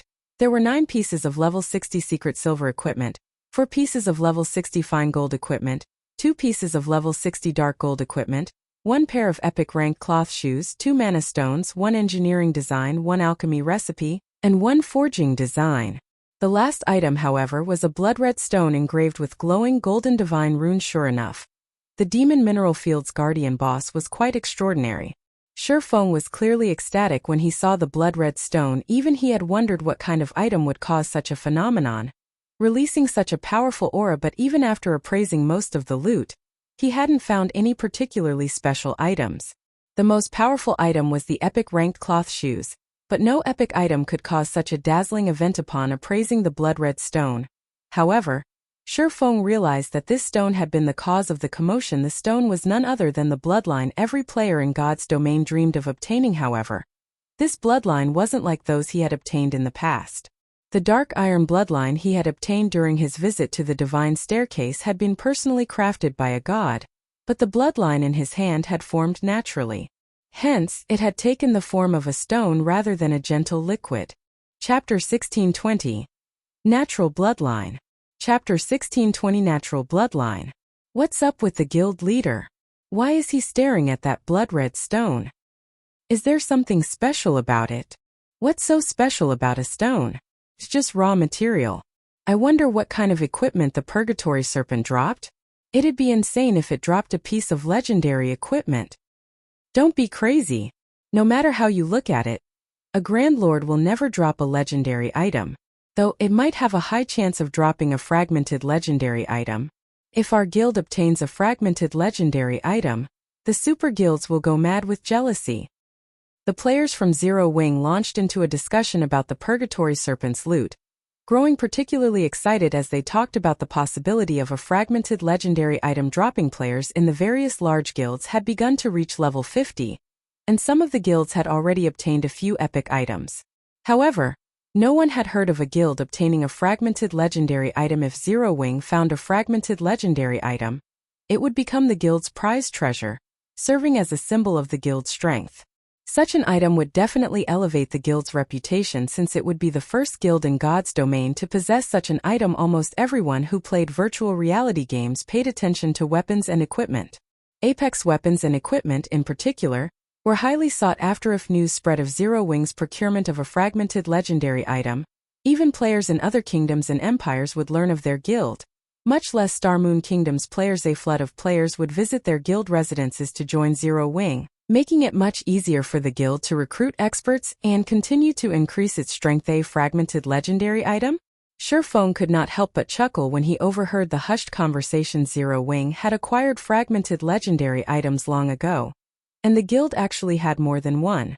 Although they were correct that a fragmented legendary item could improve Zero Wing's reputation, great wealth brought great misfortune. Although the guild's fame would skyrocket if the public knew that Zero Wing possessed fragmented legendary items, it would also earn the guild an endless number of enemies. Hence, he had forbidden the guild's upper echelon speaking about these items to the public. Moreover, the blood-red stone in his hand was far more valuable than a fragmented legendary item. Bloodlines were extremely rare in God's domain, even rarer than fragmented legendary items. When a bloodline was found, even super guilds would use every weapon in their arsenal to obtain it, and the resulting bloodbaths would be horrendous. Obtaining a bloodline increased a guild's chance of nurturing an apex expert. Moreover, as players reached higher levels, the bloodline's benefits would become more prominent. After a certain level, these benefits would even surpass those of a fragmented legendary item. Furthermore, the stone in his hand was a naturally occurring bloodline, not an artificial bloodline crafted by ancient gods. There were 2 types of bloodlines in God's domain. The first type included the ancient gods' creations, the main bloodline source in God's domain.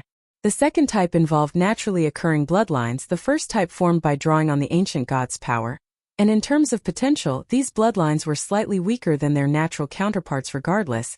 Both types of bloodline had their own advantages. Those created by the ancient gods catered to specific aspects. For example, Shurfeng's Dark Iron bloodline improved his compatibility with melee skills, helping him increase his skill compatibility rates. On the other hand, natural bloodlines weren't as specialized, but in return, they provided greater boons to basic attributes due to the nature of these bloodlines. Players who used them were generally known as humanoid monsters. To players who wanted to push the limits of their basic attributes, natural bloodlines were invaluable. Shurfeng couldn't believe he had actually obtained a natural bloodline from killing a level 70 Grand Lord. Even though it had been an archaic species, it shouldn't have had a chance of dropping one, yet it had.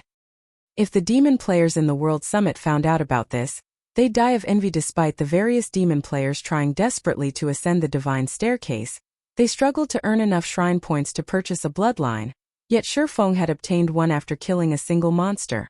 Moreover, the raid had been relatively easy, with one boss and no mobs. Moreover, this stone was top tier among basic bloodlines. It was called the Shadow Bloodline. Shadow Bloodline weakens presence and aura significantly. Effects double when in darkness. Improvements focus on agility, followed by strength, endurance, intelligence, and vitality. Although the Shadow Bloodline's benefits to a player's combat power weren't as apparent as the ancient gods' bloodlines, it would undoubtedly increase an assassin or ranger's survivability. Decreasing one's presence and aura wasn't just effective against other players, but monsters would also struggle to notice the player. Rangers and assassins with the Shadow Bloodline would be able to explore high-level maps with ease, and they could enter places that players normally avoided.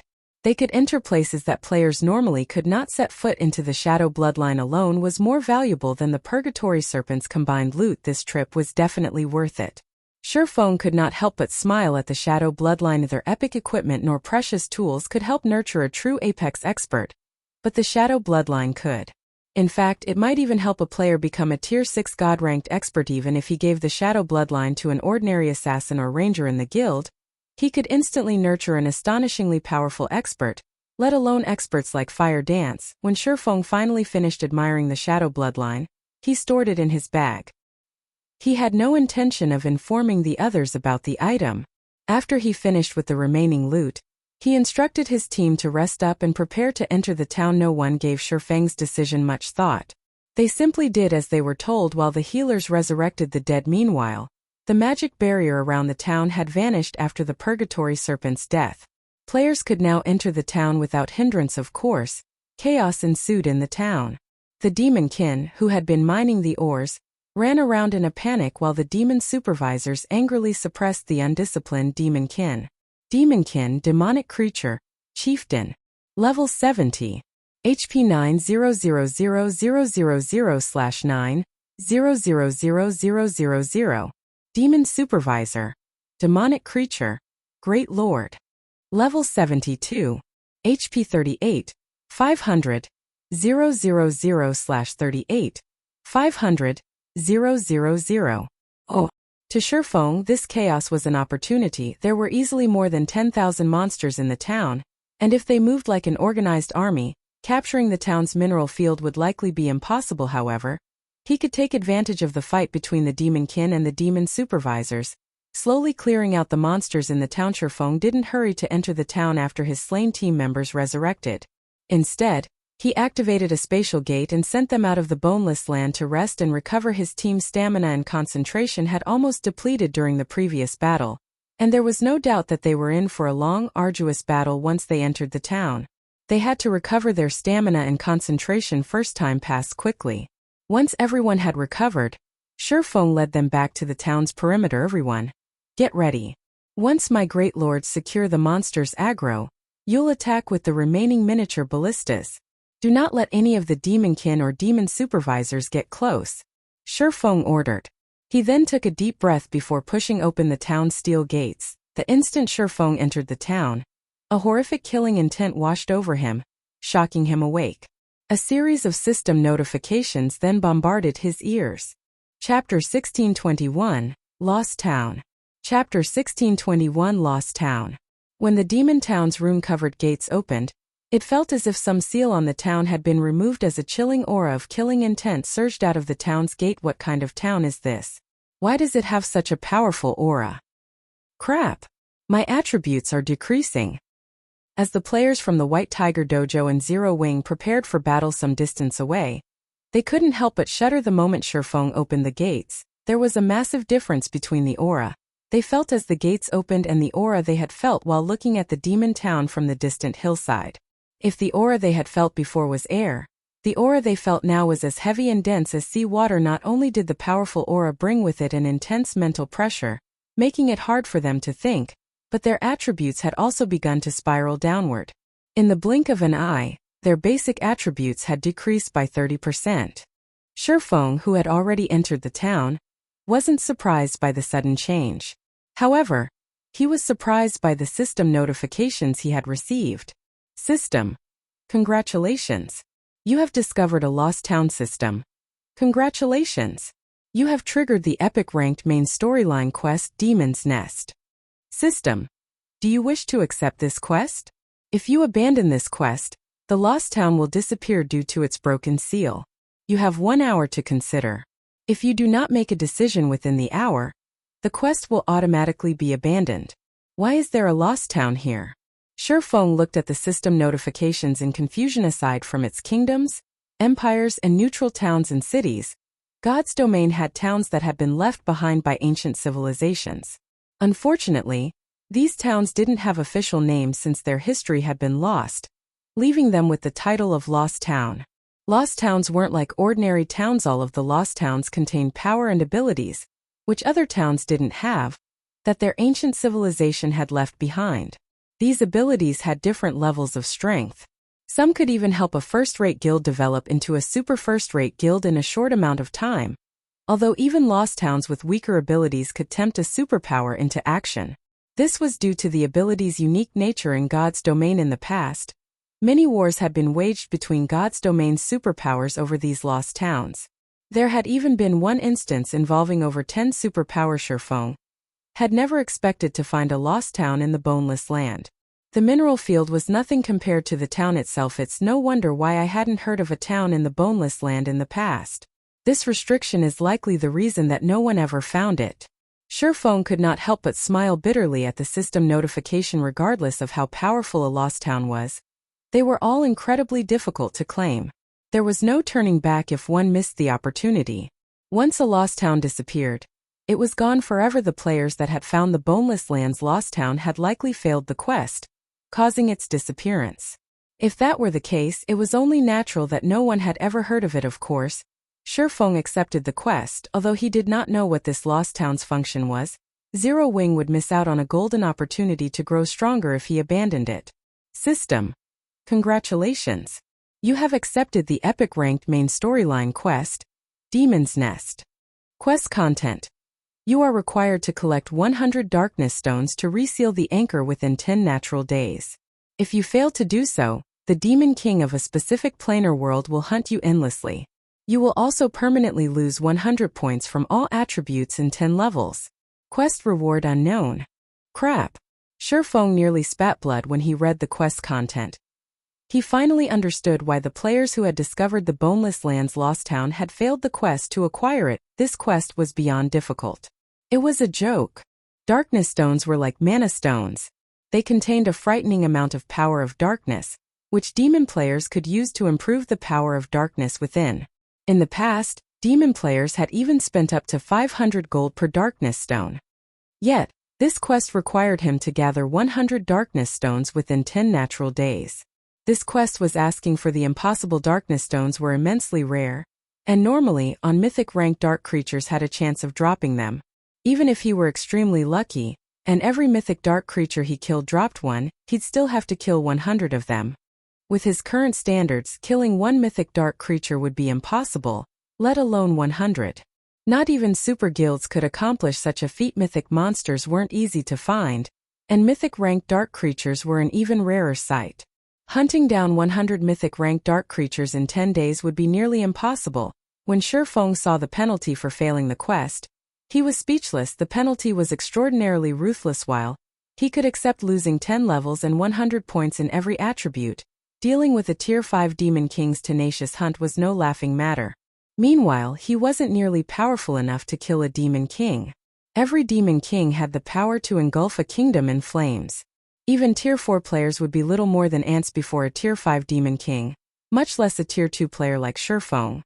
Guild leader, has something happened? Zero Wings members asked curiously when they realized that Shifeng hadn't moved for some time. Forget it.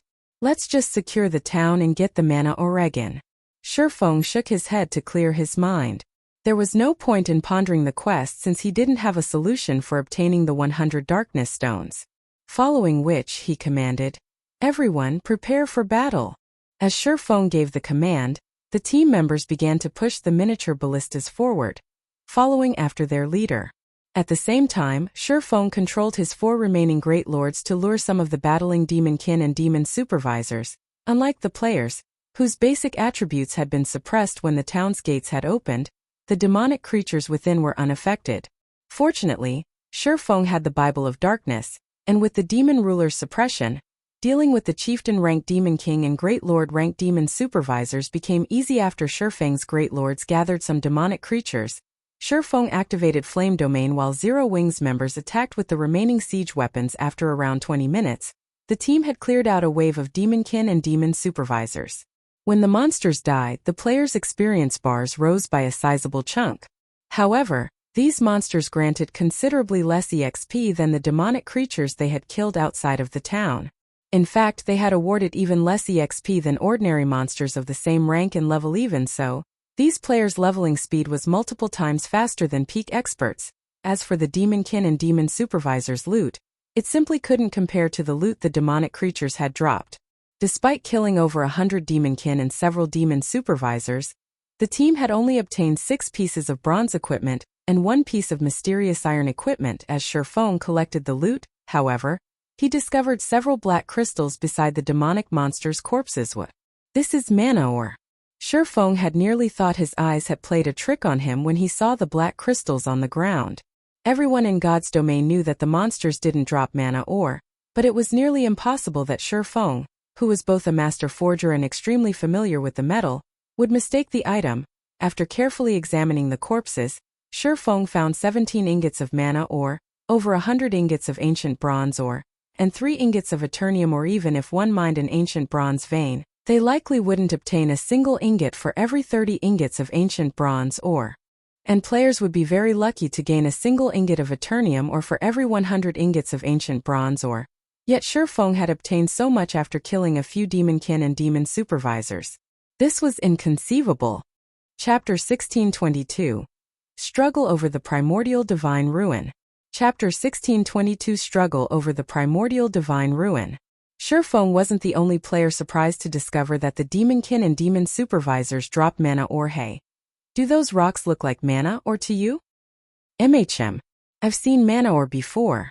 They should be mana ore. Isn't mana ore a rare drop when mining? I never knew that monsters dropped it too. None of these players was a stranger to mana ore due to the disturbance the Orc Empire had caused.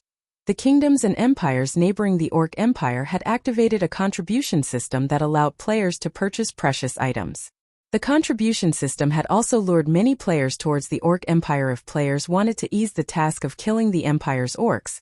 The mana charm, crafted with mana ore, was a must-have currently. Mana ore sold for 1 gold, 20 silver per piece. Moreover, this price continued to rise. Yet their team had obtained over a dozen pieces of mana ore after killing 1 demonic creature group.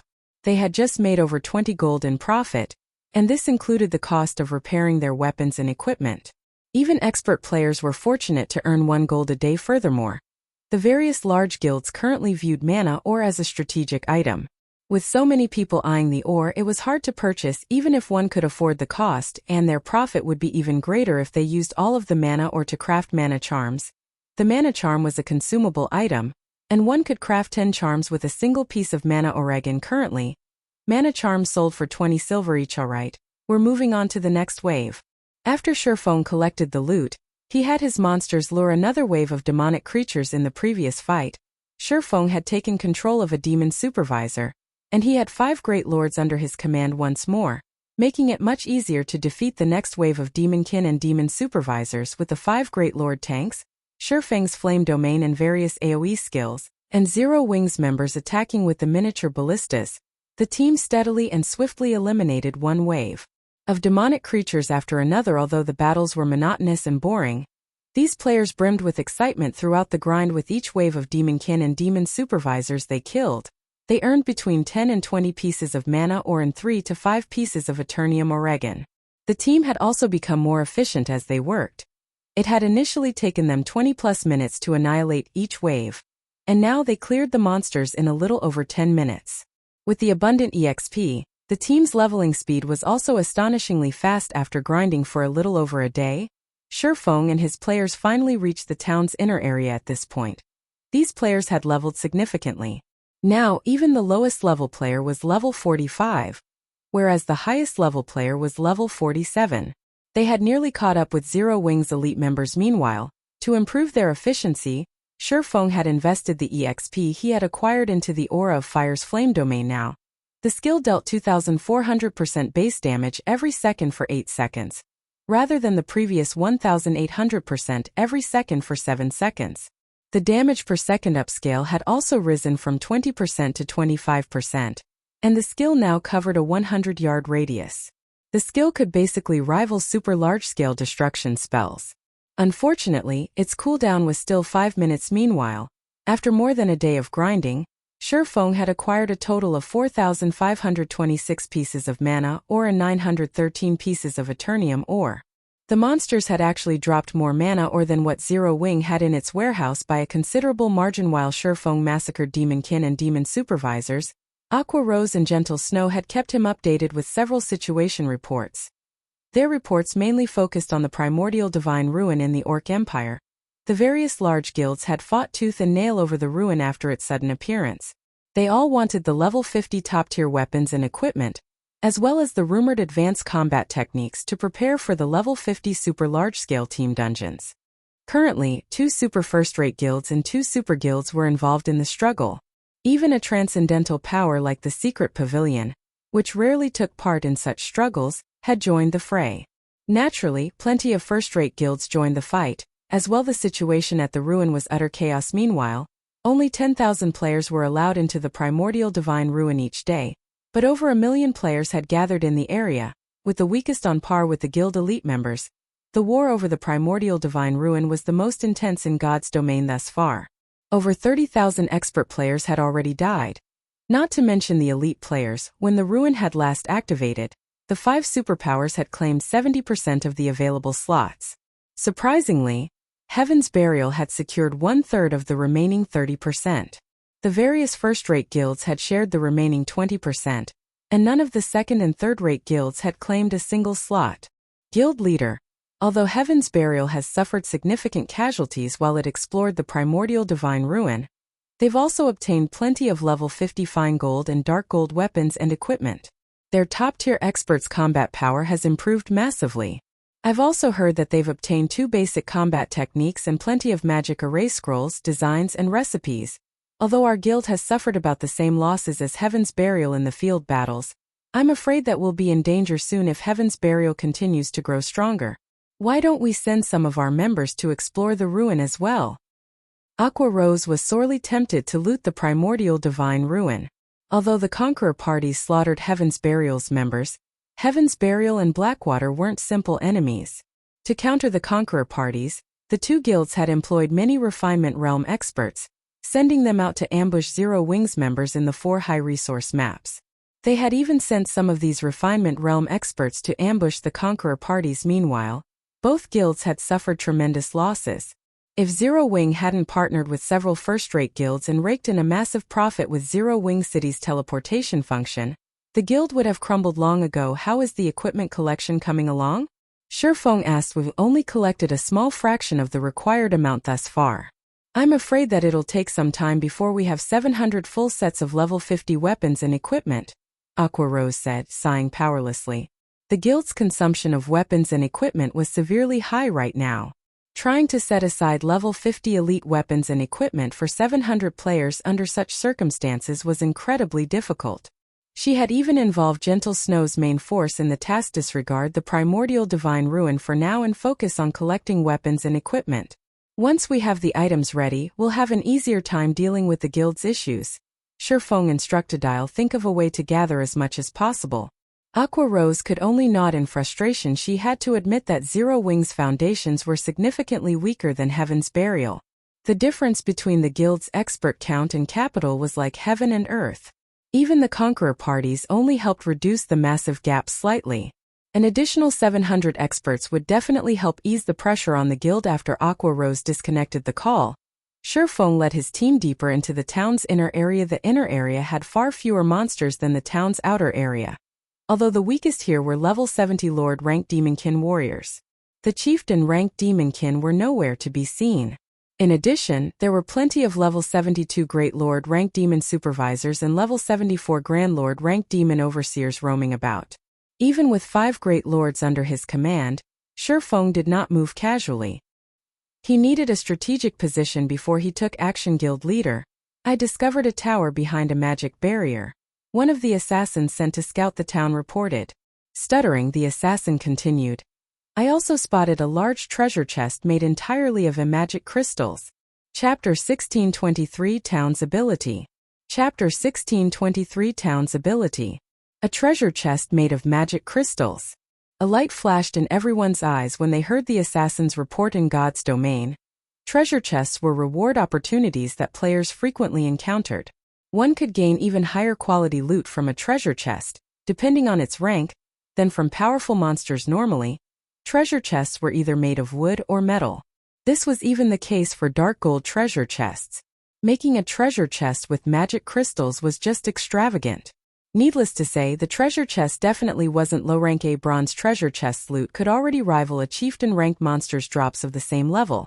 Not to mention mysterious iron, secret silver, fine gold and dark gold treasure chests. Moreover, as players explored higher-level maps, each map would contain fewer treasure chests. Even bronze treasure chests were exceedingly rare in maps above level 50. The treasure chest's loot was part of the reason for this.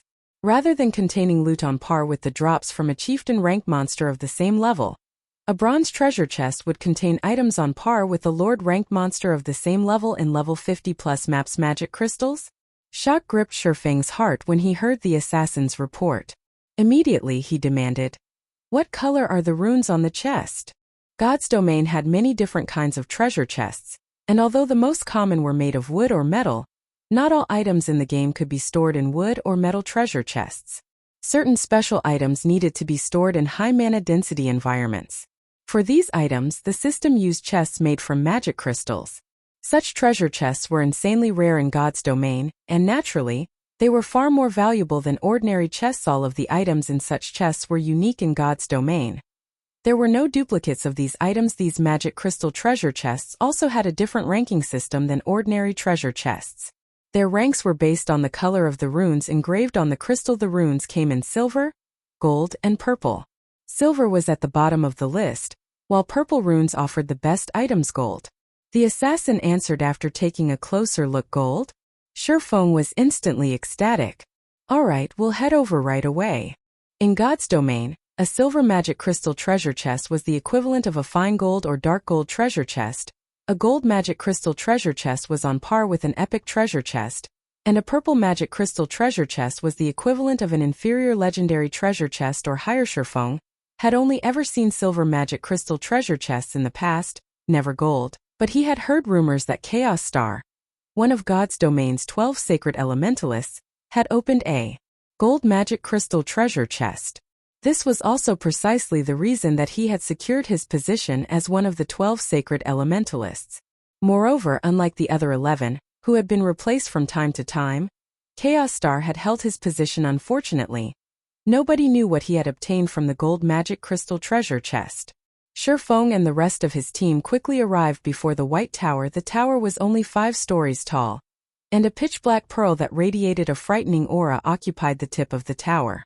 When this aura washed over the team, they felt as if some monster was watching them.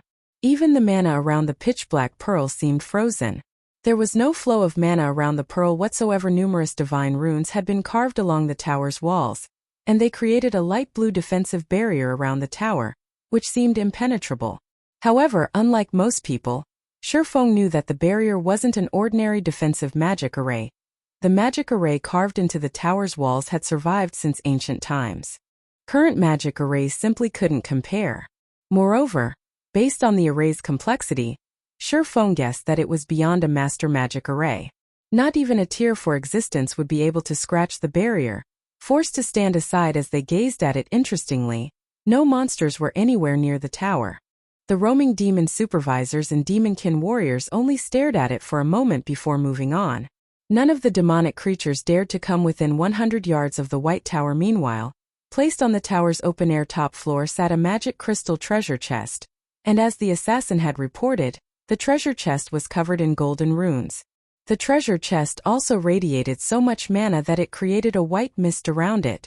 Seeing this phenomenon, even a fool would realize that the chest was far from ordinary. All of the players on Shifeng's team drooled as they stared at the treasure chest. Everyone, get ready. We'll eliminate the surrounding monsters first, Shifeng immediately commanded. Although he did not know why none of the monsters would approach the tower, there were still over 500 of them in the area. If they did not clear out the monsters, they'd never approach the tower without detection, following which, Shifeng controlled his 5 great lords and began to lure the demon supervisors and demonkin warriors, killing the demonic creatures with practiced organization. With the help of Demon Ruler, Shifeng's great lords could tank around 20 demon supervisors and demonkin warriors simultaneously. After gathering the enemy demonic creatures, Shifeng used Flame Domain, and towering flames devoured the monsters, dealing several 100,000 damage each second. At this point, Flame Domain was far stronger than Tier 2 spells. In fact, it almost surpassed Tier 3 large-scale destruction spells by the time Flame Domain ended. The demon supervisors and demonkin warriors had lost nearly 4 million HP each. Immediately following, a volley of exploding arrows slammed into the demonic creatures, each arrow dealing around -300,000 damage. The demon supervisors and demonkin warriors very quickly became EXP for Shifeng's team. By the time the group defeated the 500 or so demonic creatures around the tower, some of the level 45 players had risen to level 46. However, the level 47 players still needed some time before they reached level 48. As for the loot, the team gained far more than the drops in the town's outer area. More than 100 level 60+ weapons and equipment had dropped, and among them over 30 were mysterious Iron Rankin edition, plenty of mana or had dropped. Killing the 500+ monsters had netted Shifeng nearly 1,000 pieces of mana ore, increasing the total count past 5,000. With this, we should have more than enough mana ore to construct the mana tower. Shifeng could not help but smile in satisfaction as he gazed at the mana ore in his bag. The trip to the Boneless land had definitely been worthwhile. The mana tower was one of the most important support buildings a guild city could have. It was the defining point between a guild city and a guild town. Normally, guilds constructed their mana tower the moment they acquired a city, but due to the sudden demand for mana ore, Zero Wing City hadn't had enough to construct its mana tower until now. It hadn't been able to become a true guild city. Now that he had enough mana ore, he could start constructing Zero Wing City's mana tower. Once he returned after dealing with the surrounding monsters, Zero Wing's members approached the tower. However, the instant they set foot within 100 yards of the tower, the black pearl at its tip began to glow with energy. It then fired countless beams of black light at the approaching crowd. Caught off guard, the beams struck Zero Wing's members. Not only were they thrown out of the 100-yard perimeter, but they had also lost 20% of their HPs. Although some experts like Zipping had reacted quickly and defended themselves with their weapons, the impact still forced them to retreat by 3 steps. On the bright side, they hadn't received any damage after the first wave of black beams. Only 100 or so players remained within 100 yards of the tower. The rest of the team had been thrown back. An instant later, the pitch-black pearl launched another wave of beam attacks. This time, the more beams targeted each player. During the first wave, each player only had to deal with 3 beams, but now they had to face 4. Furthermore, each player had to deal with an additional beam each time the black pearl attacked. The longer the crowd remained inside the 100-yard range, the fiercer the attacks became. When the black pearl launched more than 10 beams at each player, even the experts of Zipping's standards were thrown out of range. It's no wonder why the monsters avoided the tower. This defensive feature is really amazing. Realization dawned on Shifeng as he watched his teammates fly backward. At the same time, he was overwhelmed by ecstasy. Every lost town had its own unique ability in God's domain. Clearly, this defensive feature was this lost town's ability. Although Shifeng had only watched the defensive feature for a few moments, he had grasped the feature's true purpose. In reality, the defensive feature wasn't meant to keep enemies away. Rather, it was a training device to help players improve their combat standards. This was an extremely rare ability, even among God's domain's various lost towns. Chapter 1624 Gap. Chapter 1624 Gap. Despite multiple attempts to approach the tower, none of Zero Wing and White Tiger Dojo's members got within 70 yards before they were thrown out of the 100-yard range. What a powerful trap. Crap. The system is definitely doing this on purpose. It put that treasure chest on display up there just to taunt us. This is ridiculous. It's impossible to take on more than 10 of those black beams at once with the silencing effect within the tower's 100-yard range. Those beams are so fast, too. Everyone looked at the pitch-black pearl on the tip of the tower with resentment. They felt that the system was toying with them. Among their nearly 700 players, Uzipping had the best performance. However, even Uzipping had only reached the 72-yard mark before being blasted out by over a dozen black beams. Uzipping's combat standards easily ranked among the top players in their group. Yet not even he could reach the tower. When they thought about how they might have to leave the magic crystal treasure chest on the tower's top floor, anger and frustration tore at their hearts. These kids really take things for granted. Shifeng, who had remained motionless, shook his head and laughed when he overheard his team members grumbling. Following which, he started to make his way towards the tower. As Shifeng approached the tower, everyone turned their gazes towards him. Guild leader Black Flame is going to try to reach the tower, too? With his level of skill, I wonder how far he'll get. This trap is too difficult. Although Guild leader Black Flame is superbly strong, I doubt that he'll get past the 50-yard mark. I'm not so sure about that. We already had to face over a dozen beams before we even reached the 70-yard mark. At the 50-plus range, I bet that the tower will fire over 30 beams. Even if Guild leader Black Flame has frightening attributes, dealing with so many attacks should be impossible. I don't think he'll even get past the 60-yard mark. Oh. As the White Tiger Dojo crowd watched Shifeng approach the tower, they started a quiet discussion amongst themselves. They were curious to see the capabilities of Star Moon Kingdom's mythical expert. Truthfully, they had been displeased when the White Tiger Dojo had sent them to train with Zero Wing. They were bona fide fighting experts in the real world, yet they were training under a virtual expert. This was a joke, however. After spending some time in God's domain, they had discovered that this virtual reality game was far from ordinary. Many techniques that were impossible to perform in the real world could be easily accomplished in God's domain. This superhuman combat method was truly addictive. After training with Zero Wing and fighting other players in Zero Wing's battle arena, they came to realize how massive the gap between their abilities and veteran players was. Although they hadn't been a match for God's domain's veteran players initially, however, they had grown strong enough to stand against expert players in Stone Forest Town's battle arena. They now acutely understood God's domain's combat method. Hence, they realized just how powerful Shifeng was. After all, they had watched plenty of experts' battle videos before, including recordings of Shifeng's past battles. In those battles, Shifeng could definitely be described as a monster. After watching Shifeng's battles, they had begun to admire the man. However, the tower's defensive feature tested one's combat standard. Basic attributes had very little to do with it. It didn't matter if Shifeng's attributes were significantly higher than theirs, and although his combat standards were awesome, he should still have his limits. The guild leader is making a move personally. Nice. We're in for a treat now. In contrast to the White Tiger Dojo disciples' skepticism, Zero Wing's members were clearly excited. They paid close attention to Shifeng's every move, hoping to get a glimpse of his true strength. Normally, they didn't get to see this, and in the previous battles, Shifeng had mostly relied on his 5 great lords. They barely caught a glimpse of Shifeng's true capabilities. Experts like Uzipping watched Shifeng curiously as well. They were all eager to learn how much of a gap existed between them and their guild leader. Shifeng quickly arrived at the 100-yard mark, but unexpectedly, he didn't sprint towards the towers as the previous players had. Instead, He continued leisurely even once he was within the Black Pearl's attack range. What is the guild leader trying to do? Could he be testing the waters? Shifeng's actions confused his team members. They had already gotten a clear grasp of the Black Pearl's attack method during their previous attempts. Not only did the strength of Black Pearl's attacks increase as they moved closer to the tower, but it also launched attacks more frequently. If someone wanted a better chance of reaching the tower, they needed to move quickly. They also needed to block the orb's attacks, yet Shifeng was. Before anyone could react, the Black Pearl began to attack Shifeng suddenly. Two beams of light shot towards Shifeng's vital points. Just when the two beams were about to hit, Shifeng stopped abruptly and turned slightly. He didn't bother to unsheath either the abyssal blade or killing ratio.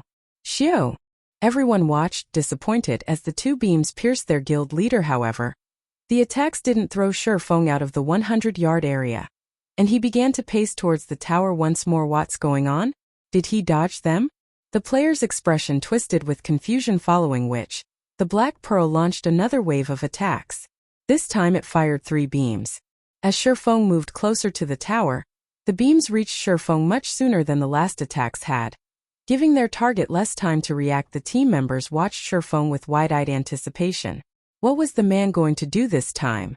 However, to their disappointment, Shifeng reacted the same way as before, stopping and shifting to the side. Like the prior attacks, the beams passed through his body harmlessly, striking the ground behind him. Shifeng continuously moved closer towards the tower like so. 95 yards, 90 yards, 80 yards. The beams, which had beaten everyone senseless, were practically non-existent to Shifeng. They pierced through him harmlessly again and again, blasting small craters into the ground behind him. Shifeng quickly reached the 72-yard mark, Ziping's record distance. However, he hadn't even used his weapons to defend himself once since he began his approach. In fact, he hadn't even touched his weapons. Is the Black Pearl broken? Has the system made some mistake? The White Tiger Dojo disciples gaped in shock as they watched Shifeng steadily move closer towards the tower, as if he were strolling across his backyard. In their opinion, Shifeng hadn't done anything whatsoever all this time. The only explanation they could think of was that the system had made an error. They had never thought that Shifeng would be so lucky. Seeing this, some curious White Tiger Dojo disciples decided to attempt the test again. However, when they allowed the black beams to strike, they were instantly thrown backward. Impossible. How is the guild leader doing it? Why aren't the Black Pearl's attacks hitting him? The White Tiger Dojo spectators' eyes fall from their sockets as they watched as their companions were blasted past the 100-yard mark. So, this is the difference between the guild leader and me? Ziping revealed a bitter smile as he watched Shifeng move past the 50-yard mark. Although he had been aware of the huge gap between him and Zero Wing's peak experts, he hadn't realized that the gap between them was so fast, let alone the difference between his abilities and that of Zero Wing's mythical expert. In less than a minute, Shifeng had reached the base of the tower, at which point the tower's defensive magic array deactivated. Chapter 1625 Jackpot. Chapter 1625 Jackpot. As the White Tower's defensive magic array transformed into particles of light and vanished, time seemed to have frozen around the tower. Both Zero Wing's members and the White Tiger Dojo's disciples stared with blank faces. He passed it. Am I dreaming? He didn't even use his weapons. Yes, that must be it. We must be dreaming. How could such a thing even be possible? No player could dodge that many attacks. Could Guild Leader Black Flame actually be an NPC in disguise? Oh, for a time the players shared their guesses about Shifeng. They simply couldn't wrap their minds around what had just happened. They hadn't even made it to the 70-yard mark before they had been sent flying back to the starting point. Yet Shifeng had walked through the area as if strolling through his backyard. Even when he had neared the 50-yard mark and faced over 30 beams, he slowly and steadily continued forward. Regardless of how fast the Pitch Black Pearl's attack rate had become, Shifeng's speed was unaffected. When Shifeng crossed the 50-yard mark, the beams had changed their attack trajectories in the middle of the attacks. After reaching the 30-yard mark, they had even begun to curve to attack Shifeng from the sides and rear. Zero Wing and White Tiger Dojo's members had watched the attacks in anguish. Not only did players have to worry about the Black Pearl changing its attack trajectories, but they also had to worry about attacks from their sides and behind them. Moreover, every attack struck simultaneously. Blocking the attacks from a single direction was already impossible, not to mention dodging or blocking every one of them. The creepier thing was that the pitch-black pearl seemed to fear Shifeng. While Shifeng had made his way towards the tower, every one of the pearl's beam attacks had avoided him. This was already far beyond everything they knew of God's domain. When the White Tiger Dojo disciples watched Shifeng, a chill crawled down their spines. Aside from their reverence, they were afraid and excited to learn more about a realm they had never discovered before. Though not everyone was willing to acknowledge that Shifeng had cleared the test, there was no doubt that the White Tower's defensive magic array had disappeared. There was also no doubt that what has just occurred wasn't a dream, but reality. Zero Wings Guild leader is actually so powerful? Is he even human? All of the White Tiger Dojo disciples were fighting experts, and although they hadn't seen exactly what Shifeng had done, they knew that the vast difference between them wasn't as simple as basic attributes. Shifeng was leaps and bounds ahead of them in combat standards. As well, when they thought about Shifeng's power, they envied Zero Wings internal members. Unlike Zero Wings members, they were only here because the White Tiger Dojo had commissioned Zero Wing to train them.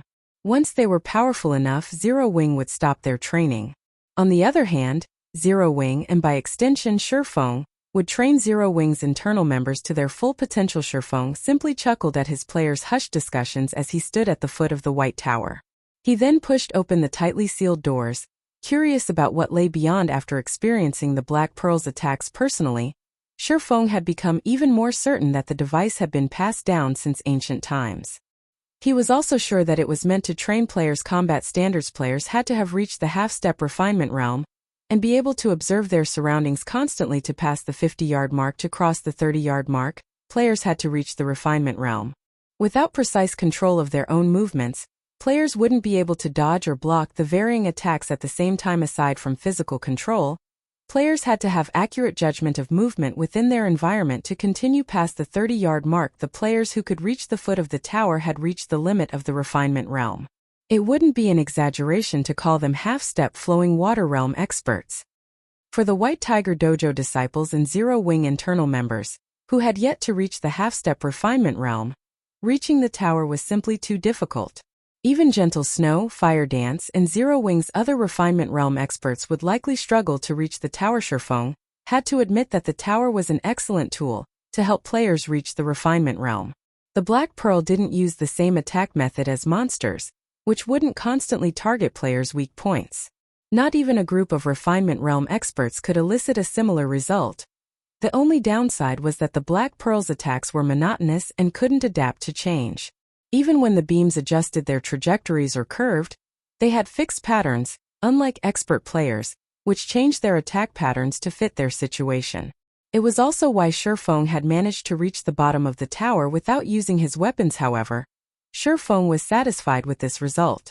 After all, he had never heard of such a training device in God's domain before. If he could use this device, nurturing a batch of experts would be easy. Although, whether or not these experts reached the refinement realm would depend on their individual talent. At most, the training device could offer support, reducing the twists and turns players had to face as they journeyed towards the refinement realm.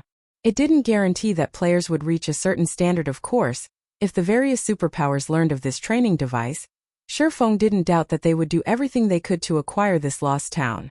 Although the various super first-rate guilds and super guilds had their own training systems and devices, with most having higher quality methods than the White Tower, those systems and devices cost massive amounts of resources to maintain.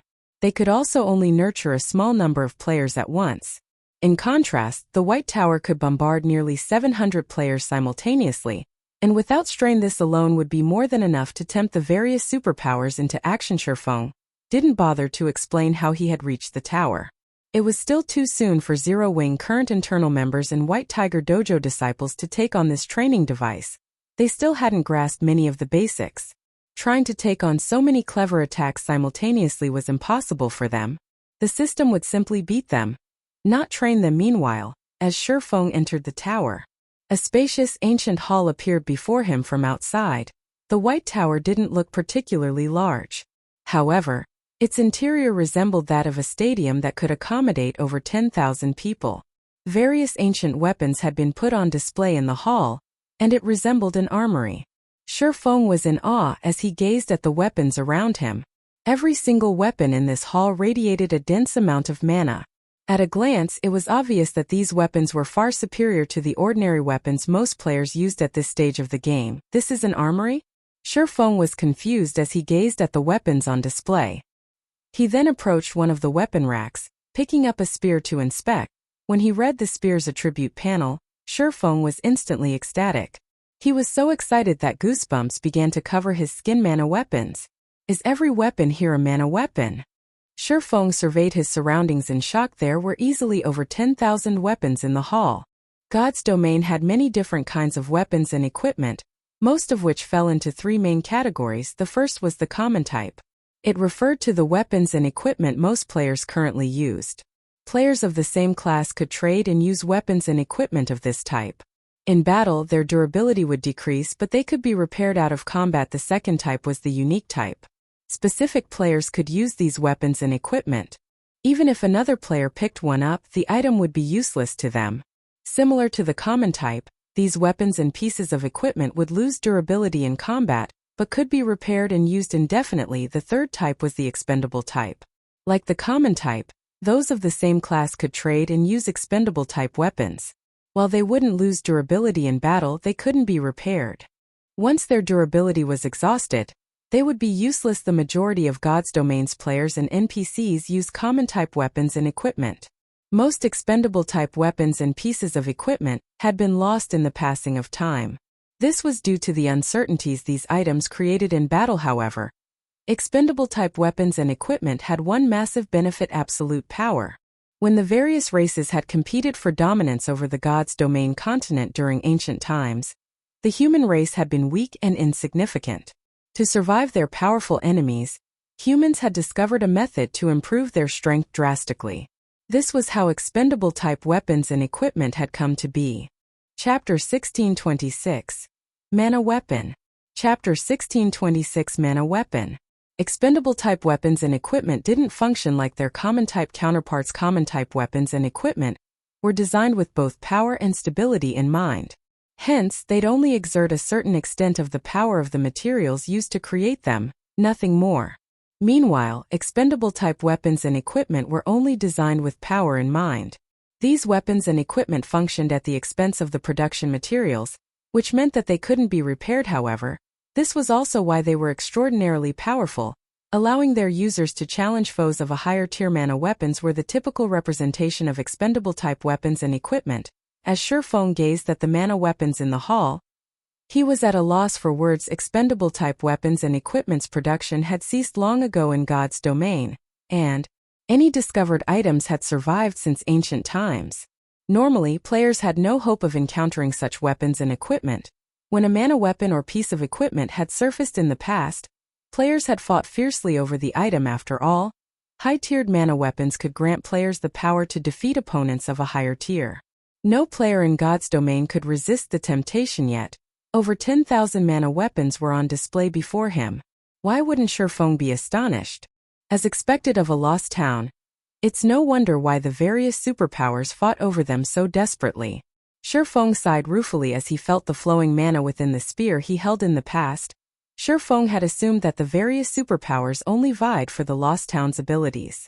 However, it seemed that that had only been a part of the reason. The riches these lost towns contained was likely another major factor. Unlike ordinary weapons, mana weapons did not have a level requirement, only a tier requirement. They were somewhat similar to magic scrolls, although magic scrolls couldn't compare to the power of a mana weapon. Magic scrolls were generally single-use items, but mana weapons could be used until their durability hit 0. Hence, these weapons' market price had been insanely high. In Shifeng's previous life, a tier 1 mana weapon had cost at least 150 gold in the past, far more expensive than tier 1 magic scrolls. Even so, tons of players had fought for the chance to wield one. After all, only a small fraction of God's Domain's player population had reached the higher tiers. Not all players could do so. Meanwhile, tier 1 mana weapons would even be of significant help to tier 2 players. One of these weapons could, at the very least, increase a tier 2 player's combat power by 20%. If a tier 1 player used a tier 1 mana weapon, their combat power would increase by a minimum of 50%. Although the boost wasn't as impactful as a berserk skill, It still allowed elite players to face expert players of the same tier and level. Many wealthy elite and ordinary expert players had purchased tier 1 mana weapons to use in critical situations. As for tier 2 mana weapons, they had sold for at least 1,000 gold each in the past. Tier 2 mana weapons would even be useful to tier 3 players. Tier 3 mana weapons were even more frightening, even providing a significant boost to tier 4 players. They were no less valuable than tier 4 magic scrolls, and the various superpowers had fought desperately to claim any tier 3 mana weapon that had been found. Meanwhile, the majority of the weapons in the hall were tier 1 mana weapons. Even so, Shurfeng spotted over 1,000 tier 2 mana weapons, and most importantly, he counted 12 tier 3 mana weapons in crystal cabinets in the hall's center. If he sold all of these mana weapons, he'd earn enough coins to make the various super guilds drool. As Shurfeng prepared to store every mana weapon in his bag, the system's familiar voice reached his ears. System. This item is still bound and cannot be stored in your bag. System. If you wish to remove this item's bound status, you must take control of the lost town. Sure enough, the system won't allow players to obtain such an advantage so easily. Shurfeng smiled bitterly at the spear in his hands. However, after giving the matter some thought, he found it reasonable. If he were allowed to walk away with every mana weapon in this hall, he'd make a huge profit even if he failed to secure the lost town itself. It seems that I have no choice but to collect the weapons after I take control of the town. Shurfeng refocused his attention and made his way towards the tower's top floor. At the same time, he became more interested in capturing this lost town. If he took control of this town, not only would Zero Wing secure another method of nurturing refinement realm experts, but they'd also rake in a massive fortune. The guild would then have all the manpower and wealth it needed. With these factors taken care of, it would be odd if the guild didn't become a major power soon. Shurfeng reached the tower's second floor. The second floor hall was visibly smaller than the first floor hall, and 10 translucent ghosts wandered the area. Some wore plate armor, some wore leather armor, and some wore cloth armor. Every one of these ghosts radiated a horrific aura, and even Shurfeng felt an intense pressure weigh down on him as he bathed in the powerful energy. Wandering Soul, Undead, Grand Lord. Level 80. HP 180 000 000/180 000 Tyrant Soul, Undead, Mythic. Level 80. HP 420 000 000/420 000 Oh! Shurfeng could not help his surprise when he saw all of these powerful monsters, and a frown pulled at his lips. Had he only had to face one level 80 Grand Lord, he wouldn't have had much of a problem, but there were a total of 9 level 80 Grand Lords before him. Moreover, the distance between each Grand Lord was practically negligible. If he attracted one of the Wandering Souls, he was guaranteed to pull the other 8 Wandering Souls. However, these 9 Wandering Souls weren't his biggest problem. There was actually a mythic-ranked Tyrant Soul. Although Shurfeng recognized his own strength, he'd grossly overestimate himself if he thought that he could defeat a level 80 mythic monster. In fact, the Tyrant Soul could likely one-shot him. I guess the system doesn't intend to allow anyone on the 3rd floor? Shurfeng felt his head ache as he looked at the Tyrant Soul, who remained motionless in the center of the hall. The spiral staircase that led to the 3rd floor lay directly behind the Tyrant Soul. Shurfeng had assumed that he would be able to walk up to the tower's top floor effortlessly, but it seemed that obtaining the magic crystal treasure chest would be more difficult than he had thought. If he had faced such a situation outside of the tower, he could likely rely on Zero Wing and the White Tiger Dojo's members to sneak past the Tyrant Soul and Wandering Souls. However, they were still stuck outside of the tower, as were the 5 Great Lords under his control. Without his Great Lords and the other players, dodging the Wandering Souls' attacks would be extremely difficult. If the Tyrant Soul joined the fray, he'd likely die in an instant. Although he had an invulnerability skill, Absolute Domain had a short duration of 10 seconds. Dashing from the edge of the 2nd floor hall to the staircase and ascending to the 3rd floor to open the magic crystal treasure chest in 10 seconds was impossible. Once Absolute Domain's duration ended, the Tyrant Soul would slap him down. Yet, if he gave up, he'd never retrieve the magic crystal treasure chest. It was even a gold magic crystal treasure chest. He had only heard rumors of such a thing during his previous life. Shurfeng then calmed himself and moved around the hall while observing the Tyrant Soul and Wandering Souls, hoping to find some angle he could take advantage of. But after watching the monsters for over 10 minutes, He failed to find any opportunities. While he had been watching, the tyrant's soul had stood deathly still in front of the spiral staircase. If he attempted to approach the staircase, the mythic ranked boss would likely discover him with no external factors to take advantage of. Shifeng was forced to flip through his bag, hoping that he'd find something useful. As Shifeng began to consider giving up, he noticed that he still had a Tier 3 defensive magic scroll. He had obtained the scroll from the Purgatory Serpent. As his gaze touched upon the scroll, Shifeng's hopes rekindled. A Tier 3 defensive magic scroll could even block a Tier 4 existence's attacks for a short time. With the scroll and his absolute domain, it wasn't entirely impossible to secure the magic crystal treasure chest. Now, the only problem was the tyrant's soul's exact strength. If it were too powerful, it wouldn't need much time to break through the defensive magic scroll's barrier, and Shifeng's death would be certain. After considering his options for some time, Shifeng decided that it was worth a try. If he died, he'd lose 1 level at most. 1 level was a small price to pay for a gold magic crystal treasure chest, following which, Shifeng used Phantom Kill and had his doppelganger carefully cross to the opposite side of the hall. Meanwhile, Shifeng readied the Tier 3 defensive magic scroll before activating the Aura of Wind's Gale domain and charging forward. When Shifeng was within 100 yards of the tyrant's soul and wandering souls, a cold glint flashed in the 10 monsters' eyes. They charged at Shifeng like ferocious beasts. The tyrant's soul moved like lightning. Before Shifeng had even crossed 5 yards, the mythic monster had appeared before him. The Gossamer boss had already conjured a blue lightning blade in its right hand and swung it down towards Shifeng. Chapter 1627. Magic Crystal Treasure Chest. Chapter 1627. Magic Crystal Treasure Chest. So fast. Shifeng's complexion darkened when he saw the tyrant's soul appear before him suddenly. Although he had long since known that he was no match for a level 80 mythic monster, he had never imagined that the tyrant's soul would be so agile. Despite his dark iron bloodline, he could only barely catch a glimpse of the tyrant's soul's moving figure. Meanwhile, the tyrant's soul did not give Shifeng any opportunity to defend himself as it gathered mana in its right hand and molded it into a blade of lightning.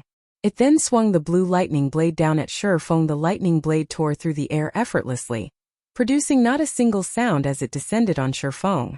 Or to put it in another way, the lightning blade moved so swiftly that even the sound it generated could not keep up with it. Shifeng immediately understood that it was already too late for him to defend himself using his swords. Yet, if he allowed the lightning blade to land on him, he would die without a doubt. At the critical moment, he used divine steps, 10 doppelgangers of himself splitting out from his body. Then he promptly switched positions with one of his doppelgangers. The moment Shifeng was done switching positions, the doppelganger he had swapped with got split in half by the tyrant's soul.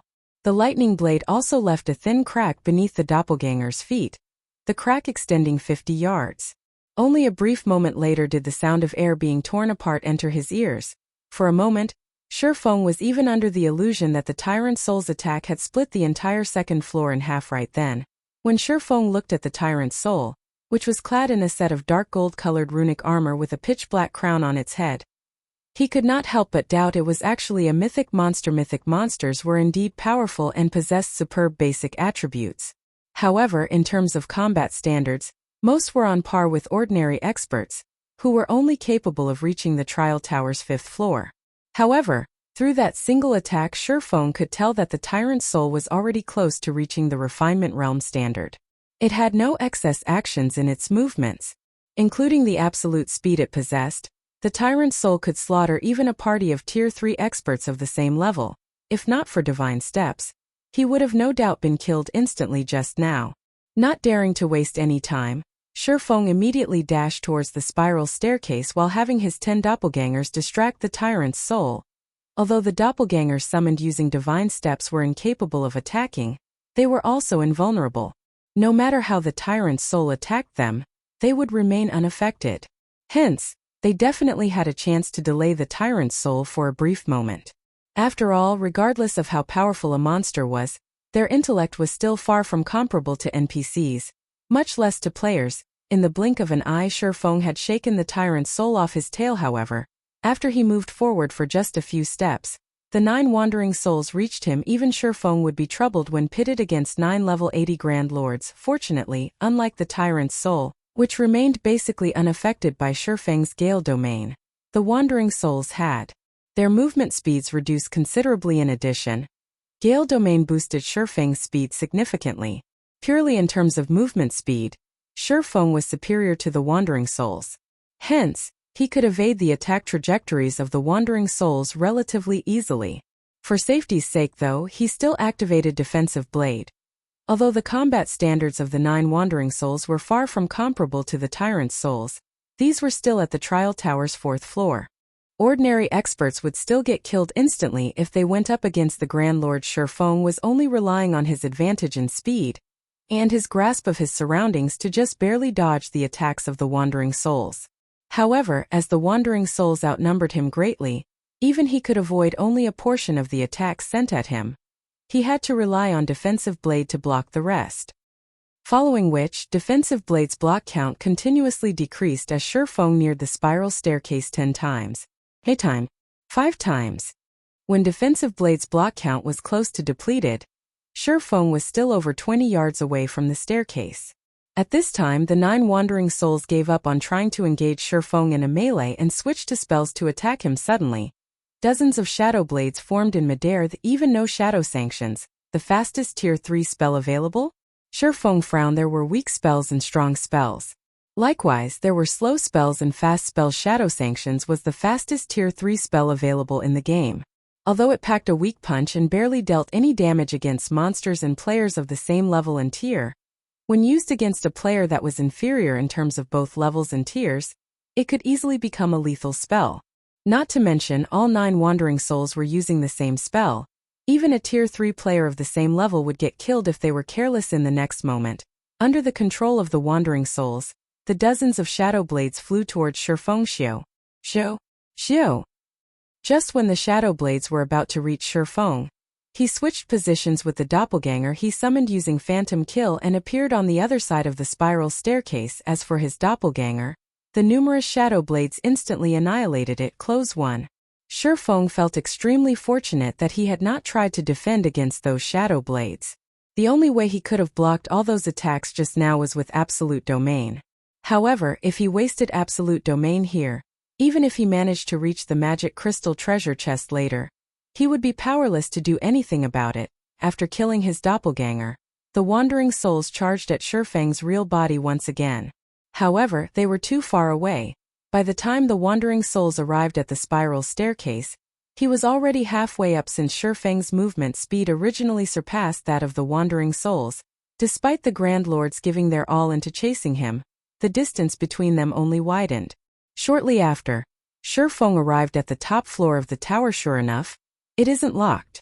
Shifeng grew ecstatic when he saw the Magic Crystal treasure chest placed in the middle of the top floor. Previously, he couldn't determine whether the treasure chest was locked or not.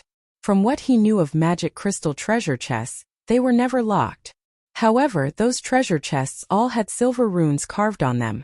Hence, he had not been certain that gold Magic Crystal treasure chests wouldn't have locks. By the time Shifeng got to the treasure chest, the 9 Wandering Souls had just arrived on the top floor.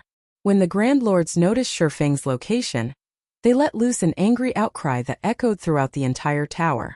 Even the Zero Wing members and White Tiger Dojo disciples resting over 100 yards away from the tower could not help but shudder at the Grand Lord's powerful roars. What's going on? Quick look!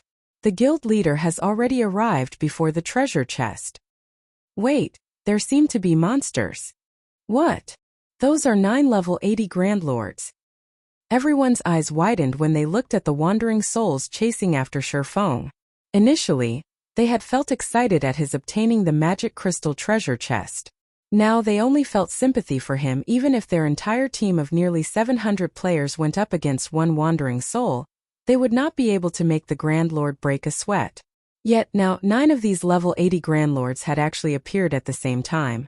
Who could possibly stop them? When the Wandering Souls were less than 10 yards away from Shifeng, his lips suddenly curled up in a smile. Activate Triple Flame Barrier.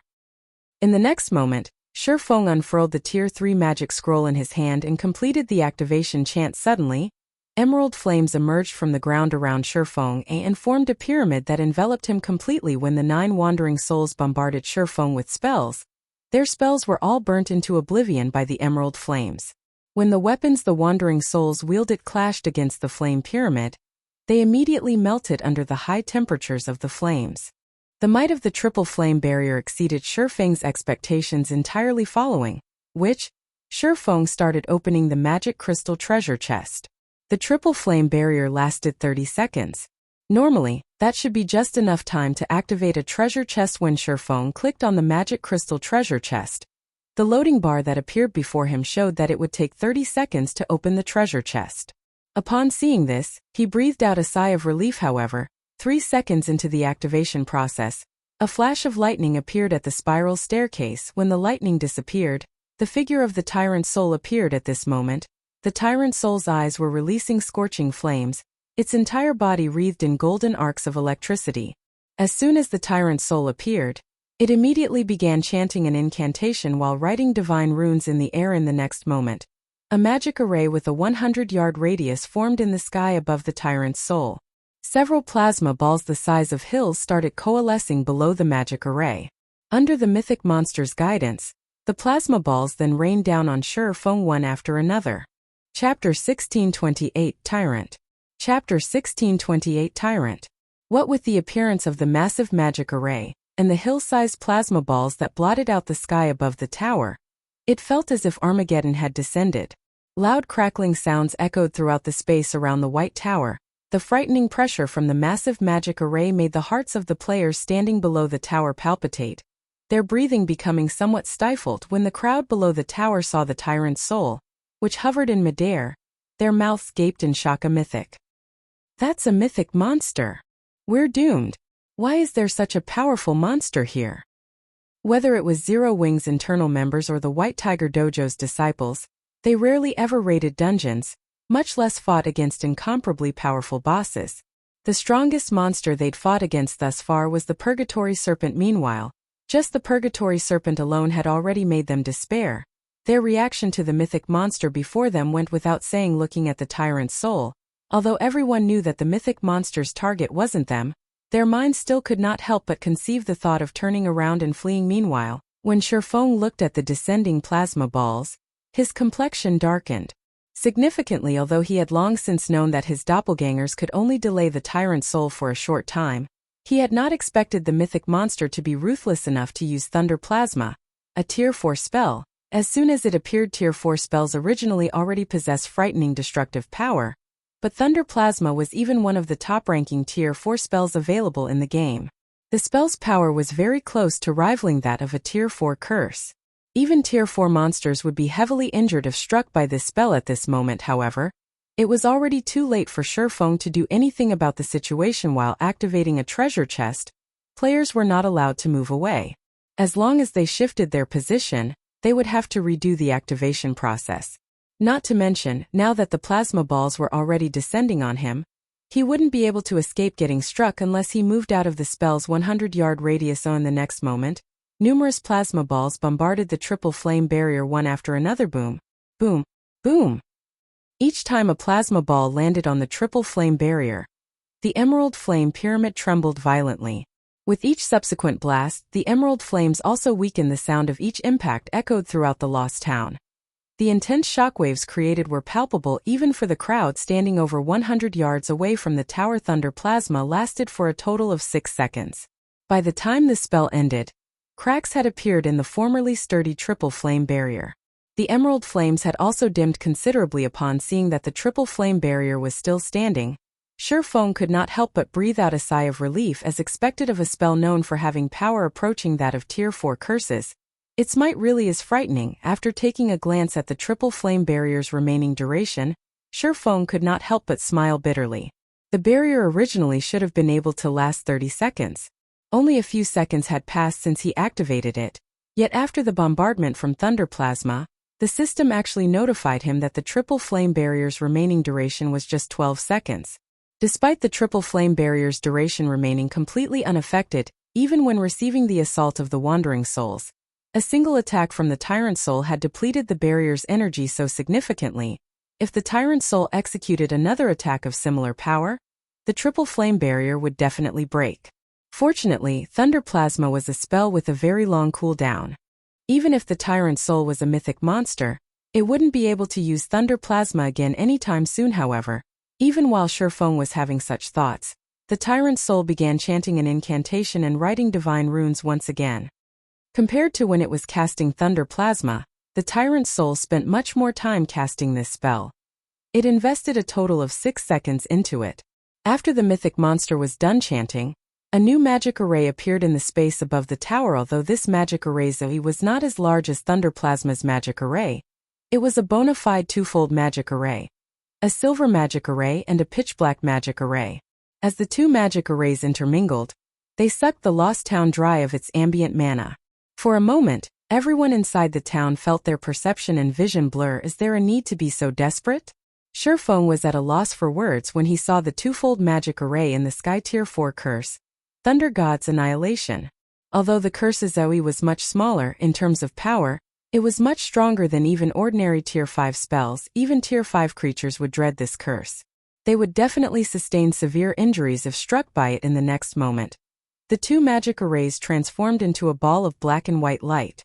Arcs of electricity also wreathed the ball of light. As the ball of light descended, it was as if the space surrounding it froze at this moment. The Tyrant's soul also abruptly revealed a human-like sneer as it looked at Shifeng as if it was saying, "What else can you do?" At this moment, even if Shifeng was a fool, he could tell that the triple flame barrier wouldn't be able to endure this apocalyptic attack. Gritting his teeth, he immediately took out a crimson elemental source and set it in the heart of the triple flame barrier's magic array. Elemental sources had many uses, with their main purpose being the creation of elemental weapons. However, Shifeng could not care less right now. If he wanted to have any chance to acquire the magic crystal treasure chest, his only choice was to use the fire-type elemental source. If he failed today, obtaining the treasure chest would definitely become much harder in the future. In God's domain, monsters, particularly high-tiered monsters, all possessed a certain degree of intellect. If he failed to obtain the treasure chest today, the Tyrant's soul would definitely guard the treasure chest much more strictly on his next visit. After going through so many difficulties to get to this point, Shifeng had no intention of giving up just like that. As the refined energy of the elemental source flowed into the triple flame barrier, the previously dim emerald flames flared up. Moreover, the color of the flames even transformed from emerald to white hot. Now the flame pyramid looked more like a dazzling sun brightly illuminating the entire lost town. When the ball of black and white light crashed into the triple flame barrier, the resulting impact shook the entire white tower. Even the players standing 100 yards away from the tower were sent flying over 10 yards. Their bodies fell to the ground one after another.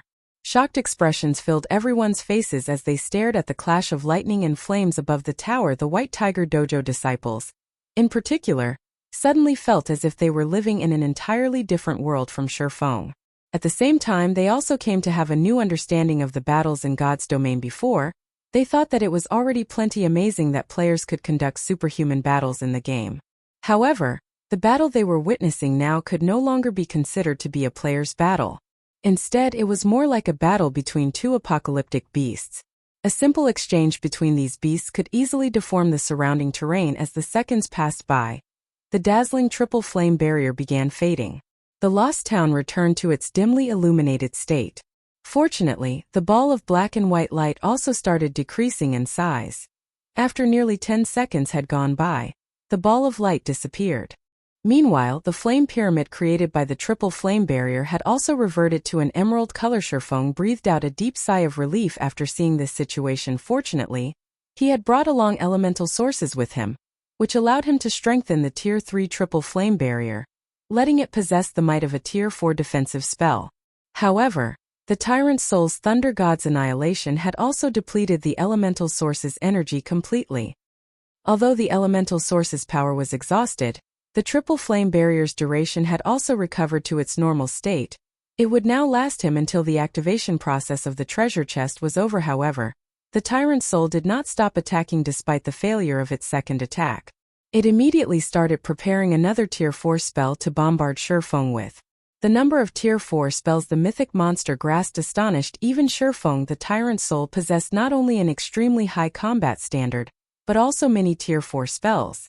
Against such a monster, even a 100-man team of Tier 3 experts of the same level would get routed. Fortunately, the triple flame barrier endured the Tyrant's soul's third attack without faltering.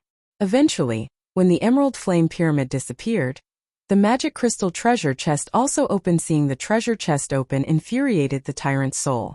Its body started to release pitch-black fog. Then the mythic monster charged at Shurfeng with the speed of lightning. Shurfeng activated Absolute Domain without hesitation. Without even looking, he frantically plucked items from inside the treasure chest and placed them in his bag. The tyrant's soul could not help but bellow in rage at this scene. This time, though, the mythic monster did not gather mana and summon a lightning blade to its hand. Instead, it unsheathed a rusted longsword hung around its waist. Although this longsword looked very ordinary, space tore apart wherever the edge of this longsword crossed. The tyrant's soul swung the longsword down at Shurfeng ruthlessly. Chapter 1629 Saint Weapon. Chapter 1629 Saint Weapon. Shurfeng's complexion darkened at the sight of the rusted longsword descending towards him. Although Tier 4 existences were capable of tearing apart space with their attacks, this required a considerable amount of effort. Yet, the tyrant soul's rusted longsword achieved this feat with seemingly no effort on the mythic monster's part. This meant that every one of the tyrant soul's normal attacks would carry power equivalent to that of an ordinary mythic monster executing an all-out attack. As the rusted longsword descended, a black seam cut at the golden barrier that appeared around Shurfeng. Boom. Along with a loud boom, a powerful gale surged into the tower's surroundings. The players standing outside the tower lost their footing once more. What kind of monster is this? Is a mythic monster really that powerful? Everyone could not help but gape in shock as they gazed up at the tyrant's soul. Just the shockwave from one of the tyrant soul's attacks reduced them to such a miserable state. If they fought the mythic monster, the consequences would be unimaginable. As the dust above the tower settled, Shurfeng, who had activated Absolute Domain, emerged apparently intact. However, the impact resulting from the attack had driven him back several steps before he could stabilize himself. What is that sword? Shurfeng wore a grim expression as he stared at the tyrant soul's longsword. Although Absolute Domain was an invulnerability skill, there was no true invulnerability in God's domain. Even so, Absolute Domain should have no problem blocking Tier 4 attacks. Yet, against the tyrant soul's longsword, Absolute Domain was no longer absolute. Absolute Domain created a protective barrier made up of divine runes around his body. Meanwhile, the moment the rusted longsword collided with the protective barrier, Shurfeng had clearly seen the rusted longsword moving roughly an inch into the barrier, deforming it. The intense impact had even forced him to retreat by 4 steps.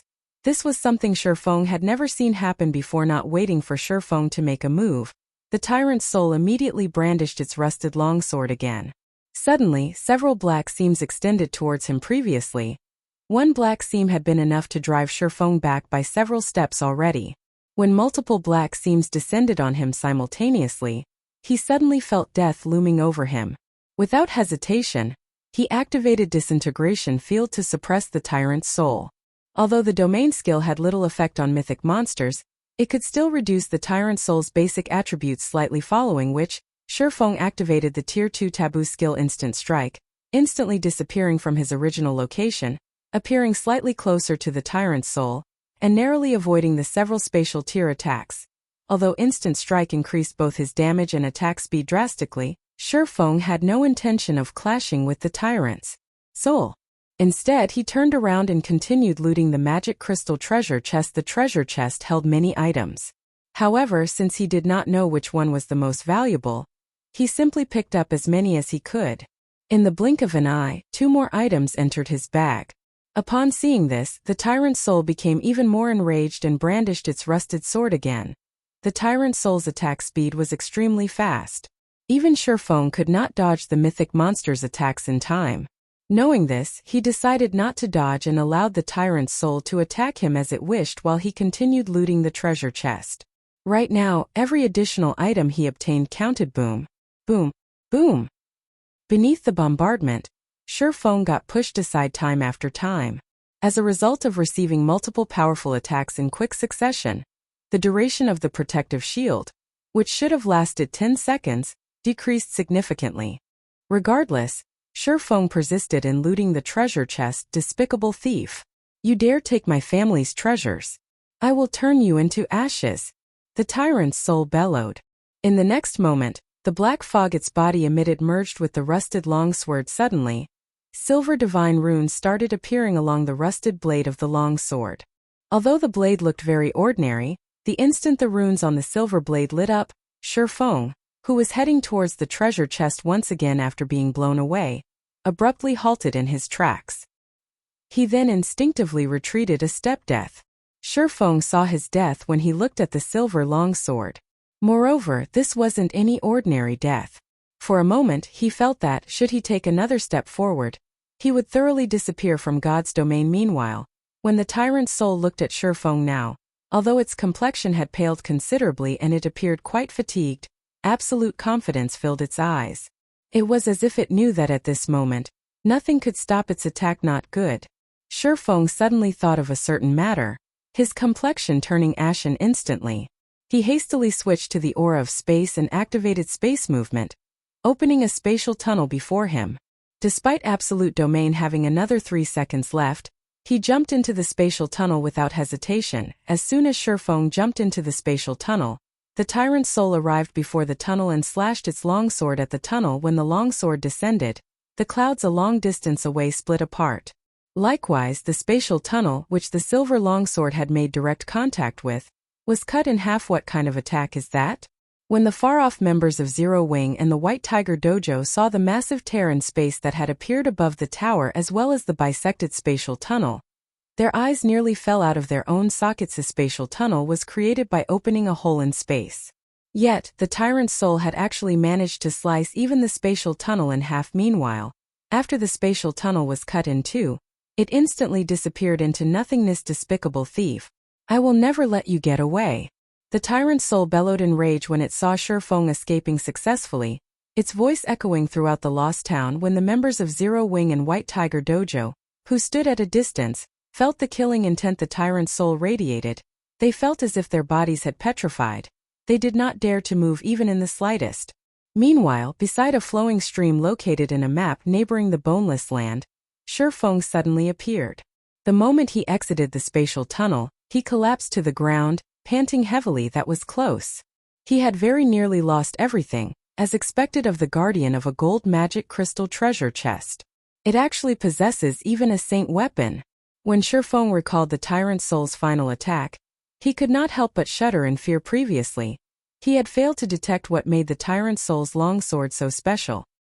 He simply felt that it was a very powerful weapon. However, the moment he saw the divine runes on the silver longsword lighting up as well as sensed the monstrous amounts of mana the weapon exuded, aside from a tier 5 mana weapon, he really could not figure out what other weapons could replicate such a feat. Mana weapons were originally meant to suck dry the potential of their raw materials and exhibit power beyond one's imagination.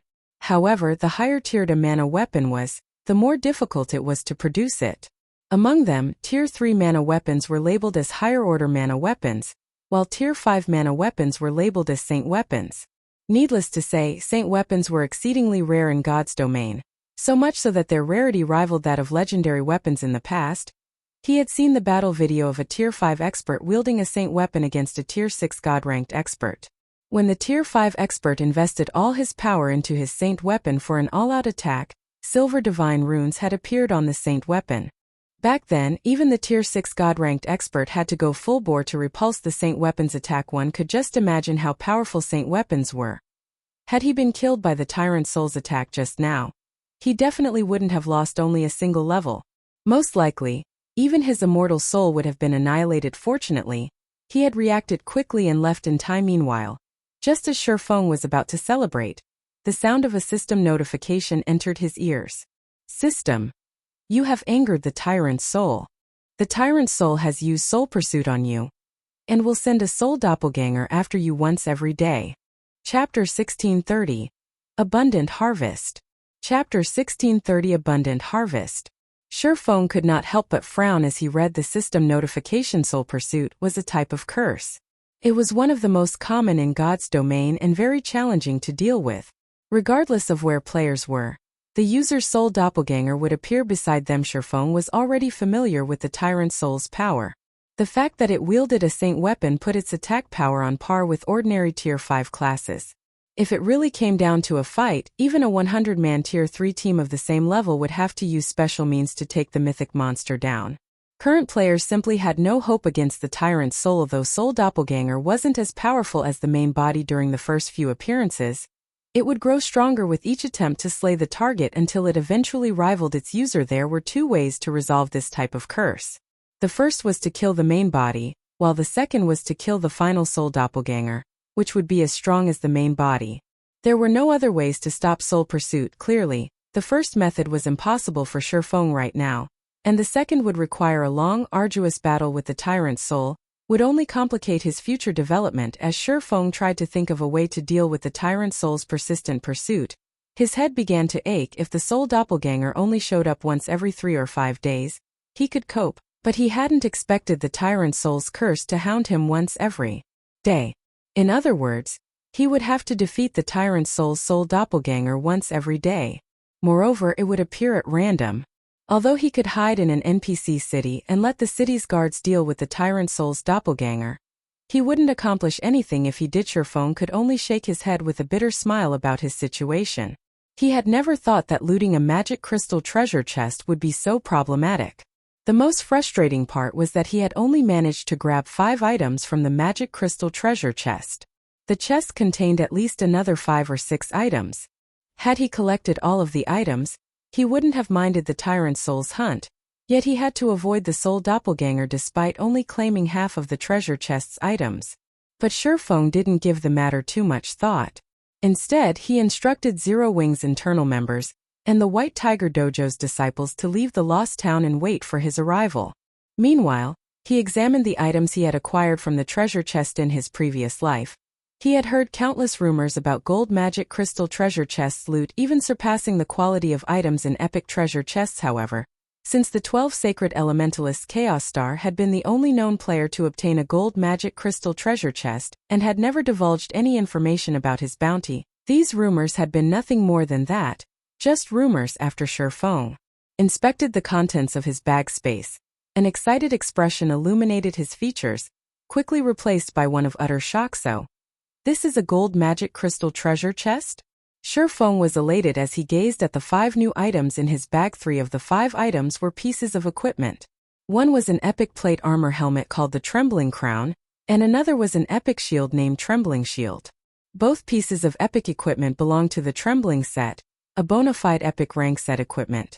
When a player equipped 2 pieces of this set, the user would receive a passive skill called Tough Body, which increased the player's endurance and physique by 10%, while reducing incoming damage by 20% in epic set equipment.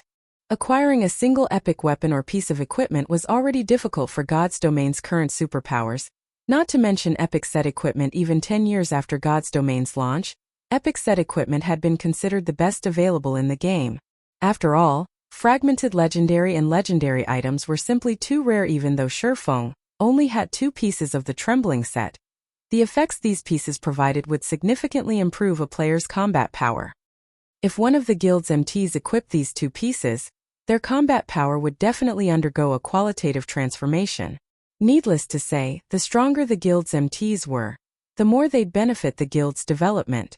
Every guild needed powerful MTs to tank dungeon and field bosses, and if the guild didn't have an MT that could handle the task, it would never complete the raid. However, of the 3 pieces of equipment Shifeng had looted, the third piece truly surprised him. The third piece of equipment was a Tier 3 mana weapon. Unfortunately, the Tier 3 mana weapon was a 2-handed sword, not a 1-handed sword. Edgeless Blade 2-handed sword, Tier 3 mana weapon. Equipment requirement: Tier 2. Attack power: 240% of strength. All attributes: increases according to user's level and tier. When equipped, user's body will transform into a mana body, gathering nearby mana to them and strengthening their perception. Improves physique by 15%. Increases strength by 40%. Agility by 30%. Endurance by 20%. Increases critical rate by 10%. Decreases stamina consumption by 15%. Increases the power of all skills by 20%. Ignore levels plus 15 durability 220/220. Additional passive skill dash. Mana Strengthening. Provides additional basic attributes to the user depending on the density of the ambient mana. The higher the ambient mana density is, the higher the basic attributes provided will be. Basic attributes can increase to a maximum of 20% additional active skill dash. Limit Blade. By absorbing the user's power and sacrificing a fraction of the weapon's durability, the edgeless blade will increase the user's strength attribute by 200% for one attack. Each attack costs 1 durability. As this sword is a mana weapon, it cannot be repaired. Weapon will automatically disappear when durability reaches 0. A Tier 3 mana weapon could even provide a tremendous boost to Tier 3 players, and although it was a consumable item, it was even more valuable than epic weapons. The weapon's sole active skill, Limit Blade, was particularly valuable. Although the 200% increase in strength didn't seem much compared to its significant cost, the weapon's attack power was based on the user's strength. Hence, the 200% increase to strength provided a formidable boost to the user's destructive power. If a Tier 3 player equipped this weapon, they could even stand against Tier 4 opponents of the same level. Epic weapons had no chance of achieving such a feat. However, the edgeless blade was only the third most valuable of the items Shifeng had obtained.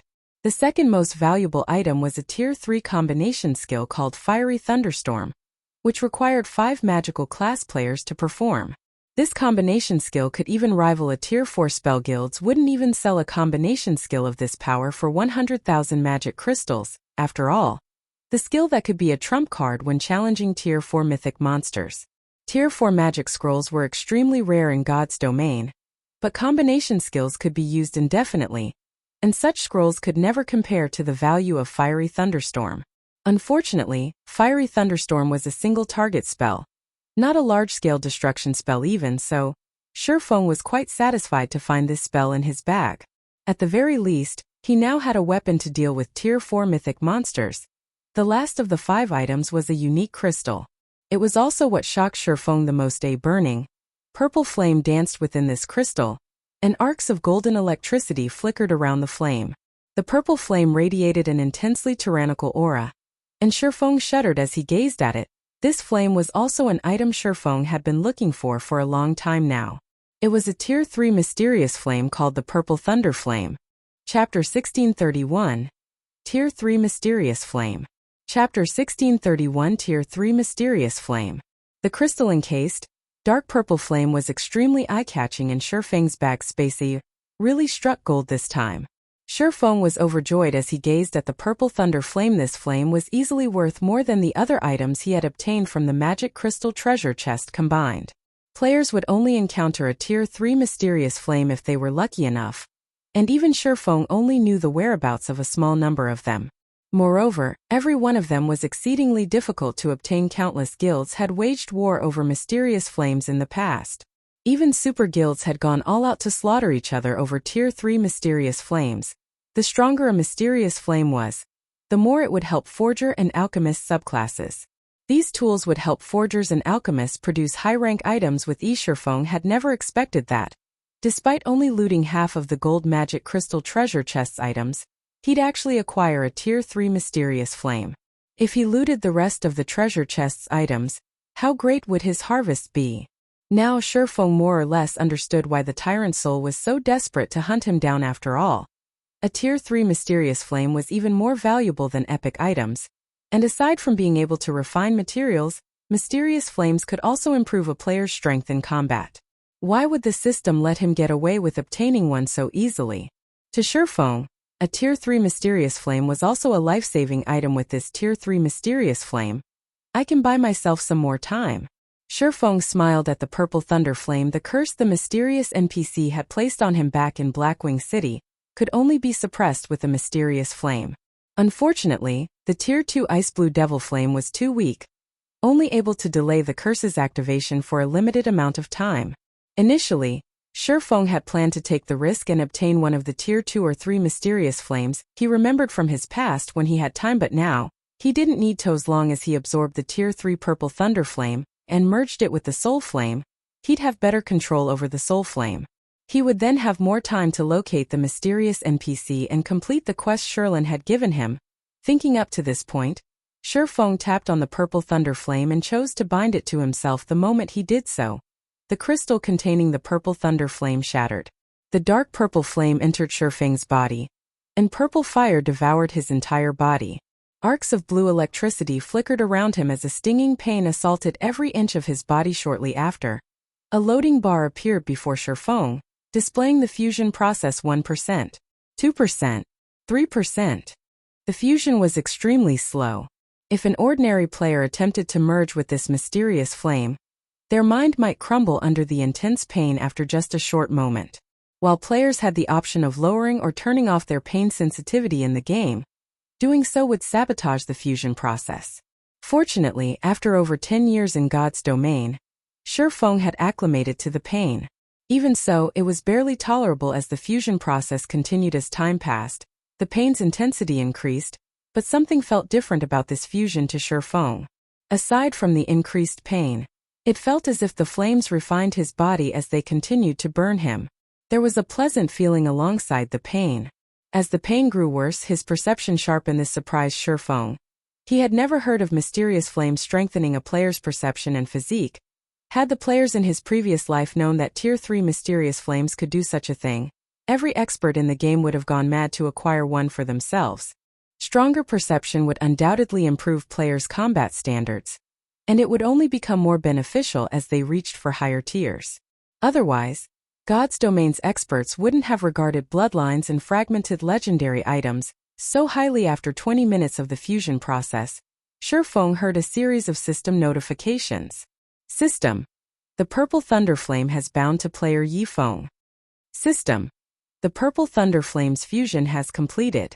After undergoing the Purple Thunderflame's trial, player gains plus 60 to all basic attributes, physique improved by 5%, reaction speed increased by 10%, perception range increased by 10%, fire resistance plus 70, and lightning resistance plus 70.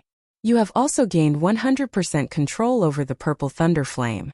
Following which, Shifeng proceeded to inspect the Purple Thunderflame itself. When he saw its information, he couldn't help but gasp. Purple Thunderflame, Tier 3 Mysterious Flame. When activated, increases movement speed and attack speed by 30%. Increases damage dealt by fire and lightning-type attacks by 50%. Increases destructive effect of attacks by 100%. Increases production success rate for forging, alchemy, and cooking by 15%. Shifeng wasn't surprised by the increase to movement and attack speed, but he had never expected a 100% increase to destructive effects. Although it wouldn't improve players' strength or attack power, the increased destructive effects would be devastating against players and monsters' defense. A player might struggle against a Great Lord's defense normally, but if their attacks had double the destructive effect, they'd be able to break through the Great Lord's defenses and defeat it in far less time. Likewise, such a boost would be miraculous in PvP. It was common knowledge that players mainly relied on their weapons and equipment for strength. Without weapons and equipment, a player's attributes would decrease drastically. Meanwhile, players would be able to deplete the durability of their opponent's weapons and equipment more quickly with increased destructive effect. As for the 15% improvement to production success rate, it was 5% higher than the Tier 2 Ice Blue Devil Flame. Although it was only a difference of 5%, the Tier 3 Purple Thunderflame's performance when refining high-rank materials would be leaps and bounds better than the weaker Mysterious Flame. If Shifeng used the Tier 3 Purple Thunderflame when forging Conqueror's armor, his success rate would skyrocket. After fusing with the Purple Thunderflame, Shifeng activated Spatial Gate and regrouped with the rest of his team outside of the Lost Town. Although the Tyrant's soul had used Soul Pursuit on him, Shifeng discovered that the Tyrant's soul itself couldn't leave the White Tower after a few experiments. This outcome allowed Shifeng to breathe a sigh of relief. At the very least, he wouldn't have to lead his team elsewhere to grind and level up. After regrouping with his team, he continued to kill the demonic creatures in the Lost Town's inner area, steadily raising everyone's levels while grinding for mana and Eternium ore. After grinding for another 2 days or so, Shifeng and the others finally cleared out every demonic creature in the Lost Town. The only place they had yet to check was the bottomless pit in the town's center. Meanwhile, after 2 days of grinding, everyone's levels had risen from nearly level 48 to almost level 50. As for Shifeng, he had invested all of the EXP into leveling Flame Burst and Lightning Edge. Despite being a Tier 2 player, he only had a small number of Tier 2 skills in his arsenal, and if he were forced to rely on Tier 1 skills, he'd never be able to exert the full advantages of a Tier 2 class. Hence, Shifeng leveled these 2 Tier 1 skills to Tier 2. By doing so, both skills had undergone a qualitative transformation in terms of raw power. Flame Burst. Tier 2 Level 3. Requires 1,800,000,000 EXP to upgrade to Tier 2, Level 4 skill. Channeling time. 1 second. Gathers the power of flames to a single point and causes 1,400% damage to the target attack count. 16 times. Cooldown 3 minutes. Lightning Edge, Action Type. Tier 2 Level 2. Requires 1,600,000,000 EXP to upgrade to Tier 2, Level 3. Channeling time 0. 5 seconds. Deals 1,200% physical and 1,200% lightning damage in a cone in front of user. Initial coverage range is 75 yards. Duration 5 seconds. Cooldown 10 minutes. Oh. Tier 2 skills weren't just capable of dealing more raw damage than their Tier 1 counterparts. They'd also be more effective against monsters and players of the same tier. Once these skills rose to Tier 2, they wouldn't be bound by tier suppression. It's about time to show everyone Zero Wing's strength. After taking a look at his team members' levels, Surephone contacted Aqua Rose and asked, Aqua, how's the equipment collection coming along? Chapter 1632. Formation of an Expert Legion. Chapter 1632. Formation of an Expert Legion. Starmoon Kingdom, Zero Wing City, Zero Wing's residence. A depressing atmosphere filled the massive guild residence. Everyone's minds were overwhelmed by an oppressive feeling, causing them great distress. Big Sis Aqua, we just received news that the Blackwater Corporation has invested another 200,000 gold into Heaven's Burial. The guild has also hired more Refinement Realm experts to hunt us down. They're even beginning to overpower the Conqueror parties we've recalled to defend our leveling maps. Moreover, according to our spies in Heaven's Burial, it seems that Heaven's Burial has obtained another significant harvest from the Primordial Ancient Ruin. Apparently, the guild has collected 2 sets of top-tier intermediate magic array scrolls, and plenty of top-tier level 50 weapons and equipment. At this point, they're already preparing to raid a level 50 super large-scale team dungeon. Yaya reported as she stood beside Aqua Rose with a somber expression. Zero Wing had grown stronger over the past few days, as more players gathered in Zero Wing City. However, the number of players withdrawing from the guild also continued to increase. They had done so because Zero Wing's members were almost guaranteed to be ambushed whenever they went to the fields to grind. They could have endured if the situation had only lasted 2 or 3 days, but this had continued for over a week already. Everyone in the guild had long since grown tired of it. Their leveling speed and equipment acquisition rate had suffered severely as well. To make things worse, Heaven's Burial had grown rapidly in every aspect despite the ongoing war. Many Zero Wing members' wills began to falter. They could no longer see any hope of Zero Wing winning this war. And so, many had given up and left while they still could. They already starting a super large-scale team dungeon raid? Aqua Rose frowned at this point. Many large guilds had already raided level 50, 100-man team dungeons successfully, but not one of them had raided a level 50 super large-scale team dungeon. Unfortunately, only these dungeons contain level 50 top-tier equipment and set equipment. If Heaven's Burial obtained the first clear of a super large-scale team dungeon in Starmoon Kingdom, the pressure its success would bring on Zero Wing's members would be crushing.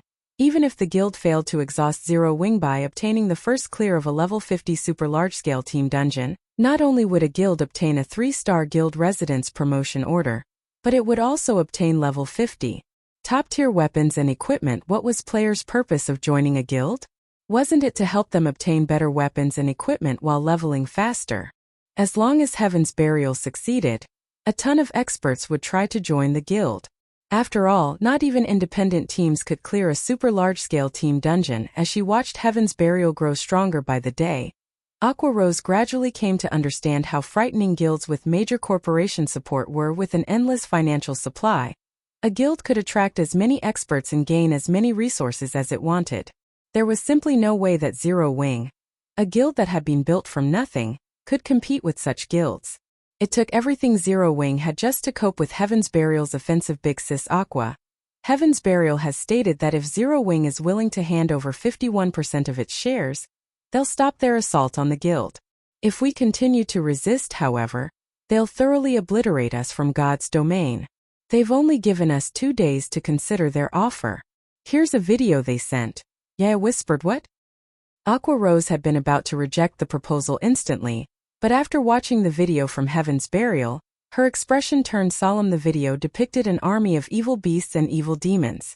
Although the army was not particularly large, only around 30,000 soldiers, it was an unprecedentedly high-quality force. Among the monsters, the army had over 5 level 72 mythic ranked evil beasts and 20 level 70 Grand Lord ranked evil demons. In addition, the force included a large number of level 70 Great Lord ranked evil demons. The weakest member of the army was Lord rank. Regarding overall strength, this evil beast and evil demon army was far more powerful than the two armies Zero Wing had previously faced. If these monsters took action, the consequences would be unimaginable. Even Zero Wing City might fail to stop them. As Aqua Rose struggled to think of a plan, Shurfeng contacted her. Aqua, how's the equipment collection coming along? Shurfeng asked. We're almost done. We'll have everything we need in a few more hours. Aqua Rose responded dejectedly. Alright. I finished my task as well. I'll return in a moment. Shurfeng nodded in satisfaction, surprised by Aqua Rose's efficiency. Although he hadn't requested level 50 top-tier equipment, only asking for elite-grade equipment, it was still a difficult job. They've already reached level 50. Aqua Rose was stunned. They were talking about nearly 700 players. Before Shurfeng had taken them out to grind, Zero Wing's internal members and the White Tiger Dojo's disciples had only been around level 30.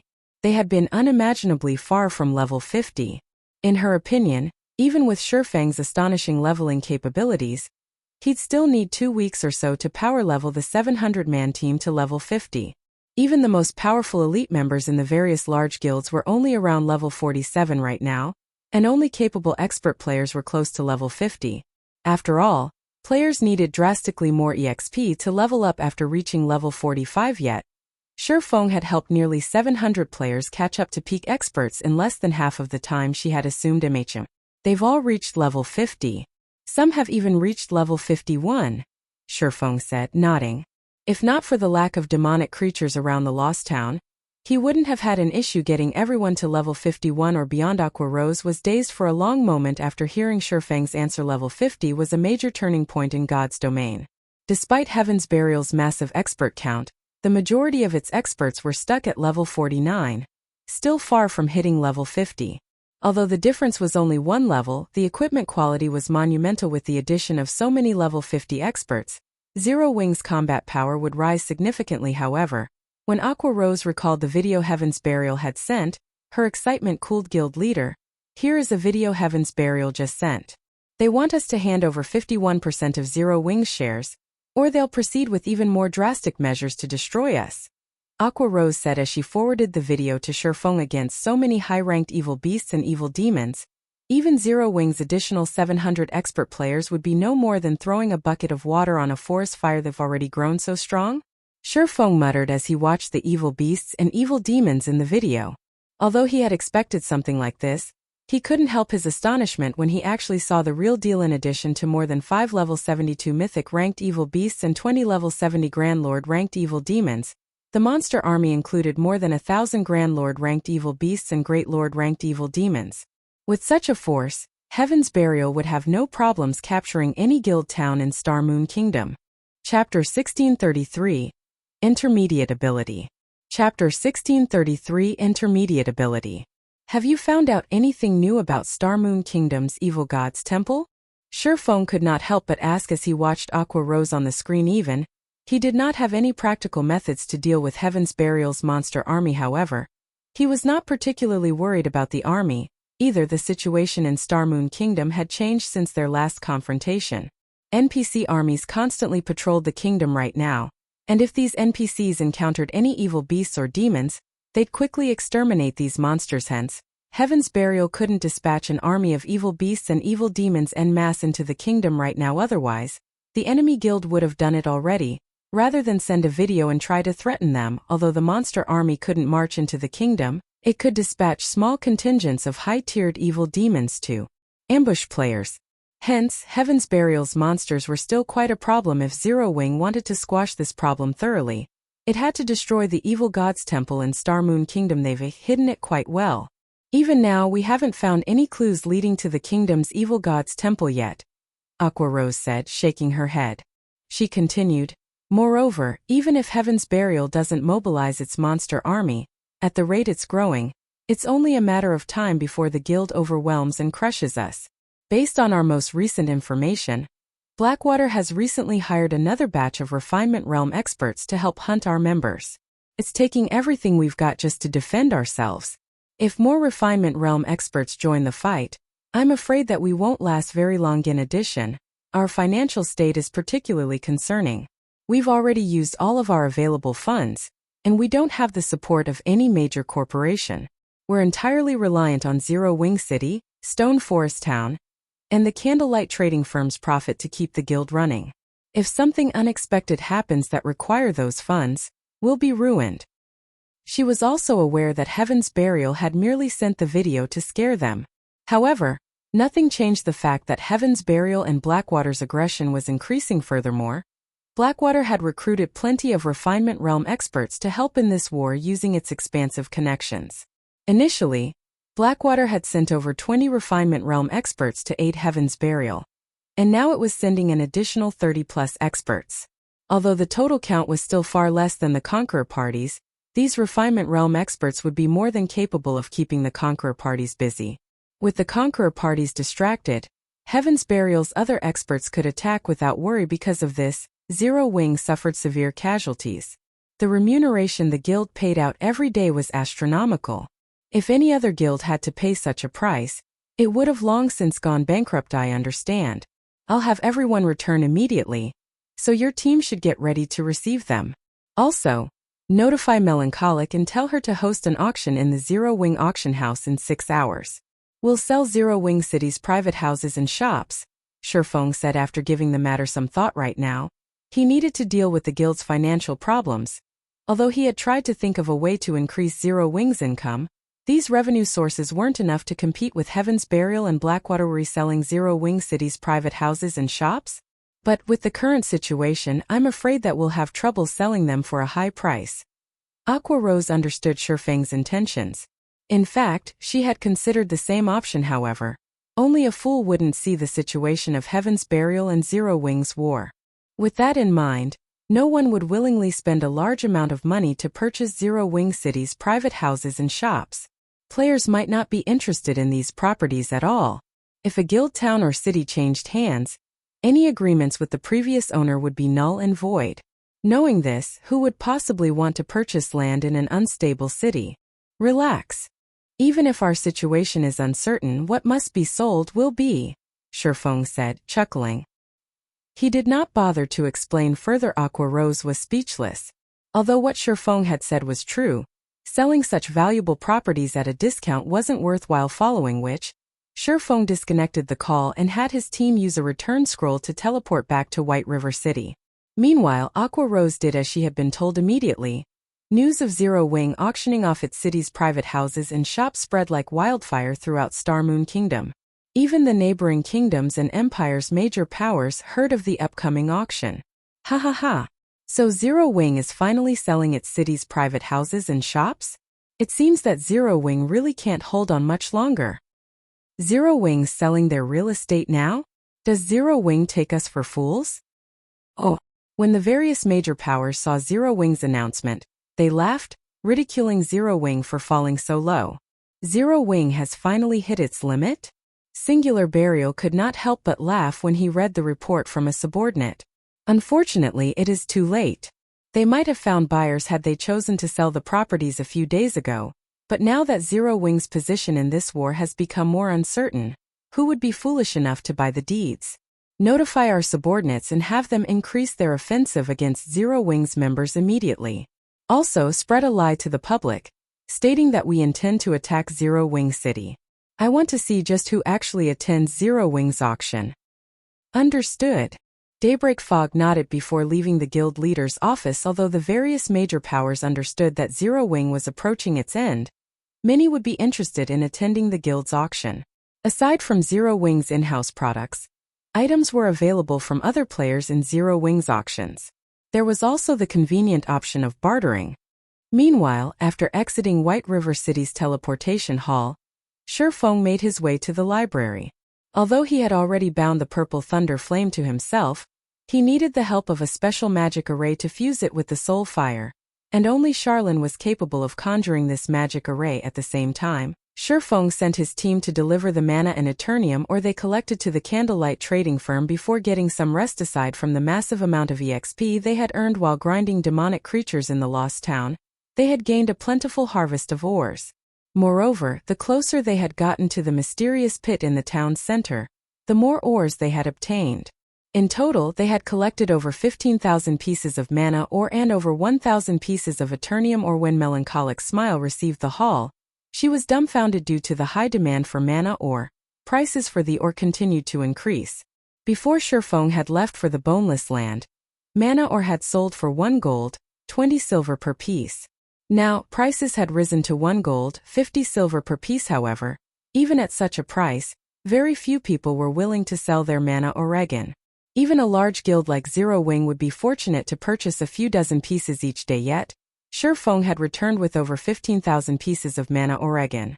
Even if one robbed a super guild's warehouse, they wouldn't obtain such a bounty. Even if Zero Wing used all of the mana ore to craft mana charms, it would make a massive fortune.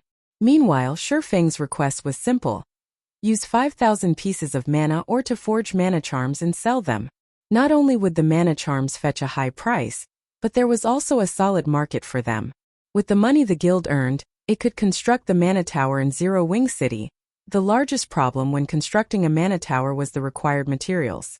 It required over 5,000 pieces of mana ore alone, in addition to plenty of other precious materials.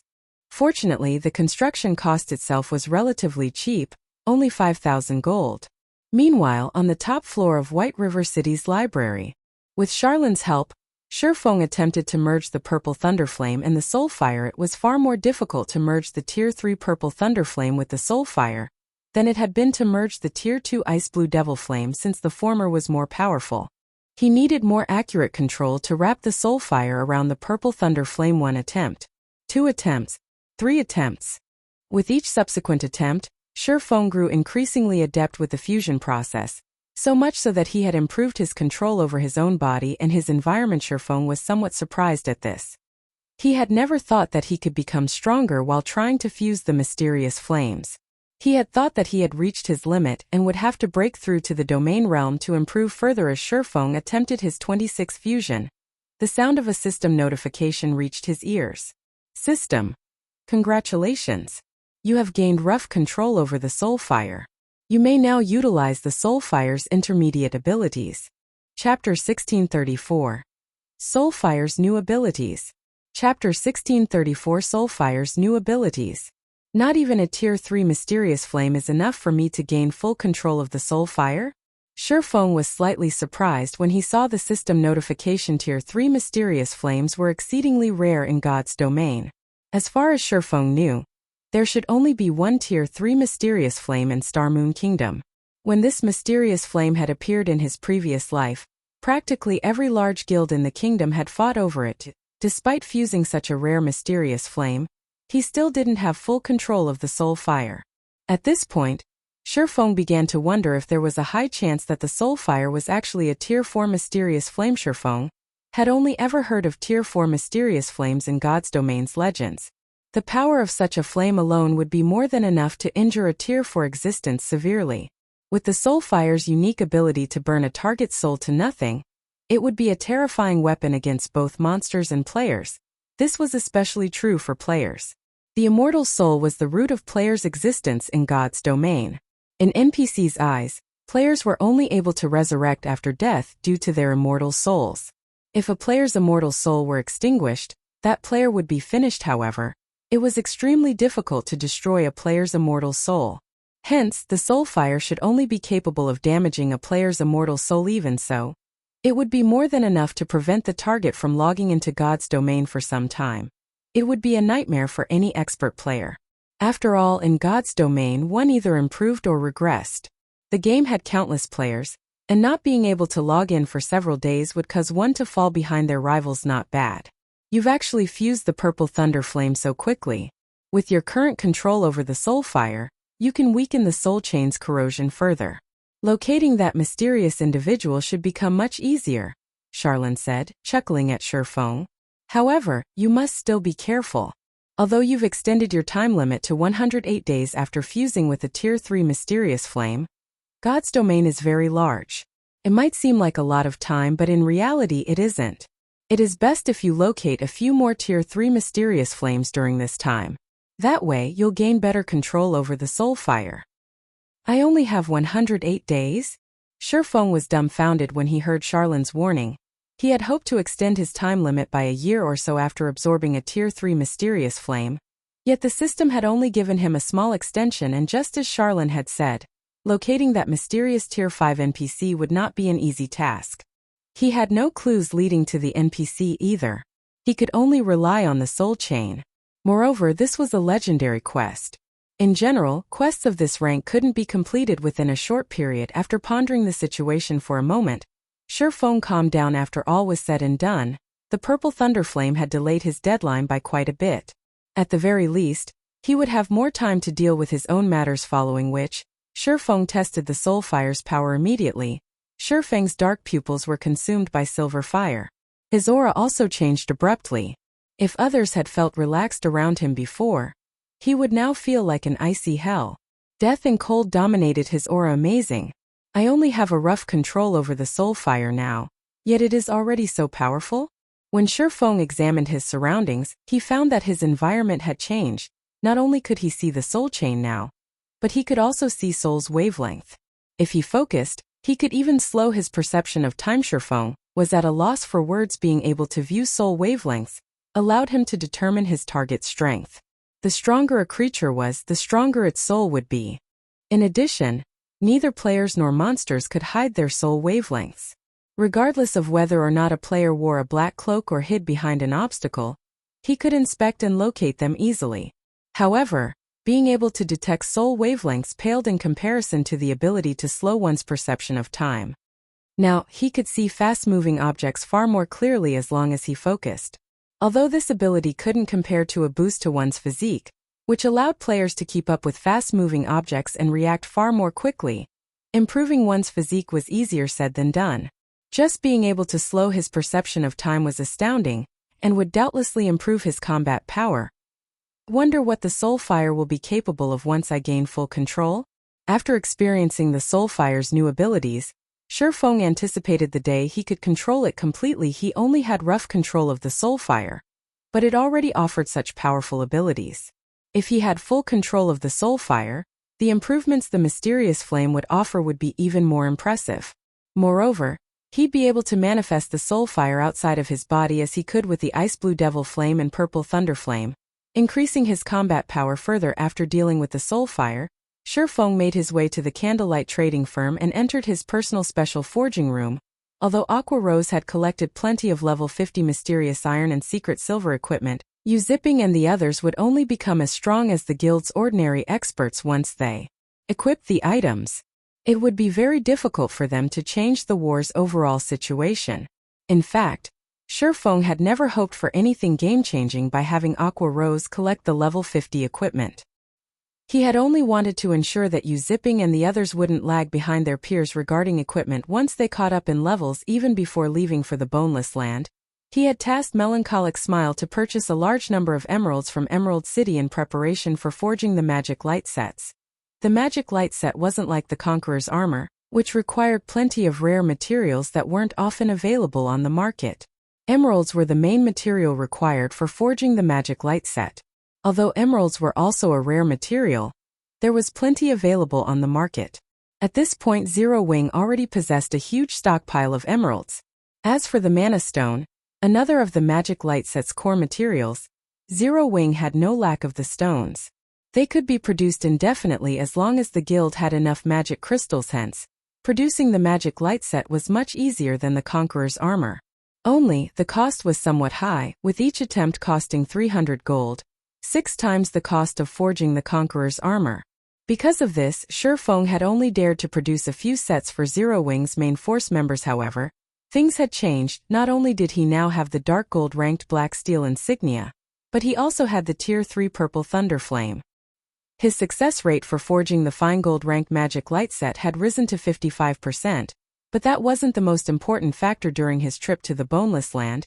He had acquired a large amount of Eternium ore, which he could use to make Magisteel ingots. Aside from increasing forging success rate, Magisteel ingots could increase fine gold weapons and equipment's basic attributes. After reaching his special forging room, Shifeng began to refine Eternium ore with the purple thunder flame, transforming the ore into Magisteel ingots.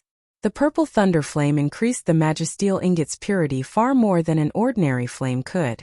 As a result, the Magisteel ingots he created offered a much greater boost to forging success rates. Originally, the Magisteel ingot only increased forging success rate by 5%, but the ingot Shifeng had created could increase his forging success rate by 7% very quickly. Shifeng smelted the 1,000 plus pieces of Eternium ore into 1,000 plus Magisteel ingot. Shifeng then rapidly refined the materials he needed to forge the magic light set equipment. Now that his control had improved and he had the help of the purple thunder flame, his refining and forging speed had visibly increased. An hour later, a complete magic light set glistened before Shifeng's eyes, radiating a mesmerizing glow. This should be a success, right? Shifeng wondered as he gazed at the immaculate magic light set before him.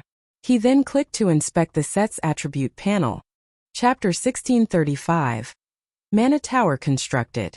Chapter 1635. Mana Tower constructed. Each attempt to forge the magic light set cost 300 gold, which meant that each failure also cost 300 gold. Not even super guilds would play around with so much money. If not for his considerably high success rate, Shifeng wouldn't have dared to attempt the set's mass production. When Shifeng clicked to inspect the magic light set's attribute panel, a system notification appeared. System: Magic light set has been successfully forged. Forging proficiency increased by 15 points. Obtained 6 million EXP. Its attributes sure have improved considerably. Shifeng was delighted when he saw the set's attributes. Level 50 fine gold set equipment was best players could hope for at this stage of the game, since level 50 dark gold equipment only dropped from super large-scale team dungeons. Moreover, the drop rate wasn't 100% with the inclusion of the Magisteel ingot. The fine gold ranked magic light set's basic attributes had received a 10% boost. Although it didn't seem like much, level 50 fine gold equipment generally offered over 100 points to each attribute. A 10% increase meant at least 10 more points. Meanwhile, the magic light set was a 6-piece set, offering 60 bonus points to each attribute. Furthermore, the Magisteel ingot improved every basic attribute overall. The 10% improvement was the equivalent of an additional piece of level 50 secret silver equipment. Aside from epic equipment and above, no equipment could rival the magic light set at this stage of the game. Unfortunately, epic items were extremely rare, and not even Guild's peak experts were guaranteed to wield one. If he let Zero Wings experts equip the magic light set, they definitely have an overwhelming advantage over other guilds' experts in basic attributes. Although the magic light set did not boost the wearer's combat standards, it offered far more destructive power than the Conqueror's armor's basic strength battle array. Rather than rely on superior combat standards to whittle down their enemies, Zero Wings experts could trample over their opponents by relying on the magic light set. Thinking up to this point, Shifeng began to forge the next magic light set very quickly. Shifeng went finish 3 more forging attempts. Among them, 1 was a complete failure while 2 had succeeded.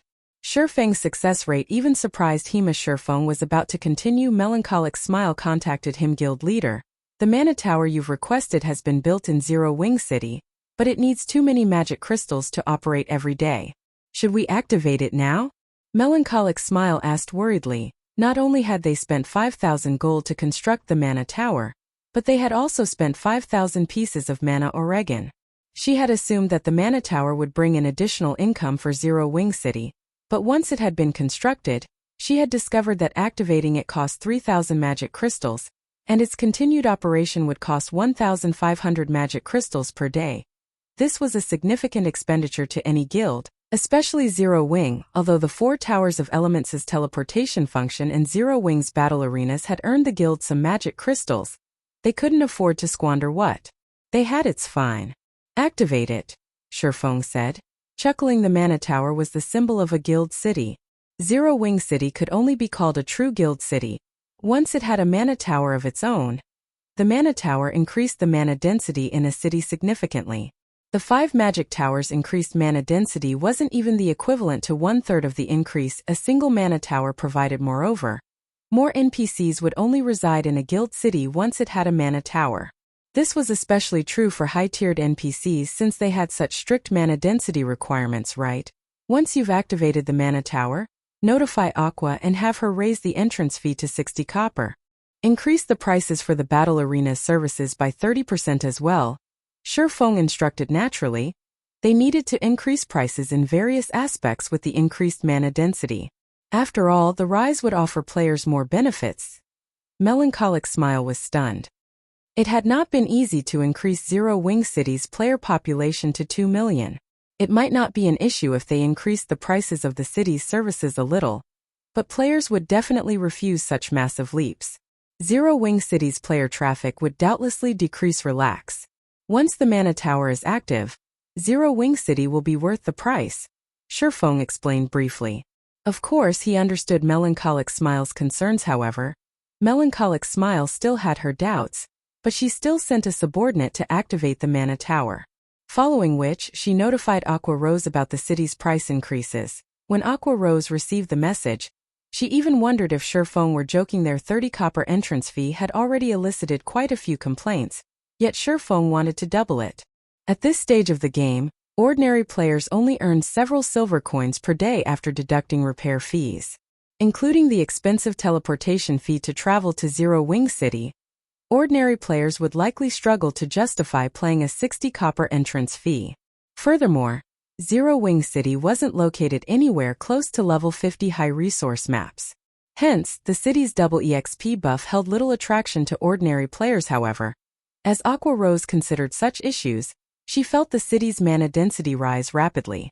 Even players who weren't sensitive to mana could clearly feel the increase. Naturally, they gained more mental clarity as well. What's going on? Why do I feel so refreshed? Why has the city's mana density suddenly increased? What? The city's mana density has at least doubled. What did Zero Wing do? Quick look. The mana density isn't the only thing that has increased. The accumulation rate for the double EXP buff has also risen. Now we can accumulate 20% of the double EXP buff just by standing on the street for 24 hours. The players resting in Zero Wing City quickly discovered the new changes, and they all fell into heated discussions about them. Naturally, some of them published the changes to the official forums at the same time. Zero Wing announced that it had increased Zero Wing City's entrance fee to 60 copper, which caused a huge commotion across Starmoon Kingdom. Crap. Is Zero Wing that desperate for money? They're charging 60 copper just to enter the city each time. That is daylight robbery. You can't put it like that. Right now, you can accumulate 20% of the double EXP buff just by standing on Zero Wing City's streets for 24 hours. That's just as effective as resting in a guild residence's 1-star private rooms. Do you know how much it costs to rent a private room in a guild? 60 copper is definitely cheap. Indeed. I just checked into a hotel in Zero Wing City, and the new benefits are simply amazing. Not only can I accumulate 30% of the double EXP buff in 24 hours, but I also got an energized buff that increases my maximum stamina by 10% for 4 hours. Moreover, the buff only takes effect after I leave the city. A 10% increase to maximum stamina for 4 hours? That's basically a free stamina potion. I've decided. I'm going to Zero Wing City to rest from now on. That's not the only thing that's changed. I've heard that Zero Wing City's teleportation function can cover a larger distance now. Now you can teleport into the Orc Empire from Zero Wing City. Oh, at first, everyone had been disgruntled about the increased prices for Zero Wing City's services, but after learning about the new benefits the city offered, the number of players willing to rest in Zero Wing City skyrocketed. This was especially true for the adventurer teams that planned to explore the Orc Empire. While ordinary players might consider the teleportation function expensive, the fee was no problem for adventurer teams. To them, time was more important. With the amount of time they saved, they could defeat more bosses, complete more quests, and earn more contribution points. They could easily earn back their teleportation fees and more. In the end, Zero Wing City's player population shot from 2 million to 3 million in less than an hour after the guild implemented the new changes. At this point, the city even felt a little crowded. Chapter 1636. Zero Wing City's Rise. Chapter 1636 Zero-Wing Cities Rise. The rapid increase in Zero-Wing Cities player population had surprised Aqua Rose, who had assumed that it would decrease. Not only did the sudden addition of 1 million players bring in another 6,000 gold in entrance fees to Zero-Wing City, but plenty of players also rushed to use the city's teleportation function to save on teleportation fees. The various adventurer teams visiting Zero-Wing City had also bought memberships for the teleportation services, each earning Zero-Wing 20 magic crystals. In one short hour since the guild implemented the new changes to the city, over 4,000 players had bought a membership, bringing in over 80,000 magic crystals. There were even more players interested in teleporting to the Orc Empire. Due to the increased teleportation distance, non-members had to pay 30 silver for each maximum range teleportation. Even after deducting the teleportation cost, Zero-Wing still earned 18 silver from each traveling player during the past hour. Over 6,000 non-members had teleported to the Orc Empire, handing over 1,000 gold to Zero-Wing. Aqua Rose and Melancholic Smile were stupefied. Previously, Melancholic Smile had worried that they wouldn't be able to earn back the cost of the Mana Tower, but the city's teleportation function alone had raked in over 1,000 gold. The function alone made money faster than the Candlelight trading firm as a whole, not to mention the amount of magic crystals the service raked in. Moreover, the number of players using the teleportation function and registering for membership continued to increase. Guild Leader, where did you obtain this Mana Tower? It is simply amazing, Aqua Rose said excitedly. With its profit speed, we can easily cover our daily expenditures. We won't have anything to fear, even if we continue to duke it out with Heaven's Burial for another 2 weeks. She had agonized over Zero-Wing's lack of funds. The increased bounty had skyrocketed the guild's daily expenditures, but now she didn't need to worry about the issue. This is only the beginning. Later, I'll store the weapons and equipment I've recently acquired in the guild warehouse. Everyone can trade for the items. Since our guild members have suffered so greatly, give our members in Star Moon Kingdom some bonus GCPs. Normal members get 50 points, elite members get 200 points, and core members get 500 points, Shifeng said. Laughing with the Mana Tower and the 4 Towers of Elements, Zero-Wing City should have no problem reaching a player population of 5 million in the near future. At that time, the city should easily earn 30,000 gold off of entrance fees alone. Furthermore, there would be profit from the shop rentals, hotel fees, battle arena, and other revenue sources. Guild Leader, won't it be a little much to give out so many GCPs at once? Aqua Rose could not help but gasp when Shifeng told her to award so many GCPs to their guild members. Although the value of Zero-Wing's GCPs had recently decreased, each point was still worth nearly 20 copper. Giving normal members 50 GCPs would be the equivalent of handing them 10 silver each. Elite members would receive 40 silver, and core members would receive 1 gold. Although this didn't seem like much, Zero-Wing had a lot of members in Star Moon Kingdom. The total cost would easily reach more than 100,000 gold. Although players couldn't exchange these points for coins, there weren't many weapons and pieces of equipment in the guild warehouse available for purchase. It's fine. Our members have worked hard lately. Moreover, who says our guild doesn't have any weapons and equipment? Shifeng said, chuckling. However, he did not bother to explain further. Instead, he sent Yu Zipping a message, instructing him and the others to deposit the weapons and equipment they had obtained during their visit to the Boneless land into the guild warehouse. After disconnecting the call with Aqua Rose, they had obtained over 6,000 level 55 plus pieces of equipment from all of the demonic creatures they had slain in the Boneless land.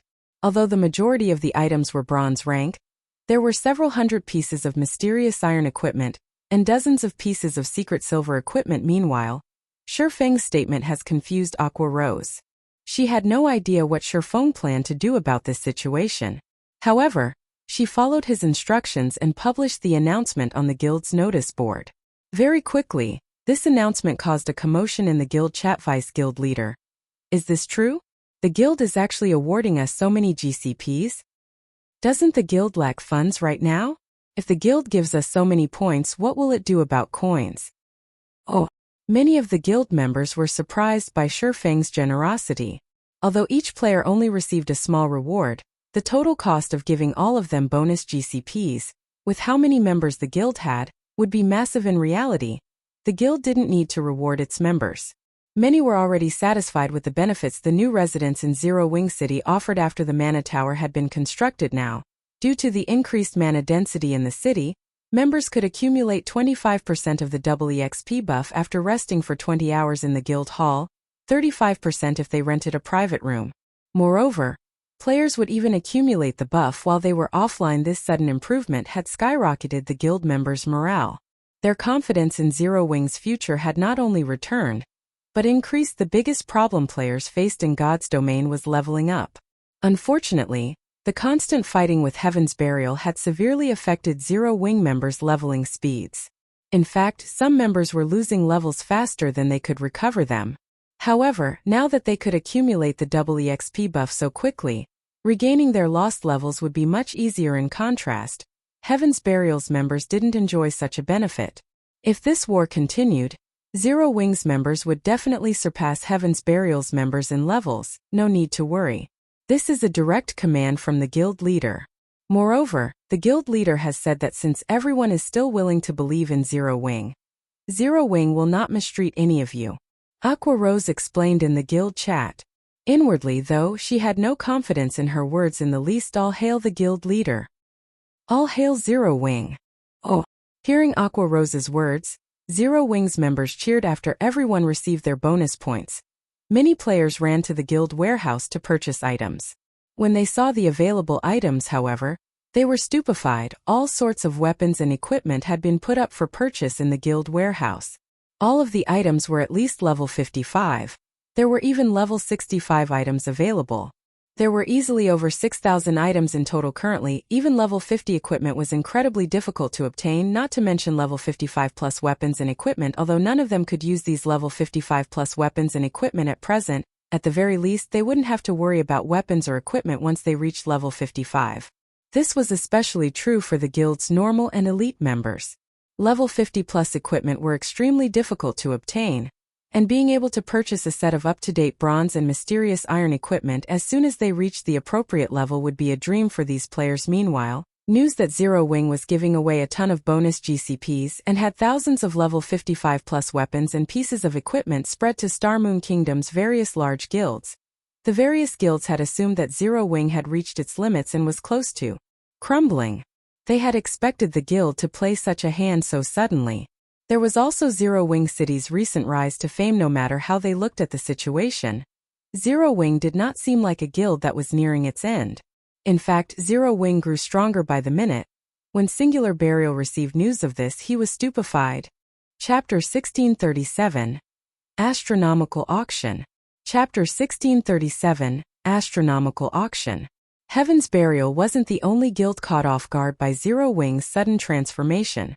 All of the various large guilds were astonished. They hadn't realized that Zero Wing had such a solid foundation. This was especially true regarding the mana tower in Zero Wing City. The construction had skyrocketed the mana density in the city, making the already attractive city even more popular among players now. The various powers and players that had originally believed Zero Wing's downfall had been inevitable began to see a little hope for the guild. Who would have thought Zero Wing could still make such a move? Now, thanks to the mana tower, Zero Wing City's player population has gone through the ceiling. With this, the city's income will drastically increase. It seems that Heaven's Burial won't be able to wear Zero Wing down in a short amount of time. That's definitely true. Based on what I've heard, over 5,000 additional players have secured teleportation memberships in Zero Wing City since the guild implemented the new changes. Indeed, the number of orcs guarding the Orc Empire's borders continues to increase, and the borders are becoming even more difficult to cross. The distance is a huge problem as well. By teleporting straight into the Orc Empire's outer region from Zero Wing City, players can save over 10 hours of travel time. They won't have to worry about orc patrol squads ambushing them either. The only problem is the expensive teleportation fee. It's not affordable for ordinary players like us. Oh. When discussing Zero Wing City's enhanced teleportation function, whether they were members of the various major powers or independent players, they all wore hungry expressions at this point. The Orc Empire had become a gathering point for multiple kingdoms and 2 empires. However, the journey there was still a problem that plagued all of the players who wanted to visit the Orc Empire. Unlike Heaven's Burial's members, who could teleport to Ancient Rock City directly. Other players had to travel for a minimum of 10 hours just to get from their respective countries to the Orc Empire's outer region.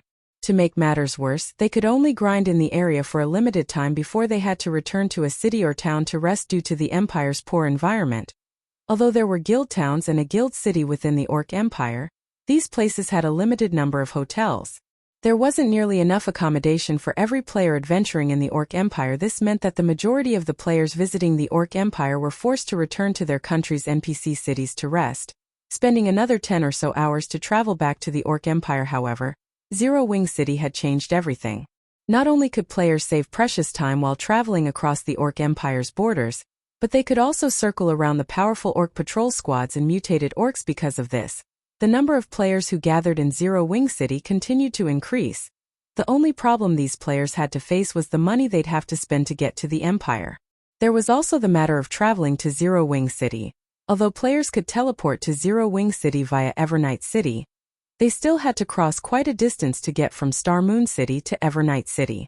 Fortunately, this problem was practically negligible compared to the potential benefits of saving so much time during their travels. As a result, the various major powers and adventurer teams that hadn't initially been interested in Zero Wing's latest auction rushed to Stone Forest Town's Zero Wing auction house. Currently, despite there still being over an hour before the auction officially began, players already crowded into the spacious advanced auction house, many of which were members of the various large guilds.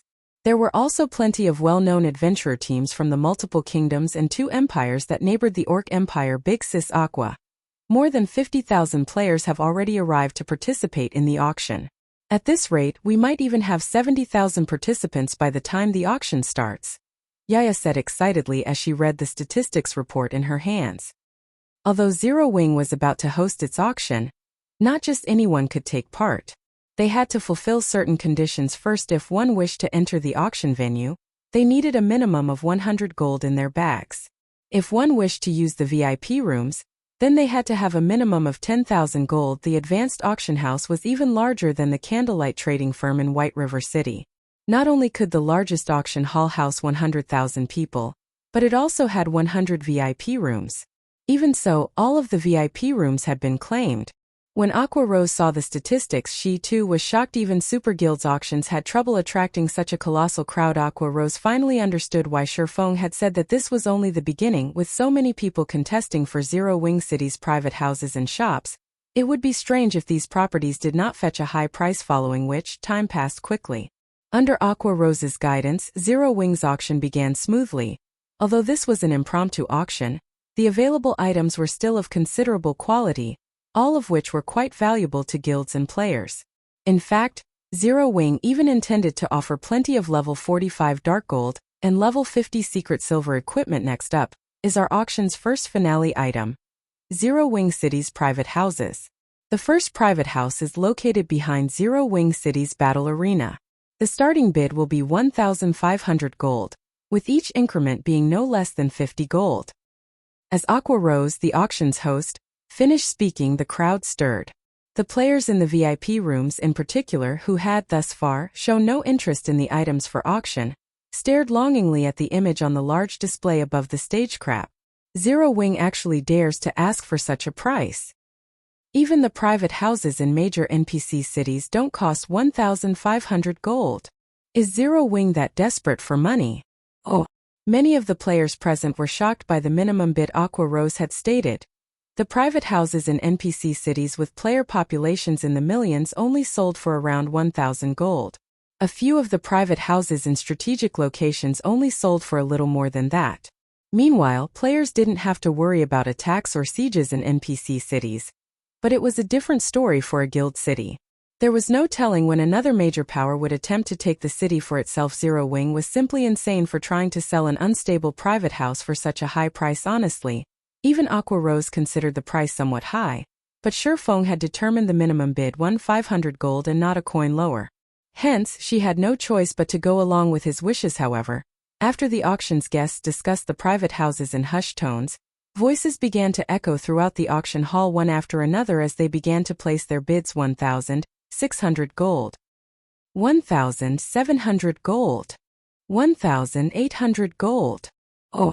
The rapidly increasing prices flabbergasted everyone after a short moment. The price had risen to 2,200 gold. The bids only slowed after reaching this point in the end. Remnant Cloud, the commander of the Firecloud Fox adventurer team, won the first private house for 2,550 gold. Because of the winning bid, the spectating major powers envied Zero Wing. A single private house barely took up any of a city's land, yet Zero Wing had earned so much money from a single private house at the same time. Many of them pitted Remnant Cloud for his foolish decision. Although Zero Wing's situation had improved significantly, its chances of defeating Heaven's Burial were still slim. Purchasing a private house for so much money was foolish, however, as the various large guilds' upper echelons entertained such thoughts. The second private house sold for 2,700 gold. In total, Zero Wing had sold 15 private houses. Every one of them had sold, with the cheapest going for 2,450 gold, and the most expensive earning 2,800 gold. The price could already rival that of high-potential lands in NPC cities. As for Zero Wing City's shops, the minimum bid was a frightening 5,000 gold, with each increment being no less than 100 gold. In the end, of the 5 shops that had sold, the cheapest sold for 7,800 gold, while the most expensive one had gone for 8,500 gold. During this single auction, Zero Wing had gained a net profit of more than 120,000 gold. When Aqua Rose saw the final numbers, she even wondered if she were dreaming. Guild leader, with this much money, we can purchase a large amount of level 45 equipment and replenish our warehouse. We can definitely help our guild members recover their full strength. Aqua Rose's eyes glistened when she saw the profits the auction had raked in. It had been a long time since she had seen so much money. Now, set the guild warehouse's replenishment aside for now. First, prioritize the NPC shop's construction, Shifeng said. Shaking his head, he had never intended to sell Zero Wing's precious lands just to help the guild's members recover their lost weapons and equipment. Although the guild members' items were quite important, they paled in comparison to the NPC merchants' shops. NPC shops were the lifeblood of a guild city. Only after gaining NPC shops could a guild city start its endless cycle of development. I understand. I'll get to it immediately. Hearing Shifeng's words, Aqua Rose recalled the NPC merchants that had visited Zero Wing City to discuss business. Due to the guild's lack of funds, they had delayed the NPC shop's construction, but now that the guild had money to spare, it was indeed time to address the issue. Chapter 1638, 3-star NPC Shop. Chapter 1638, 3-star NPC Shop. Starmoon Kingdom, Zero Wing City. Since there was no need for players to construct NPC shops personally, tall buildings began to rise in Zero Wing City as soon as Aqua Rose made the necessary payments. The shop's 2-star NPC merchants required usually only had 2 or 3 floors, costing between 500 and 1,000 gold to construct. As for the shops for the 2 3-star NPC merchants, one had 5 floors while the other had 6 floors. Each had cost over 2,000 gold to construct. 15 minutes after Aqua Rose made the payments, the NPC shops were complete. The added buildings made Zero Wing City look far more prosperous. The 2 3-star NPC merchant shops, which were both located in the heart of Zero Wing City, were particularly eye-catching. The architecture of these shops was even more gorgeous than the candlelight trading firm. One could tell that these 2 shops were extraordinary at a glance. Meanwhile, one of the shops functioned as a grocery store, while the other focused on magic. When did these 2 NPC shops get here? These buildings are so extravagant. Quick! Let's go in and take a look. Many passers-by quickly took notice of the 2 NPC shops in Zero Wing City's central district, and they couldn't help but take a closer look. When these players entered the shops, they were stunned by what they saw. Each of the 2 shops offered all kinds of items, some of which couldn't even be found in Kingdom's capital cities. Moreover, many items which they had never seen before were on display in crystal cabinets. And this a complete set of basic magic array scrolls. You can actually find something like this in a shop? Crap! This is a Tier 1 AoE attack magic scroll. Amazing! This is a bronze pickaxe. If I had, my mining efficiency would increase like crazy. What? This shop even has basic traps. Everyone's eyes nearly fell from their sockets when they saw the items on display in the dozens of crystal cabinets in the magic store's first-floor hall. Basic magic arrays were rare on the market, mostly because it was extremely difficult to collect a complete set. Normally, only the various large guilds were capable of collecting a complete set. To independent players and adventurer teams, basic magic arrays were treasures that they could only gaze at longingly. The Tier 1 magic scrolls were also extremely rare and could save players' lives during critical moments. The basic traps were also considerably effective against both players and monsters. Every one of these items was incredibly scarce on the market, yet they were actually for sale in these NPC shops. Moreover, the items' prices were slightly lower than market price. Quick.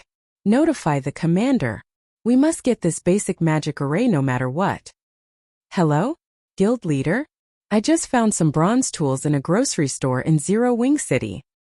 For a time, the players visiting the 2-3-star NPC merchants' shops busily contacted their companions or superiors, reporting the shop's available items. What? Zero Wing City actually has such shops.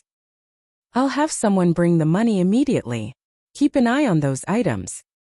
Oh. The various major powers' upper echelons were wrought with desire over the new NPC shops in Zero Wing City. They promptly issued commands to acquire these items, no matter the cost. In less than 10 minutes, the two NPC shops were overcrowded with players, becoming even more popular than the candlelight trading firm. News of these NPC shops quickly spread throughout Star Moon Kingdom. Many players might not regard the double EXP buff as important or have any interest in the Orc Empire, but every player was interested in obtaining rare items. This was especially true for tools that could help players defeat powerful monsters, such as Tier 1 magic scrolls and basic magic arrays. Usually, only guilds had the opportunity to use such items. They couldn't simply be purchased with enough money. After acquiring these tools, players could take down powerful monsters they previously had to avoid. Guild leader, now that every NPC merchant has begun their shop's operation, shouldn't we purchase some of their products for ourselves?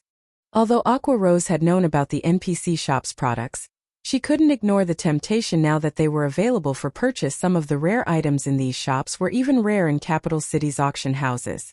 If they purchased these items and sold them in Zero Wing's auction house, they'd make a huge profit. No need. Rather than trying to make a profit through resale, attracting more players to Zero Wing City is more important, Shifeng said, chuckling.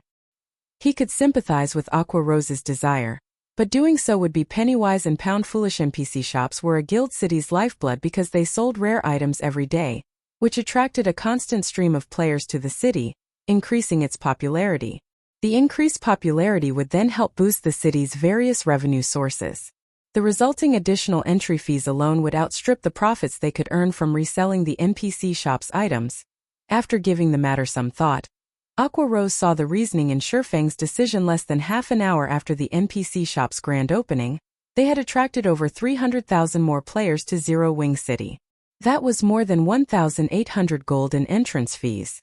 As time passed, even more players would visit Zero Wing City, and at this rate there was no need to resell items. Pull out some funds to purchase these materials.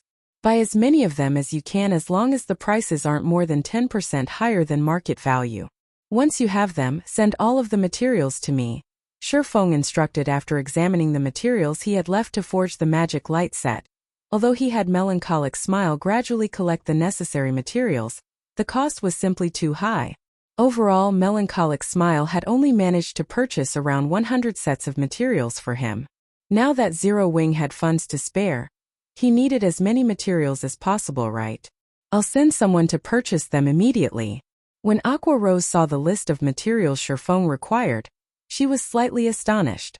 However, now that Zero Wing City's income soared, she was confident in acquiring a large stock. Orc Empire, Ancient Rock City. The atmosphere in the guild leader's office in Heaven's Burial's residence was extraordinarily tense. What is going on with Zero Wing? Is some major corporation supporting it in secret? Singular Burial grumbled, greatly displeased with the latest status report on the rival guild. At the same time, he felt an immense pressure bear down on him. Not long ago, it had been obvious that Zero Wing was about to crumble, yet it was now full of vim and vigor. In fact, the guild was doing so well that it had even awarded over 100,000 gold in bonus GCPs. The large number of NPC shops that had recently risen in Zero Wing City was even more impressive. Singular Burial couldn't help but wonder if Zero Wing were somehow growing richer as the guild fought Heaven's Burial guild leader. Our people are keeping a constant eye on this matter, but we haven't discovered any major corporation supporting Zero Wing from the shadows. Blackwater has also confirmed this, Daybreak Fog said, shaking her head as she answered Singular Burial with absolute certainty. We are sure that Zero Wing's recent income stems from Zero Wing City. Zero Wing City? Singular Burial's expression darkened when he read the statistics report on the Guild City. Although he hated to acknowledge it, Zero Wing City had far more potential than he had expected. He had never thought that a Guild City could develop so quickly, nearly surpassing Ancient Rock City. This is interesting. It would seem that Zero Wing's foundations are much sturdier than we imagined, Lei Jingyang, who currently sat nearby, commented, laughing.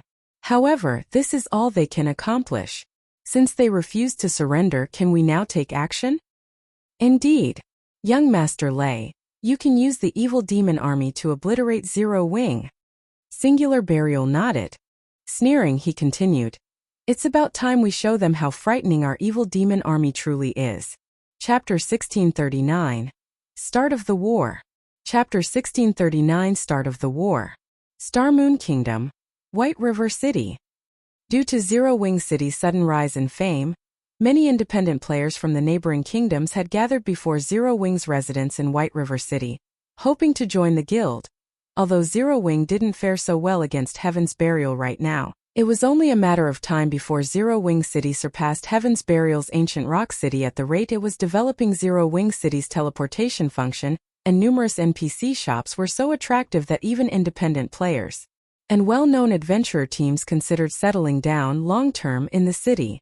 Currently, many adventurer teams and guilds deeply regretted not participating in the auction for Zero Wing City's private houses. Some adventurer teams and guilds had even offered to purchase Zero Wing City's private houses for a much higher price, but unfortunately, no one was willing to hand over the private houses they had won in the auction. While Zero Wing gained more momentum, Shurfeng continued to forge magic light sets. The magic light set was a 6-piece, level 50 fine gold set equipment. Its forging procedures were extremely complex and difficult to accomplish. However, as Shurfeng completed more sets, he became increasingly familiar with the forging process. With the help of the Purple Thunder Flame, he needed even less time to complete each set. Normally, a master forger would need nearly an hour to complete one attempt. Shurfeng, on the other hand, only needed around 40 minutes now. Moreover, his practical success rate had risen to 60%. He could successfully forge 6 sets out of 10 attempts due to Shurfeng's familiarity with the forging process. Most of the remaining 40% only had a few minor defects, coming out as either secret silver or mysterious iron rank. Only 10% of the failures were unusable, while the secret silver and mysterious iron sets were considered failures. The pieces were still valuable to level 50 expert players. Furthermore, the failures still retained their set effects, which made them half a rank stronger than ordinary equipment of the same rank. Since Shurfeng had no intention of keeping the magic light sets a secret, he dropped the failures in the guild warehouse and only kept the successful sets on him. As Shurfeng prepared for his 27th attempt, Aqua Rose contacted him. Guild leader, Heaven's Burial has made a move. Currently, Heaven's Burial's Lei Jingyang is leading a massive number of evil beasts and expert players to attack our members in the 4 high-resource maps. We're too outnumbered. We simply can't hold them back. We've already lost a lot of expert members. Although I've already ordered a temporary retreat, it seems that Heaven's Burial had prepared for that. Our members won't be able to get out easily, Aqua Rose anxiously reported as she sent Shurfeng a few videos. Each of the recordings displayed Heaven's Burial's expert teams leading 20 to 30 Lord-ranked and above evil demons. Although the evil demons did not have as much HP as evil beasts of the same rank, they possessed superior intellect. A single level 70 Lord-ranked evil demon was more than capable of cornering a 20-man team of ordinary experts, let alone 30 of them. Any of Zero Wing's 100-man expert teams would be basically annihilated if they came across these evil demons. Only 1,000-man teams might have some hope of resistance at this point. Only the 100-man teams under the Conqueror party's leadership or those led by the guild's Tier 2 experts could defeat Heaven's Burial's expert teams. However, Heaven's Burial had sent over 5,000 evil demons to hunt down Zero Wing's members. The Conqueror parties and Tier 2 experts weren't enough to keep the enemy teams in check in the half an hour since the attacks had begun. Zero Wing had suffered over 5,000 casualties. Heaven's Burial really is cautious. Shurfeng could not help his frown if Star Moon Kingdom's armies discovered the evil god's temple's forces in their territory. they'd immediately move to destroy them. Due to the Orc Empire's invasion, Star Moon Kingdom's armies were spread across the kingdom. It'd be very easy to take advantage of the kingdom's power to deal with Heaven's Burial. However, Heaven's Burial had only sent their high-mobility evil demons to attack. Moreover, these evil demons had spread out. Even if the kingdom's armies reached them in time, they'd only be able to kill a few before the rest of the evil demons escape. It was practically impossible to deal a heavy blow to this evil demon army. Moreover, the evil demon army was particularly skilled in guerrilla warfare. Players had no hope against them, let alone a single guild. This was also why the Evil God's Temple had very nearly wiped out an entire empire in Shurfeng's previous life. When Zero Wing had clashed with the evil demon and beast armies previously, the guild had held the terrain advantage. It had also had the help of defensive magic arrays, defense turrets, NPC guards and soldiers, and other such tools, but now Zero Wing had none of that. As long as the evil demon army continued to hunt players in the fields, Zero Wing's members wouldn't be able to grind and level up. Ha ha ha. Bossley, these evil demons are amazing. Not even Zero Wing's expert teams can hold a candle to these monsters. A burly ranger exclaimed, laughing as he watched the evil demons crush a 100-man expert team from Zero Wing. A short distance away, with just 40 evil demons, they had forced a Conqueror party-led expert team to retreat. He had never thought this situation would be possible. Keep a close eye on them. Make sure none of them escape, Lei Jingyang said, laughing. He, on the other hand, wasn't surprised in the least. He had personally fought a Great Lord-ranked evil demon before without a berserk skill. He was no match for the evil demon, barely able to defend himself. If a group of evil demons ganged up on him, even an expert of his caliber would quickly fall. Although Zero Wing had stood toe-to-toe with Heaven's Burial in this war of attrition thus far, the outcome had been determined long ago. Zero Wing never had a chance of victory. Meanwhile, news that Heaven's Burial had dispatched an evil demon army against Zero Wing quickly reached the major powers. Seeing the numerous evil demons spread across the high-resource maps Zero Wing's members occupied, even Super Guild's upper echelons couldn't help but frown. It seems that Heaven's Burial has gathered a powerful evil demon army. Even with Zero Wing City's rise in popularity, Zero Wing's legacy will soon end. Yuan Tiexin could not help his rueful sigh as he read the latest report on the war between Zero Wing and Heaven's Burial. According to the report, Heaven's Burial had dispatched 20 Grand Lord-ranked evil demons to Star Moon Kingdom. Every one of these Grand Lords was an absolute nightmare for players. The guild had also dispatched 500 Great Lords and thousands of Lord-ranked evil demons.